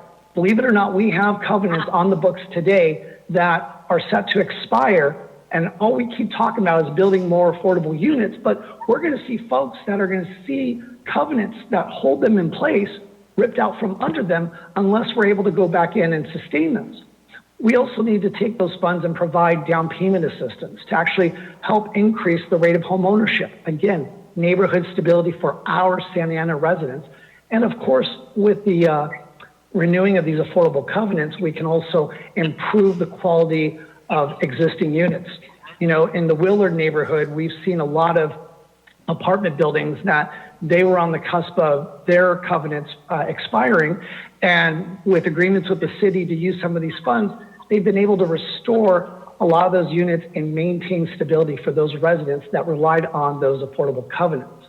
Now, I think that the language that encourages housing builders to use skilled and trained workers to build housing projects in our city is encouraging, but I would like to hear from my colleagues as far as their thoughts on the sufficiency of that language. But the proposed revisions to the WHO will also encourage the building of housing units at all income levels that our city's college graduates and young workforce can move into, rather than being forced to look for contemporary housing options being made in neighboring cities like Anaheim or Costa Mesa or Irvine.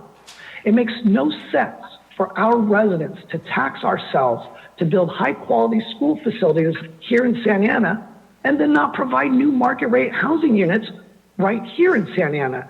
We have these young scholars who are excelling in their careers, and we're forcing them to look elsewhere rather than to be able to have that opportunity to live in their own hometown. So the WHO, without these revisions, is not helping housing affordability in Santa Ana. It is limiting our ability to address the underlying cause of high cost housing, which is, as some callers mentioned, a housing shortage. Those are my comments right now, Mr. Mayor. Thank you for that. Just for formality, I want to make sure the record shows that we have closed the public hearing after the last speaker. And right now we're just listening to comment and thoughts from council members. And again, in a moment, I'd like to make a motion, but is there any comment prior to that? I mean, we can still talk more about the WHO after I make a motion, but if anybody's very eager to speak right now, I'll call on you. Yes, Mr. Mayor, I would like to make a few comments. Please, Councilor Mendoza, go ahead, please. Thank you. I am concerned, just as my colleague, Councilmember Becerra, is that, you know, it's concerning and a little disappointing that our labor unions did not have a fair opportunity to hash out the proposed mandated language with the skilled workforce early on. It is my understanding that we've been doing this revision for a year now, and we didn't have any union concern until 2 weeks ago. So I was just wondering how no one contacted labor about this issue, which involved them significantly. So I got appointed to the committee 2 months ago, and we've only had 2 meetings since then. However, I would like to see about having some kind of compromise. Maybe we could do some kind of mandated language for certain categories. We seem to be throwing language, but just using the word encourage and should, but that is non-committal language. Let's make it happen where we could come together and compromise, because the public, the developers, the unions, everyone has some really good points, and we just need to come together, because I would like to very much see a real commitment to housing and jobs. We need change. We need to change the language referencing skilled and trained workforce to shall. And I know that there's been numbers thrown out that it would increase the expenses from $15 square footage to $60 square footage. But these are rumors. This has not been penciled out. So I'm interested in knowing where the numbers came from and whether staff has factual numbers that we can rely on. So otherwise, we really don't know what the cost is of having mandated workforce language. And I understand that people need housing. However, they also need jobs. And the use of skilled and trained workforce with a local hire component will produce a quality project and get our community much needed jobs. So there has to be a solution where both can be achieved at reasonable cost without stopping developers from taking interest in our city. I think we could have a project that have been entitled to be required to use skilled and trained workforce, and we could use this as a compromise. It would still attract others that are yet not entitled, and holding those entitled to help us create skilled, trained workforce, and then we can put the local hire component into it. This means jobs in our community and continued working with existing developers and new developers. Santa Ana is prime land.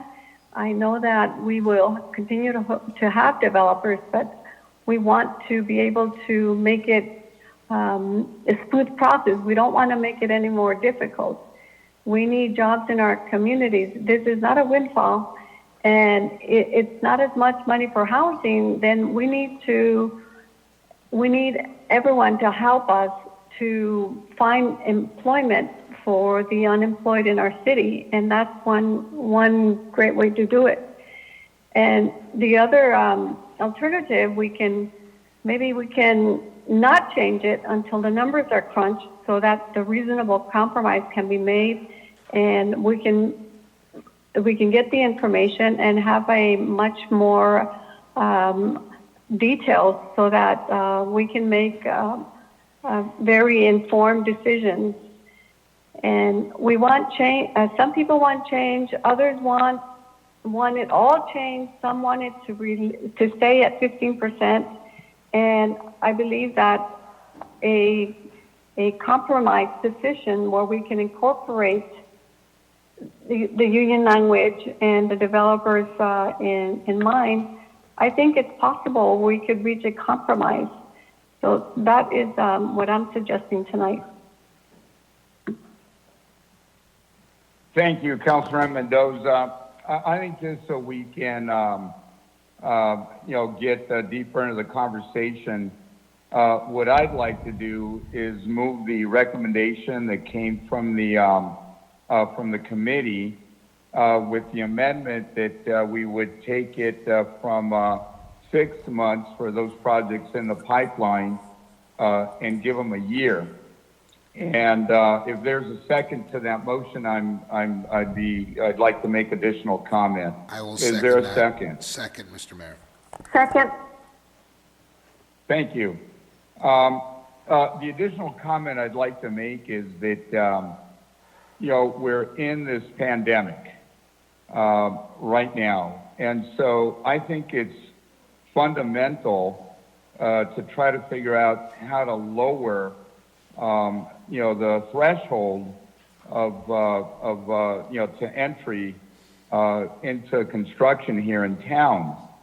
And right now, I think is not the moment to add additional requirements of any type, because it'll discourage construction.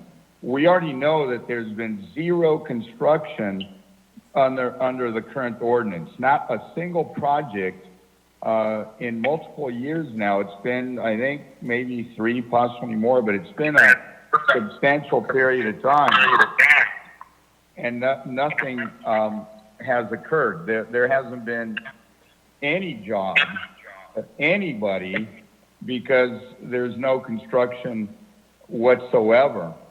So I would think for now it would be most prudent to try to stimulate things. And look, this may not do it. we might take this action, and if the economy really, really, really goes upside down, it could be that nobody's going to build anyways. But they're certainly not going to build something that they couldn't build in good times. You know, even in the last few years where we've had good times, nobody has built at that other level. So anyways, additional thoughts, please. Mr. Mayor, this is... anybody else want to speak? Yeah, this is Councilmember Peñalosa. Yes, please, Councilmember, go ahead. Yeah, thank you. I just had a couple concerns with the recommended amendments from the ad hoc committee, specifically to Code Section 41-1904, which is the in lieu fee.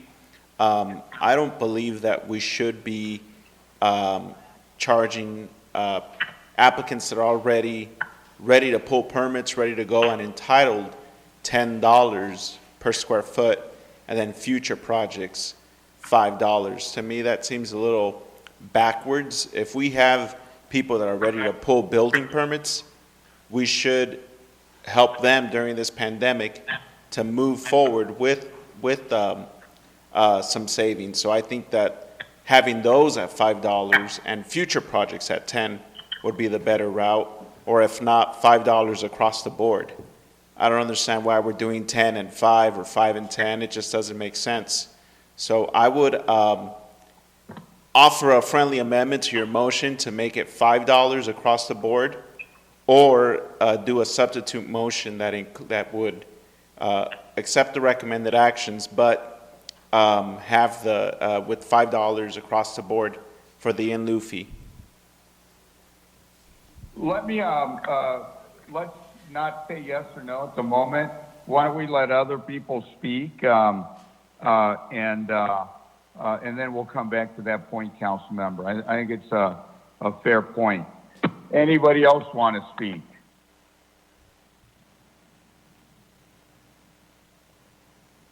Councilmember Solario, do you want to speak? I think I saw your name. Sure, I'll say some things. I know we've had similar conversations over the past about 6 months, and I think the general consensus has been to help folks through this pandemic, because a lot of projects are on hold with all the uncertainty in financial markets, et cetera. So I'm very supportive of the financing changes as recommended, or going to $5 on both. And I know as we think about what we do at this meeting, there is going to be a second reading.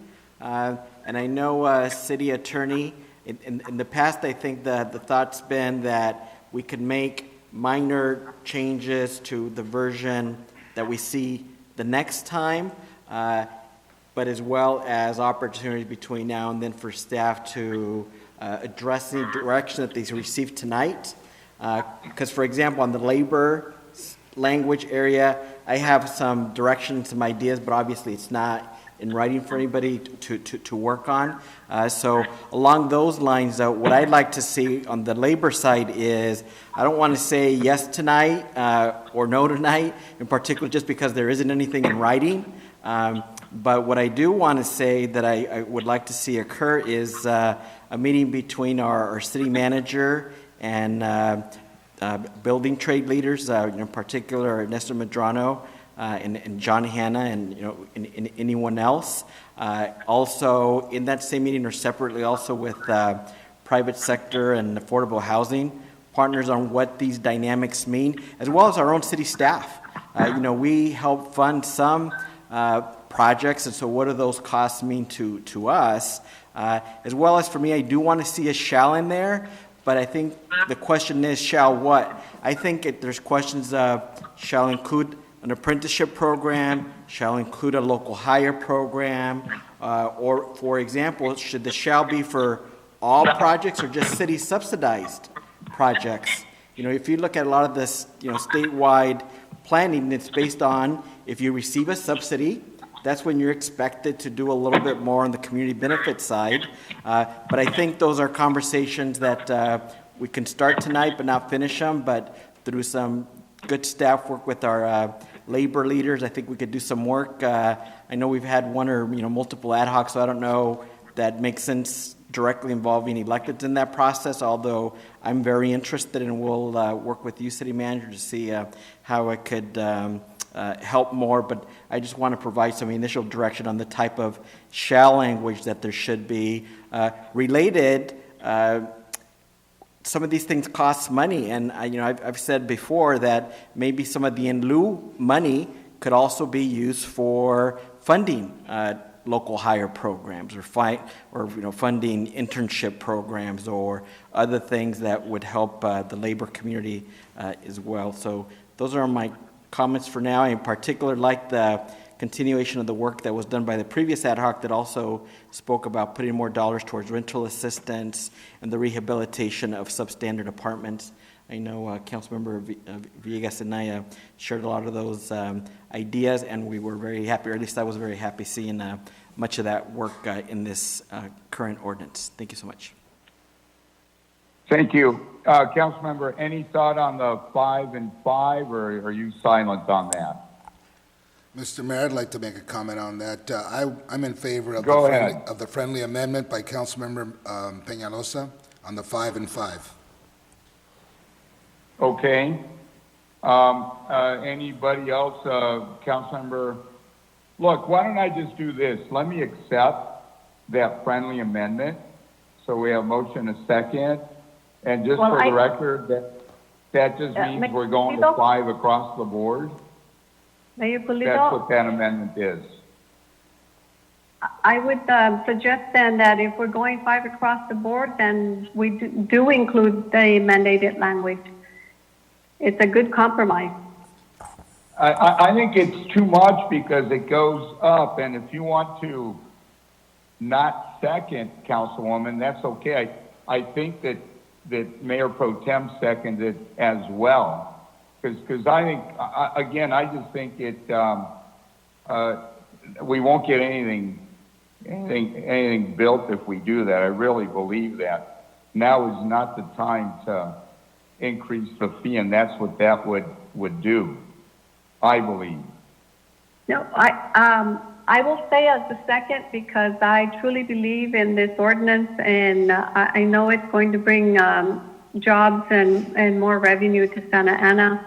I just wanted to include our working families so that our unions were considered for employment and for project building, and so that they are part of this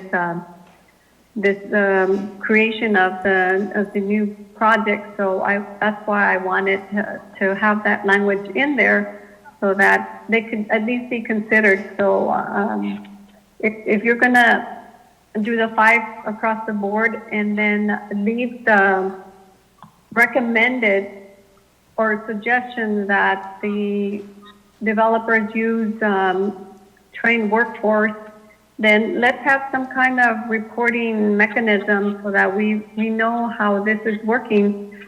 So as this is being reviewed again in 2 years, then we can look to see how this has worked for our community.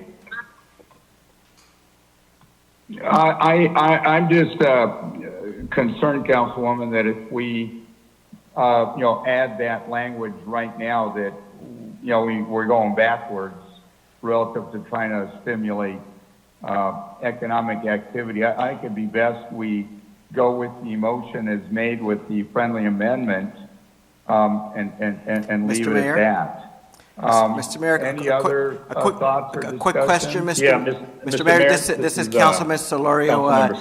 My question is, Mr. Mayor, are you okay with our city manager meeting with our labor leaders to see what some other options might be for the labor language? Because again, really, we just don't have anything in writing right now to edit or amend, and I think the city manager talking with Ernesto Medrano and John Hann, I think would be helpful to them and helpful to us today and moving forward. So are you supportive of that, Mr. Mayor? Or meeting? Look, meeting or talking, I am, but I That's don't all. want... That's all. Thank you. this motion to imply that we're, going to go to a shall. I really think, but I'd just a rather meeting. have an up or down Just a vote meeting, yeah, just a meeting, Mr. Mayor. on what's Thank you. on the table, with the amendments. But again, if they want to talk and meet with the city manager, I don't have any problem with that. Thank you. All right. Yes, So we have. Mr. Mayor? Let's go. Yes. Do you mind if I make a comment? Please go ahead. I know my comments aren't probably going to move anybody. This is Councilmember Sarmiento. I've just been listening to, I think, everybody who's participated on 2 ad hocs, 185A on this matter. So, Madam City Attorney, I know I received something from somebody, and there's questions about even that sort of daisy chain conversation about this subject matter issue. So you might want to maybe look at that. I know there was a revised rule on that last year that we should take a look at. But who I do want to speak to is the members of the public and the residents. I think, as we're talking about, the private sector market rate developers and skilled labor, the folks we aren't talking about are 80% of our residents who live below the moderate income level and are earning less than $50,000 a year. So, this is all great, and I actually was open-minded initially to working with some of our developers who were pretty far along, I thought, who had good projects and had worked diligently to produce good products and pay in lieu fees, and these were Legacy and the Heidler-Lacey projects. What those conversations began as were relief efforts during this pandemic, and these were temporary relief efforts during this pandemic so we could spur development. Unfortunately, what's happened is, this has turned into something that is really an abandonment and a shifting in priorities away from serving the families that we're supposed to represent and giving them an opportunity to live in a dignified place and saying, look, we're going to start producing market rate and producing a lot more of it. If you look at our own housing element, it shows, and the RENA numbers show that all we needed to provide were 90 units to hit our RENA moderate housing level. What we did is we produced over 2,400 units. That's way more than we needed. And who's that housing for? Those market rate units aren't for our families. They aren't for our working families. They can't afford those rents. As somebody was saying, those rents are at $2,000 to $4,000 a month. That's just not, feasible for them. And I think all of us complain about parking, traffic, overcrowded conditions. We have families, 2 and 3 families living to a unit because they can't pay rent by themselves. We have children studying and living in closets in very, very terrible conditions as they're going back to school and having to distance learn and being home. So look, I don't know who we're serving. I think that we've certainly taken a departure from where we were. And I know that people have mentioned that since 2015, nobody's paid these permits. Well, I know for a fact, after the 2016 election, people were running around saying, don't pay these. We're going to go ahead and work to reduce these fees or eliminate these fees. In fact, there was an 85A, I recall, that was going to place a moratorium or attempted to place a moratorium on this to go to 0. And I think, that attempt has been made. Those discussions have been had. So look, I understand that, the pendulum has shifted the other way. We're no longer talking about taking care of our families that reside here. But I do recall lessons from 2525 when we all said we're going to listen to our residents. And we've had people writing us. We've had people waiting for over 6 hours to talk to us and saying, this is not a good thing. This is not a good time. But we're going to ignore them once again and move ahead with what we think is right. Now, there's obviously this back and forth between whether or not labor is going to be even going to have a place here. Look, this has turned into, a debacle, I think, and it's unfortunate because, Santa Ana is not like any of the other 33 cities in this county. We have some of the lowest AMI in the state, and we have folks that are barely making a living, and they're living paycheck to paycheck. So, look, I know that the pendulum swung back to where a lot of folks want it to be, But remember, November is right around the corner, and it's going to swing back again. So, look, all I want to say is, you know, it's unfortunate to those members of the public who we're turning our back on. I certainly feel bad about it. I think we could have done a very good job on this and given some temporary relief to some of those developments that were very close to being built, adjusting the rate, something that makes sense. But look, this has turned into, you know, just a windfall for everybody. And I think there's a lot more behind this than just simple adjustments. I think there's just promises that have been made. And that's very unfortunate to do that on the backs of our residents. Those are my comments. Mr. Mayor, I'd like to make a comment. Mr. Yes, Mayor, go I'd like to ahead. make a comment. So we have enough affordable housing, according to the staff, to last us for the next 7 years. We have been a champion on affordable housing here in this city. You know, some of these folks, they talk about how, you know, we don't have enough housing, and then we want to push.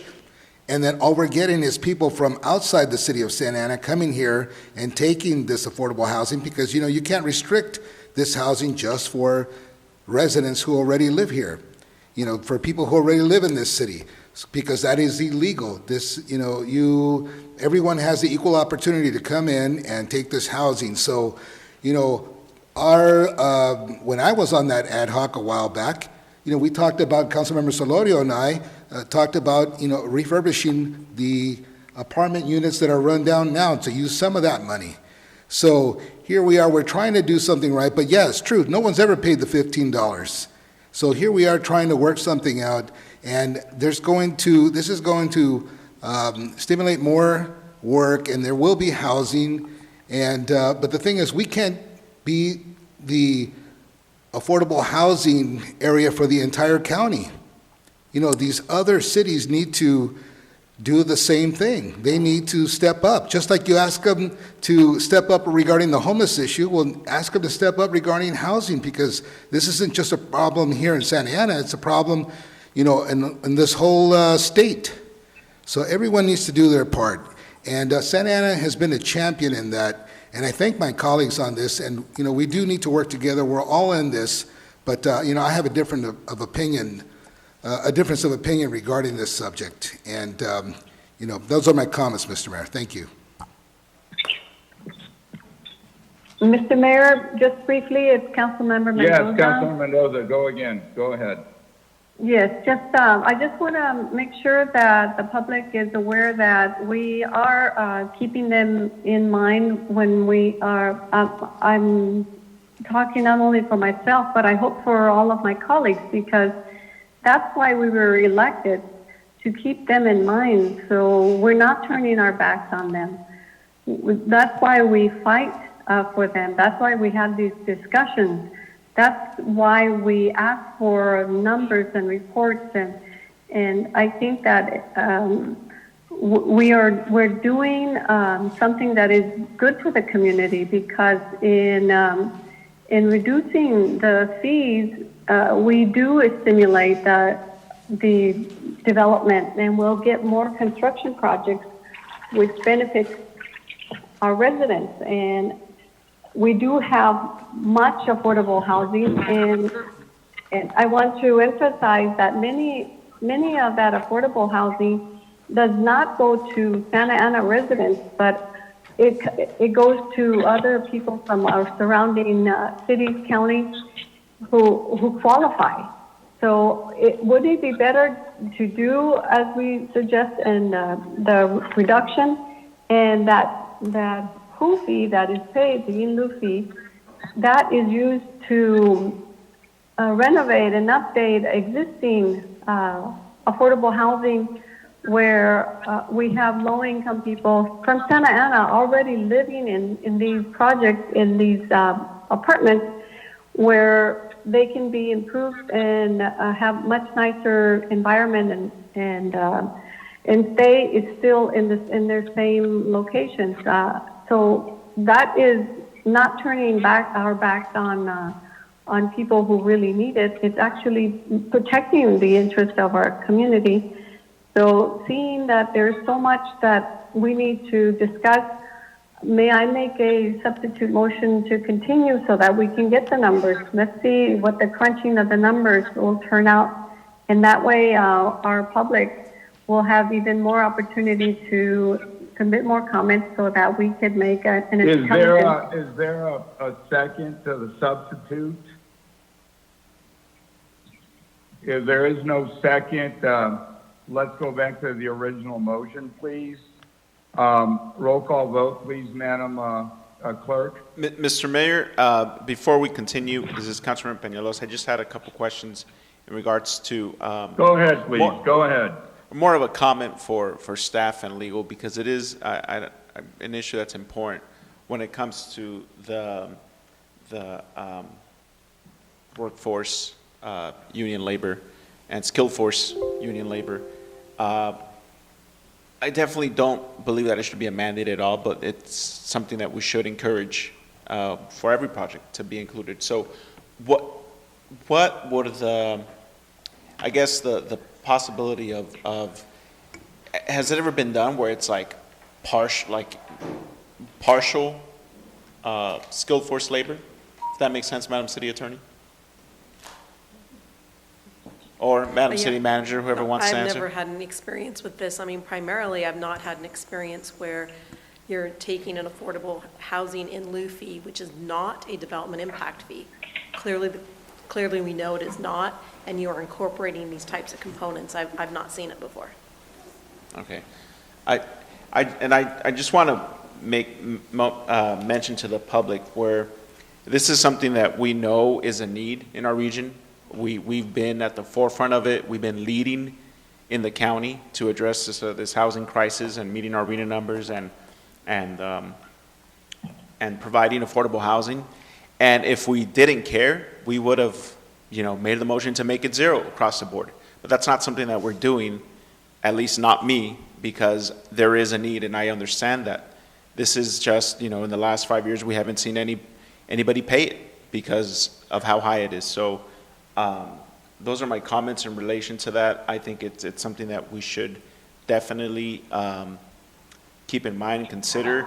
Do I think there should be a 2-year review period?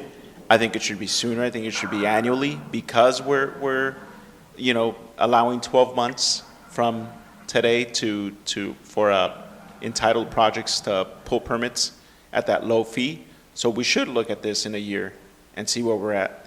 And maybe it becomes an annual thing. Not sure if that should be included in the amendment, but that's my final comment. Thank you. What I would suggest, Councilmember, there's a lot on this motion already. Leave it as is, and then a future council, can decide. Okay, we want X or Y or Z. But right now, there's been a lot of discussion, not just amongst ourselves, but a lot of folks out there that are impacted by this directly or indirectly. So if I may, what I'd like to do, if we all understand the motion, I'd like to ask the clerk to please do a roll call vote. Can the motion be read for the public? Mayor, if you want to, go ahead. Mayor, I was just going to offer to repeat what my understanding is with the motion that's out there. The motion is out there to adopt or introduce the first reading of the amendment to the WHO, with the two amendments being making it across the board $5 for both new developers and those that are entitled but not permitted, and then providing those entitled but not permitted a time period of 12 months as opposed to 6 months to pull their permits. And that is correct. And by permitted, I meant those that are in the pipeline. So that is correct.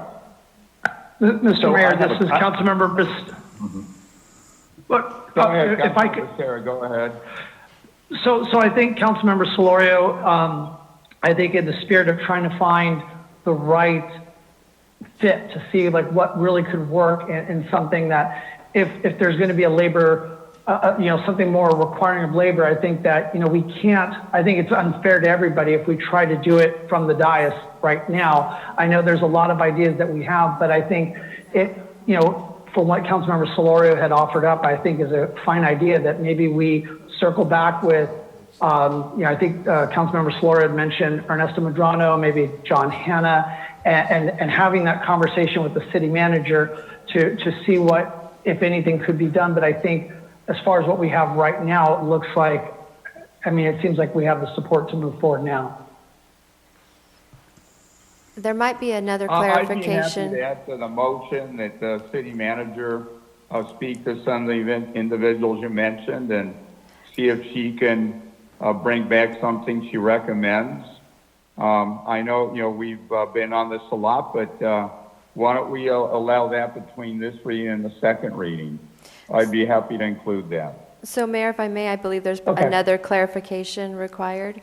So with the adjustment of the entitled but not permitted down to 5, there was a question as to, well, what would happen at the 12 months if they did not permit their project? And it would be my understanding it would go up to $15. It would revert back to $15. So that's just the clarification. Correct.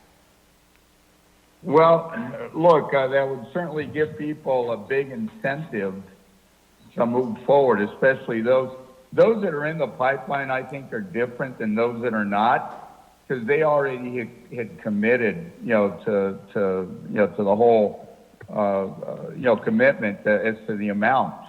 But yeah, I think what you just said would work, and I think that'll definitely get people to, get off the dime. And if they're going to build it, they're going to build it, and if they're not, they're not. But I mean, the whole point of this was, again, to try to stimulate things due to the pandemic. So if we're ready, I'd like to go back. We still have another public hearing after this. So, Madam Clerk, if you can call the roll, please. Okay, Councilman. Just for clarification purposes, I was under the impression the initial motion was that it was 10 and 5. And I amended it, and you are correct. Councilor Peñalosa made a friendly amendment, and in the discussion, I indicated I would accept that amendment.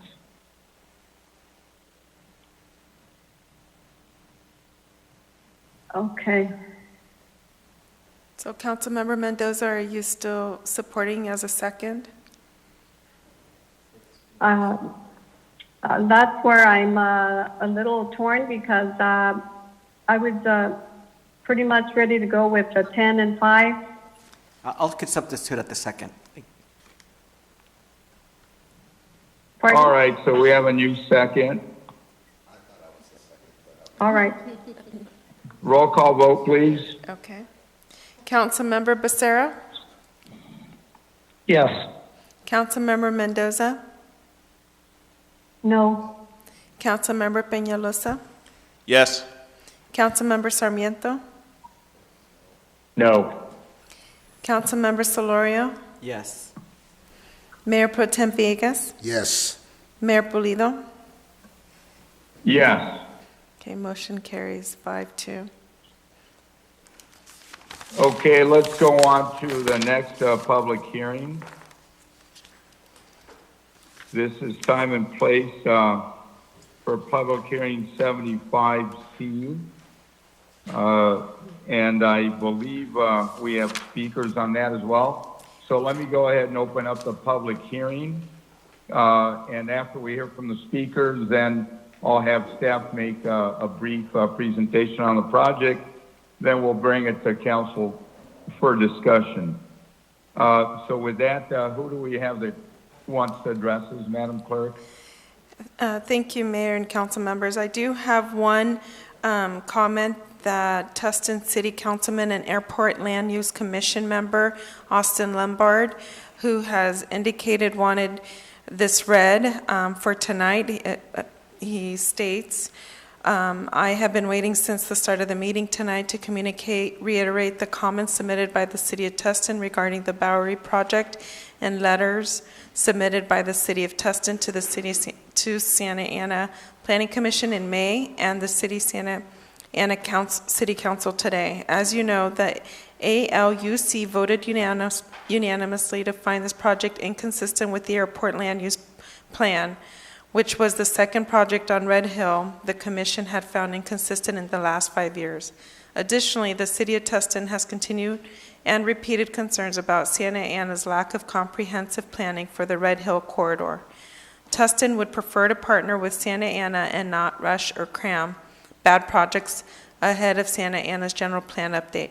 This project is deficient in park, open space, lacks traffic mitigation measures, and completely ignores Tustin's legitimate land use planning concerns.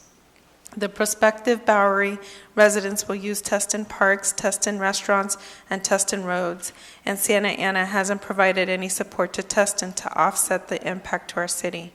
This is despite Tustin reaching out and extending an offer to coordinate on development. Why now? Why this project? Why this location? Please continue this project until after Santa Ana approves its general plan amendment around its targeted fall 2020 timeline. And let's partner on the Red Hill corridor instead of pitching projects over the 55 freeway without cooperating with neighboring cities. Tustin is here to help. Let's do it together. Please continue this project or deny it. It's premature, it's unplanned, and it's not supported by your residents or ours. And with that, I also have several emails that were received, excuse me, and 10 Santa Ana residents in support, 2 non-Santa Ana residents, and 4 residency not disclosed. We had 88 Santa Ana residents opposed, 5 non-Santa Ana residents in opposition, and 3 residency not disclosed. And then we had 1 general comment. And with that, I have additional callers that are waiting to speak. And a caller with the last 3 numbers, 477. Please dial *6 to unmute your call, and you may proceed to speak. Well, good morning, Mayor, Mayor Pro Tem, and the rest of the City Council. This is Dale Helbig, 30-year resident of Ward 3. As Daisy mentioned, the Airport Land Use Commission voted 6-0 and found the project inconsistent. What this also means is the liability for the city increases. The Airport Land Use Commission followed up their disapproval with a letter dated July 29th, which is also in your package, that states that the California Public Utility Commission's California Public Utility Code section states that if you guys overrule this, the airport shall be immune from liability for damages or property or personal injury caused by a resulting directly or indirectly from public agency decisions to overrule the Commission's actions or recommendations. What this means is we are on the hook for an accident. Since the airport has been in existence, there's been over 57 accidents at or around the airport. The latest one was in August of 2018 when a Cessna crashed into a Staples parking lot in Santa Ana. There was another accident where a plane burst into flames on the 405 in 2017, and another one where a plane crashed just north of this proposed site on Edinger and the 55 freeway. So we're not immune from possible accidents, and we are putting ourselves in the way of having a big libel suit take place. The Airport Commission's duties are to protect the general welfare of the public, and I think we ought to be looking at protecting the residents of the city of Santa Ana as well.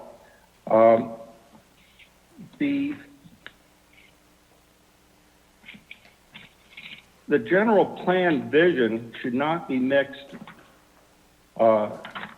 just for mixed-use, high-density housing. It should also be for revenue-generating businesses. Right now, the general plan is,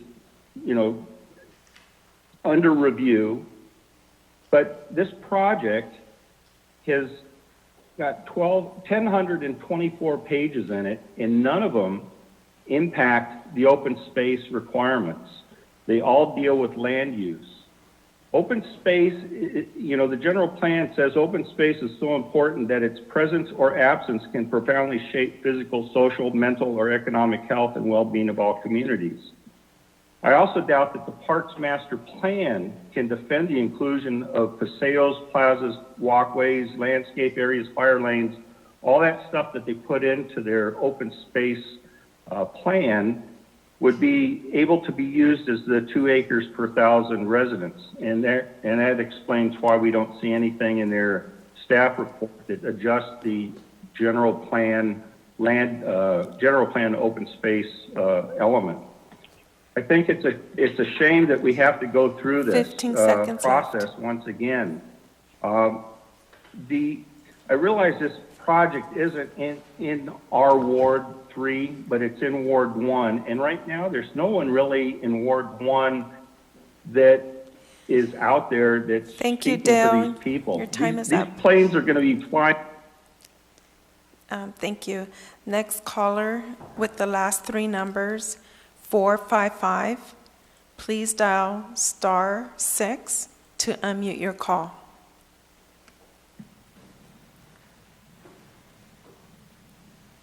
Hello.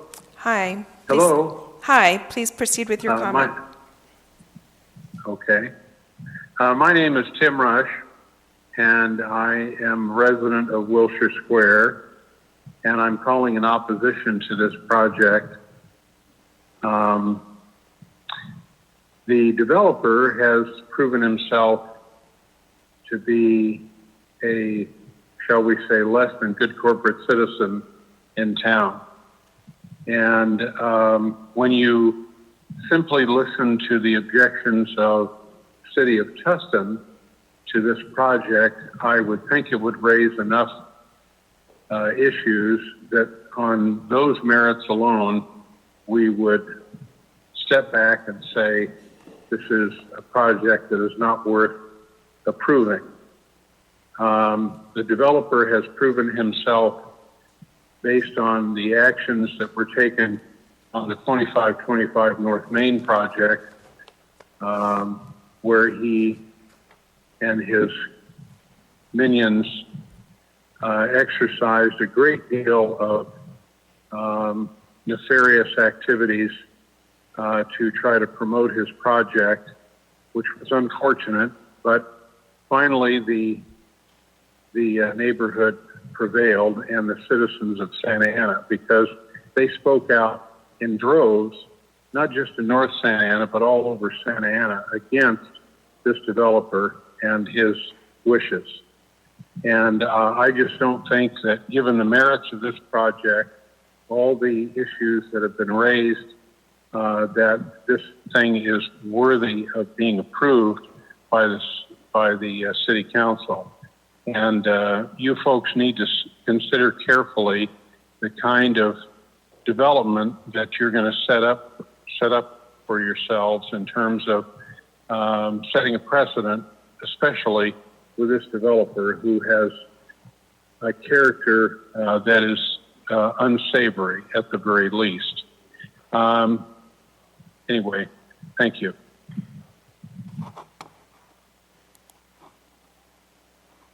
Thank you. Caller with the last 3 numbers, 361. Please dial *6 to unmute your call, and then you may proceed to speak. Hi, this is John Hanna again, a resident of Orange, but have lived in Santa Ana for 35 years. And I actually represent that area on my college board. So I can have comment, and I do care about the people who live and work there. I support this, and the carpenters support this project. What I've heard to date is a lot of character assassination about the developer, and I don't think that's the issue. The issue is, nobody's perfect. There's a lot of developers that have done pretty well tonight. And here's a developer who actually is going to come very close to having a skilled and trained workforce. And he doesn't need he's not trying to link that to anything. He's just going to do it because he thinks it makes good business sense. And so those are the kind of people that we should reward. Yeah, and so I want to say on this project, this is going to be a revenue generating project for the city. And it's going to be a magnet between this and the Heritage Project to incentivize Santa Ana businesses to locate there and to be an alternative. So the only option other would be to go to the Tustin restaurants. But I think this, if you get enough people there, it's going to create business income and revenue for Santa Ana. This is an underutilized land use right now with the industrial. And the last thing I want to say is the concern that somebody expressed about Tustin. Really? Let me tell you what Tustin did, and I have the experience. Tustin sued to try and to keep Santa Ana Unified and Rancho Santiago Community College District from getting what was in their jurisdiction on the Tustin Air Base. Our college district had to spend $1 million. The Santa Ana Unified had to spend $1.5 million. And the mayor's been around long enough that he remembers that. But for Loretta Sanchez and Lou Correa helping us out and good lawyers, Santa Ana students, we wouldn't have Godinez High School. That's the money that was involved there that paid for Godinez High School. And we wouldn't have the Sheriff's Training Academy where it is right now if we would have relied on Tustin. Tustin didn't want Latino students in that area where they were going to have residential housing. So anybody who's basing their decision on worrying about Tustin, and I'm a Tustin High alumnus. 10 seconds I left. think they're not representing the people of Santa Ana. This will be a great benefit for Santa Ana, and I strongly urge this council to get behind this project and make sure that Your time is up. Thank you, caller. you're going to have something there. Caller with the last three numbers, 008. Please dial *6 to unmute your call. Then you may proceed with your comment. Okay, can you hear me? Yes, we can hear you. Thank you. Perfect. Mayor, City Council members, Steve Lamont over at the Building Industry Association of Orange County. Nice to speak to you again. I figured I would just stay on since we're past midnight here and pushing 1 o'clock. But we do want to support this project here tonight. I think most of what I was going to say has been said. I said it not just 30 minutes ago. We are in a time where we need to get building. We need units. As I said, even when we exit this pandemic, however that looks, we still need housing units. This project will not just add housing units to a job-rich area of the county, which even as most of us are working from home, I was at my office today, there's still a lot of people in this area. This is a job-rich area. It's revitalizing an old industrial site to include significant private and public open space, restaurants, retail, even fees for the city. It was also mentioned by the most recent caller. This is what the city wants to see. A developer moving forward and contemplating a skilled and trained workforce, not being mandated by the city, but being able to do it based on the way the market conditions are. When evaluating these housing projects, it is important to remember that they do spark economic growth and prosperity for years to come, as has been mentioned consistently. And so now more important than ever, we urge the City Council to consider these economic benefits and this development as a positive to not just the city, but just to the workforce and hopefully to your residents, your younger residents, and the individuals that you would like to stay in your city once they graduate college, once they graduate high school. Thank you. Thank you. Caller with the last three numbers, 032. Please dial *6 to unmute your call. Then you may proceed with your comment. Hello, City Council. This is Nathaniel Greensides, Ward 5 resident. I'm listening to a lot of the public comments for this particular public hearing about this particular part of Santa Ana, which spills over the 55 freeway into Irvine, Orange, and Tustin. It becomes apparent that those particular cities have a vested interest in keeping Santa Ana away from their borders. The recent threats of litigation over the environmental impact of these of buildings and projects in this area of Santa Ana, it was rendered clear during the temporary homeless shelter proposal that they did not want homeless people bordering their cities. My concern with this project, however, is more so that it's a great project and it's going to construct housing, but my concern is that it's going to be kind of like what we see on the TV in South Korea, where they set up at the borders these fake towns, and no person who currently lives in Santa Ana is going to be able to afford to live in these units. And so, yes, we'll be able to construct really nice housing in that section of Santa Ana, where currently it's mostly industrial, but I'm concerned that we're doing it in bad faith, and that if we're to proceed with constructing high-quality housing, such as this proposal, that it does, that, as always, continue to take into account the needs of current and past residents who've been pushed out because of high prices. And what we do see when new money comes into an area, with it increases the cost of living. And when new money comes into an area, it increases property taxes, it increases the cost of groceries and just doing regular shopping. And that, in turn, doesn't work for the vast majority of folks who have been here and made the city as great as it is today. So please, I encourage you all to take into consideration the folks who were previously in Santa Ana and currently still in Santa Ana. Thank you. Thank you. Caller with the last three numbers, 885, please dial *6 to unmute your call and then proceed with your comment.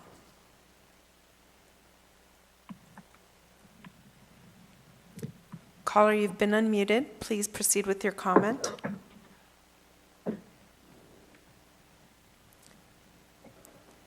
Caller, you have been unmuted. Please proceed with your comment.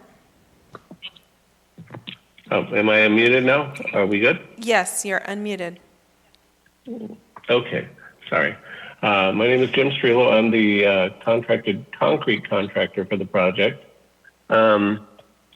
We have partnered with Vidyard to bring union carpenters, laborers, finishers to the project.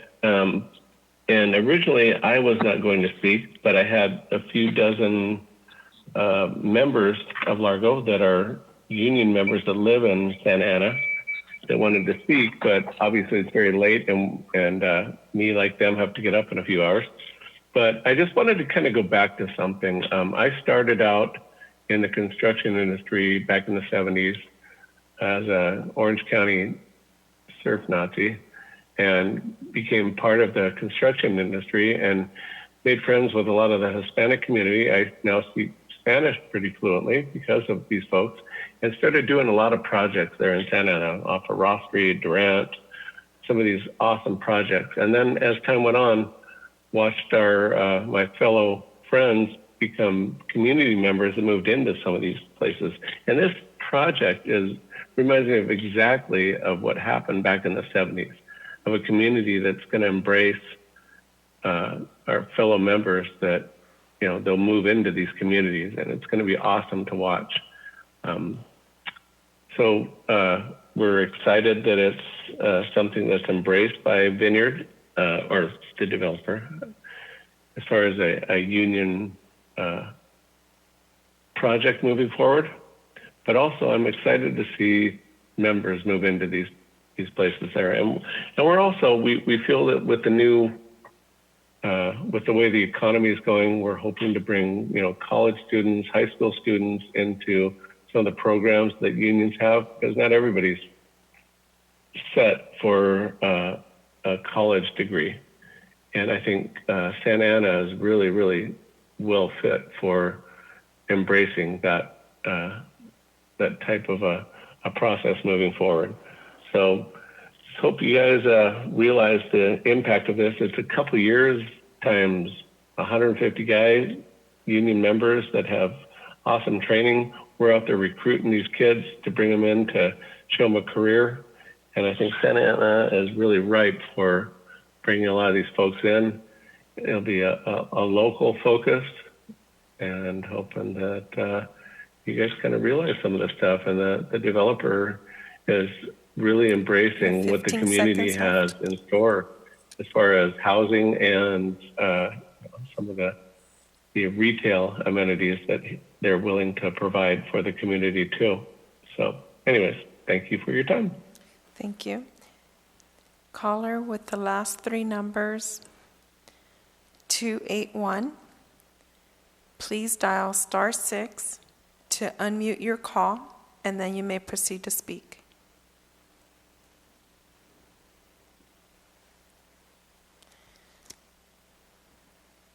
Okay, caller with the last three numbers, 068. Please dial *6 to unmute your call, then you may proceed to speak.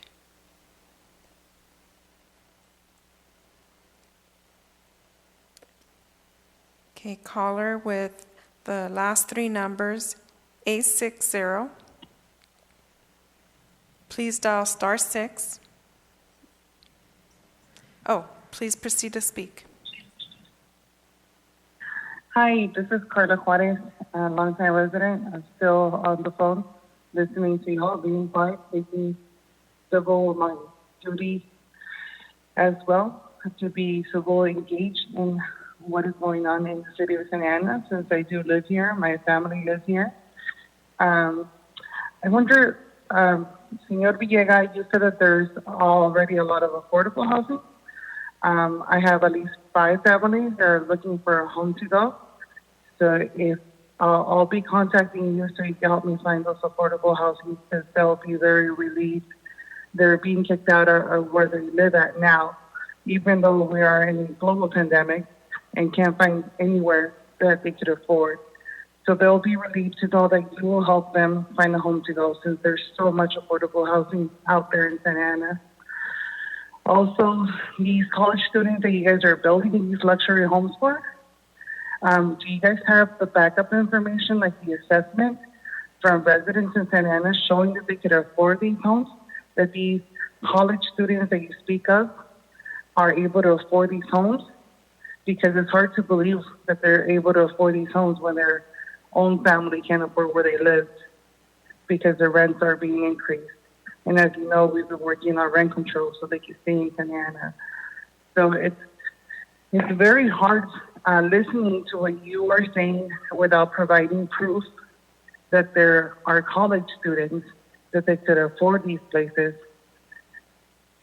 So I'll be reaching out to Mr. Villegas and also Mrs. Mendoza. You said that there's a lot of affordable housing. So these families are going to be happy and relieved to know that they're going to be able to stay in Santa Ana.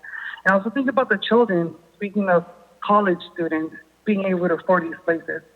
A lot of the kids are being displaced from Santa Ana Unified School District because their parents can't afford to live here. So a lot of these kids are going to the neighborhood cities because they can't afford to live in Santa Ana.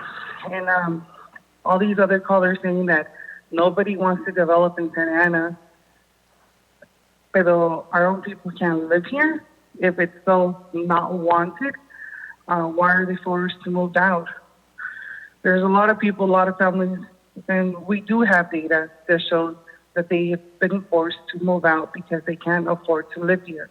And the housing you guys are providing is still luxury homes that they can't afford. So I'm looking forward to see the data that proves that there's college students from Santa Ana being able to afford to live in these places. I am 37, and I'm not able to afford to live in 10 luxury seconds homes left. that cost $2,000 a month.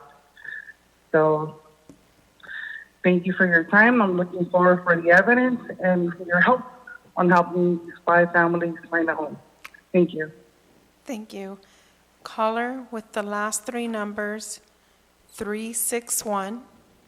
Please dial *6 to unmute your call, and then you may proceed to speak. Caller with the last three numbers, 361. Please unmute your call by dialing *6, and you may proceed to speak. Yeah. This is John Hanna. I already spoke, Oh, so I don't know why it came on twice. But Thank you. But thank you. And then caller with the last three numbers 281. Dial *6. Then you may proceed to speak.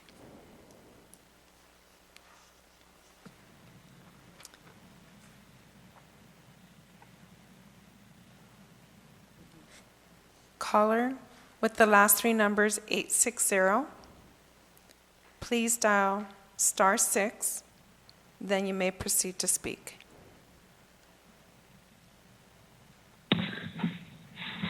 Good morning, Mr. Mayor, council members. My name is Will Winkenhofer, and I'm representing the applicant this evening.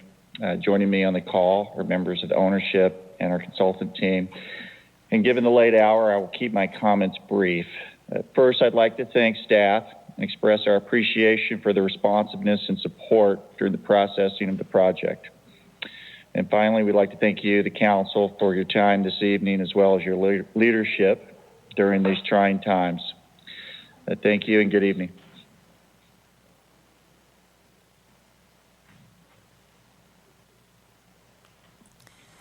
Thank you. Mayor, that was all the calls that we have.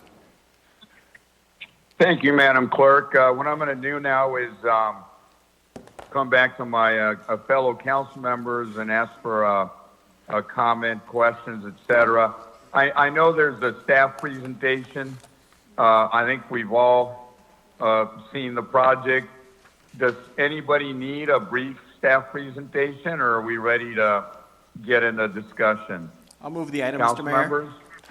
Move the item. Mayor, would you like to close the hearing before proceeding? Yeah, I'll close the public hearing. Okay, there's a motion by Councilmember Solario. I want to make a comment, Mr. Mayor. Go ahead, Mayor Pro Tem. Thank you. Is Just there a wanna- second to the motion? I'll second. All right, we have a motion from Sarmiento. Go ahead, Mayor Pro Tem. Thank you, Mr. Mayor. Just wanted to address the young lady that called in and talked about housing. You know, my comments were that we have enough affordable housing in the pipeline for the next 7 years. We meet our numbers, and there is a lot of affordable housing here. But yeah, you're probably right. It is taken up because there's people that come from outside of the city that take it. And, you know, we can't just say this is for us. That is illegal to do. So the more we build, the more we invite from the outside, they're going to take some because that's just a fact. That we cannot tell, even though our preference is to help, and it's in our policies, our preference is to help people that are from Santa Ana to be first, but it's illegal to tell, you know, to prohibit somebody who is not a resident to apply and to be in the affordable housing. So that's why I was saying my comments were that the other cities need to step up. We can't take the brunt of everything, you know, regarding affordable housing. I mean, Santa Ana is already, you know, very full. We have to start building up because there's no parking, and that's one of the main problems that we have. There's no parking. There's so many people here, and there's a lot of wear and tear in the city because we're very, very dense. And in regards to the college people, well, I think that was the other council member. That's my comment, Mr. Mayor. Thank you. Thank you. All right, it's after 1 o'clock here in the morning. We have a motion and a second. People wish to make additional comment or discussion? If not, Mr. Mayor? Questions. Yes. I have a question for staff.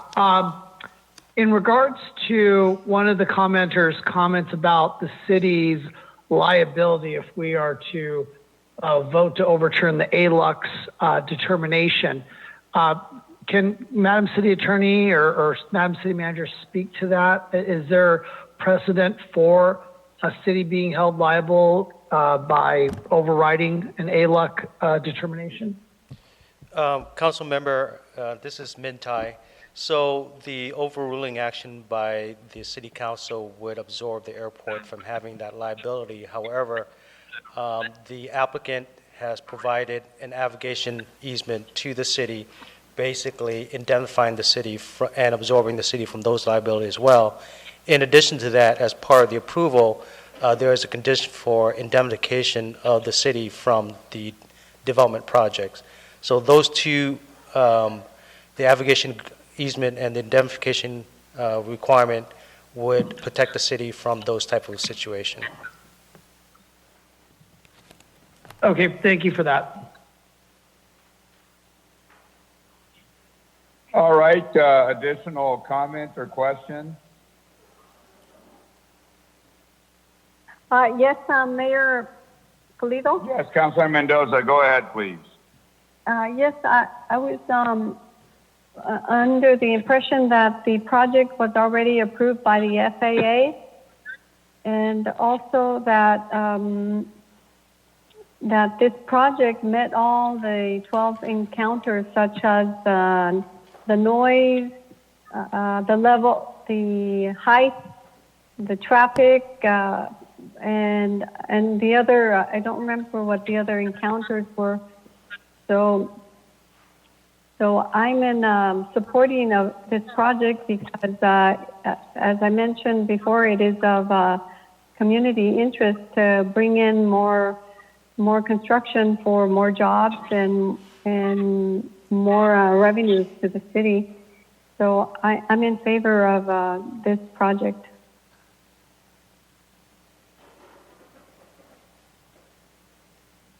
All right. Look, I think we can all make more comments, but if folks are ready, I think we all know a lot about this project. I'd rather just do a roll call vote unless there's opposition to that. Madam Clerk, roll call vote, please. Councilmember Becerra? Yes. Councilmember Mendoza? Yes. Councilmember Peñalosa? Yes. Councilmember Sarmiento? Yes. Councilmember Solorio? Yes. Mayor Pro Tem Villegas? No. Mayor Pulido? No. Motion carries. So with that, 5-2. motion carries. Let's go on. The people that are wanting the 85As, how about if we roll them over to the next council meeting? Are you guys up for that, or you want to keep going? I'll second that. Mayor, this is Councilmember Becerra. For 85A, I'd like to go ahead and withdraw it for this meeting and possibly bring it back for the next meeting. All right, let's do that. What about 85B? Just a quick question for the city attorney, Madam City Attorney. I'm not sure how time sensitive this is because there is a timeline on being able to allow the council to make a decision on this. Because if we bring it back, we're basically giving direction at the next meeting for staff to bring it back to us for consideration. So, any thoughts on this disrupting that timeline? I think the only thing I would say is that whenever a citizen is a proponent on an initiative on that item that you're referring to, the city council does not have to hold a special election. It can actually put that election off until the next general municipal election. So in this case, I don't see, if the council were to make that policy decision and you were to go to a general municipal election, you have almost a whole year to make that decision. So I don't think that will prejudice the outcome. All right, so for the benefit of having maybe the public comment on this one as they have this time around, I'm fine if it doesn't prejudice the issue. Okay. All right, 85C. Ditto. All right, so any brief or non-council comment? If we don't have council comment, I'd like to just ask the city manager anything that you're dying to tell us. I'll pass, sir. You're very wise. So with that, any council comments? I just one quick one. I just want to inform my colleagues that the city manager will give us an update on the COVID testing, seeing that it's so late, so we'll get that by email. Yes, they're doing a lot of work on that. I think more than email, when they come to your district or neighborhoods, you ought to go out there and see what they're doing. They're doing a ton of work. But with that, let's just go ahead and adjourn this meeting. We've gone late enough. Oh, Have a one good more, night, one more. everybody. Hold Yes, on, one go more. ahead. Just please adjourn in honor of the educator who we honored tonight, Ms. Romero Cruz. Well, happy to do so. Madam Clerk, can you note for the record that we're closing the meeting in honor of Romero Cruz, please? Yes. Thank you. Thank you, Councilman Mendoza. Have a good night, everybody.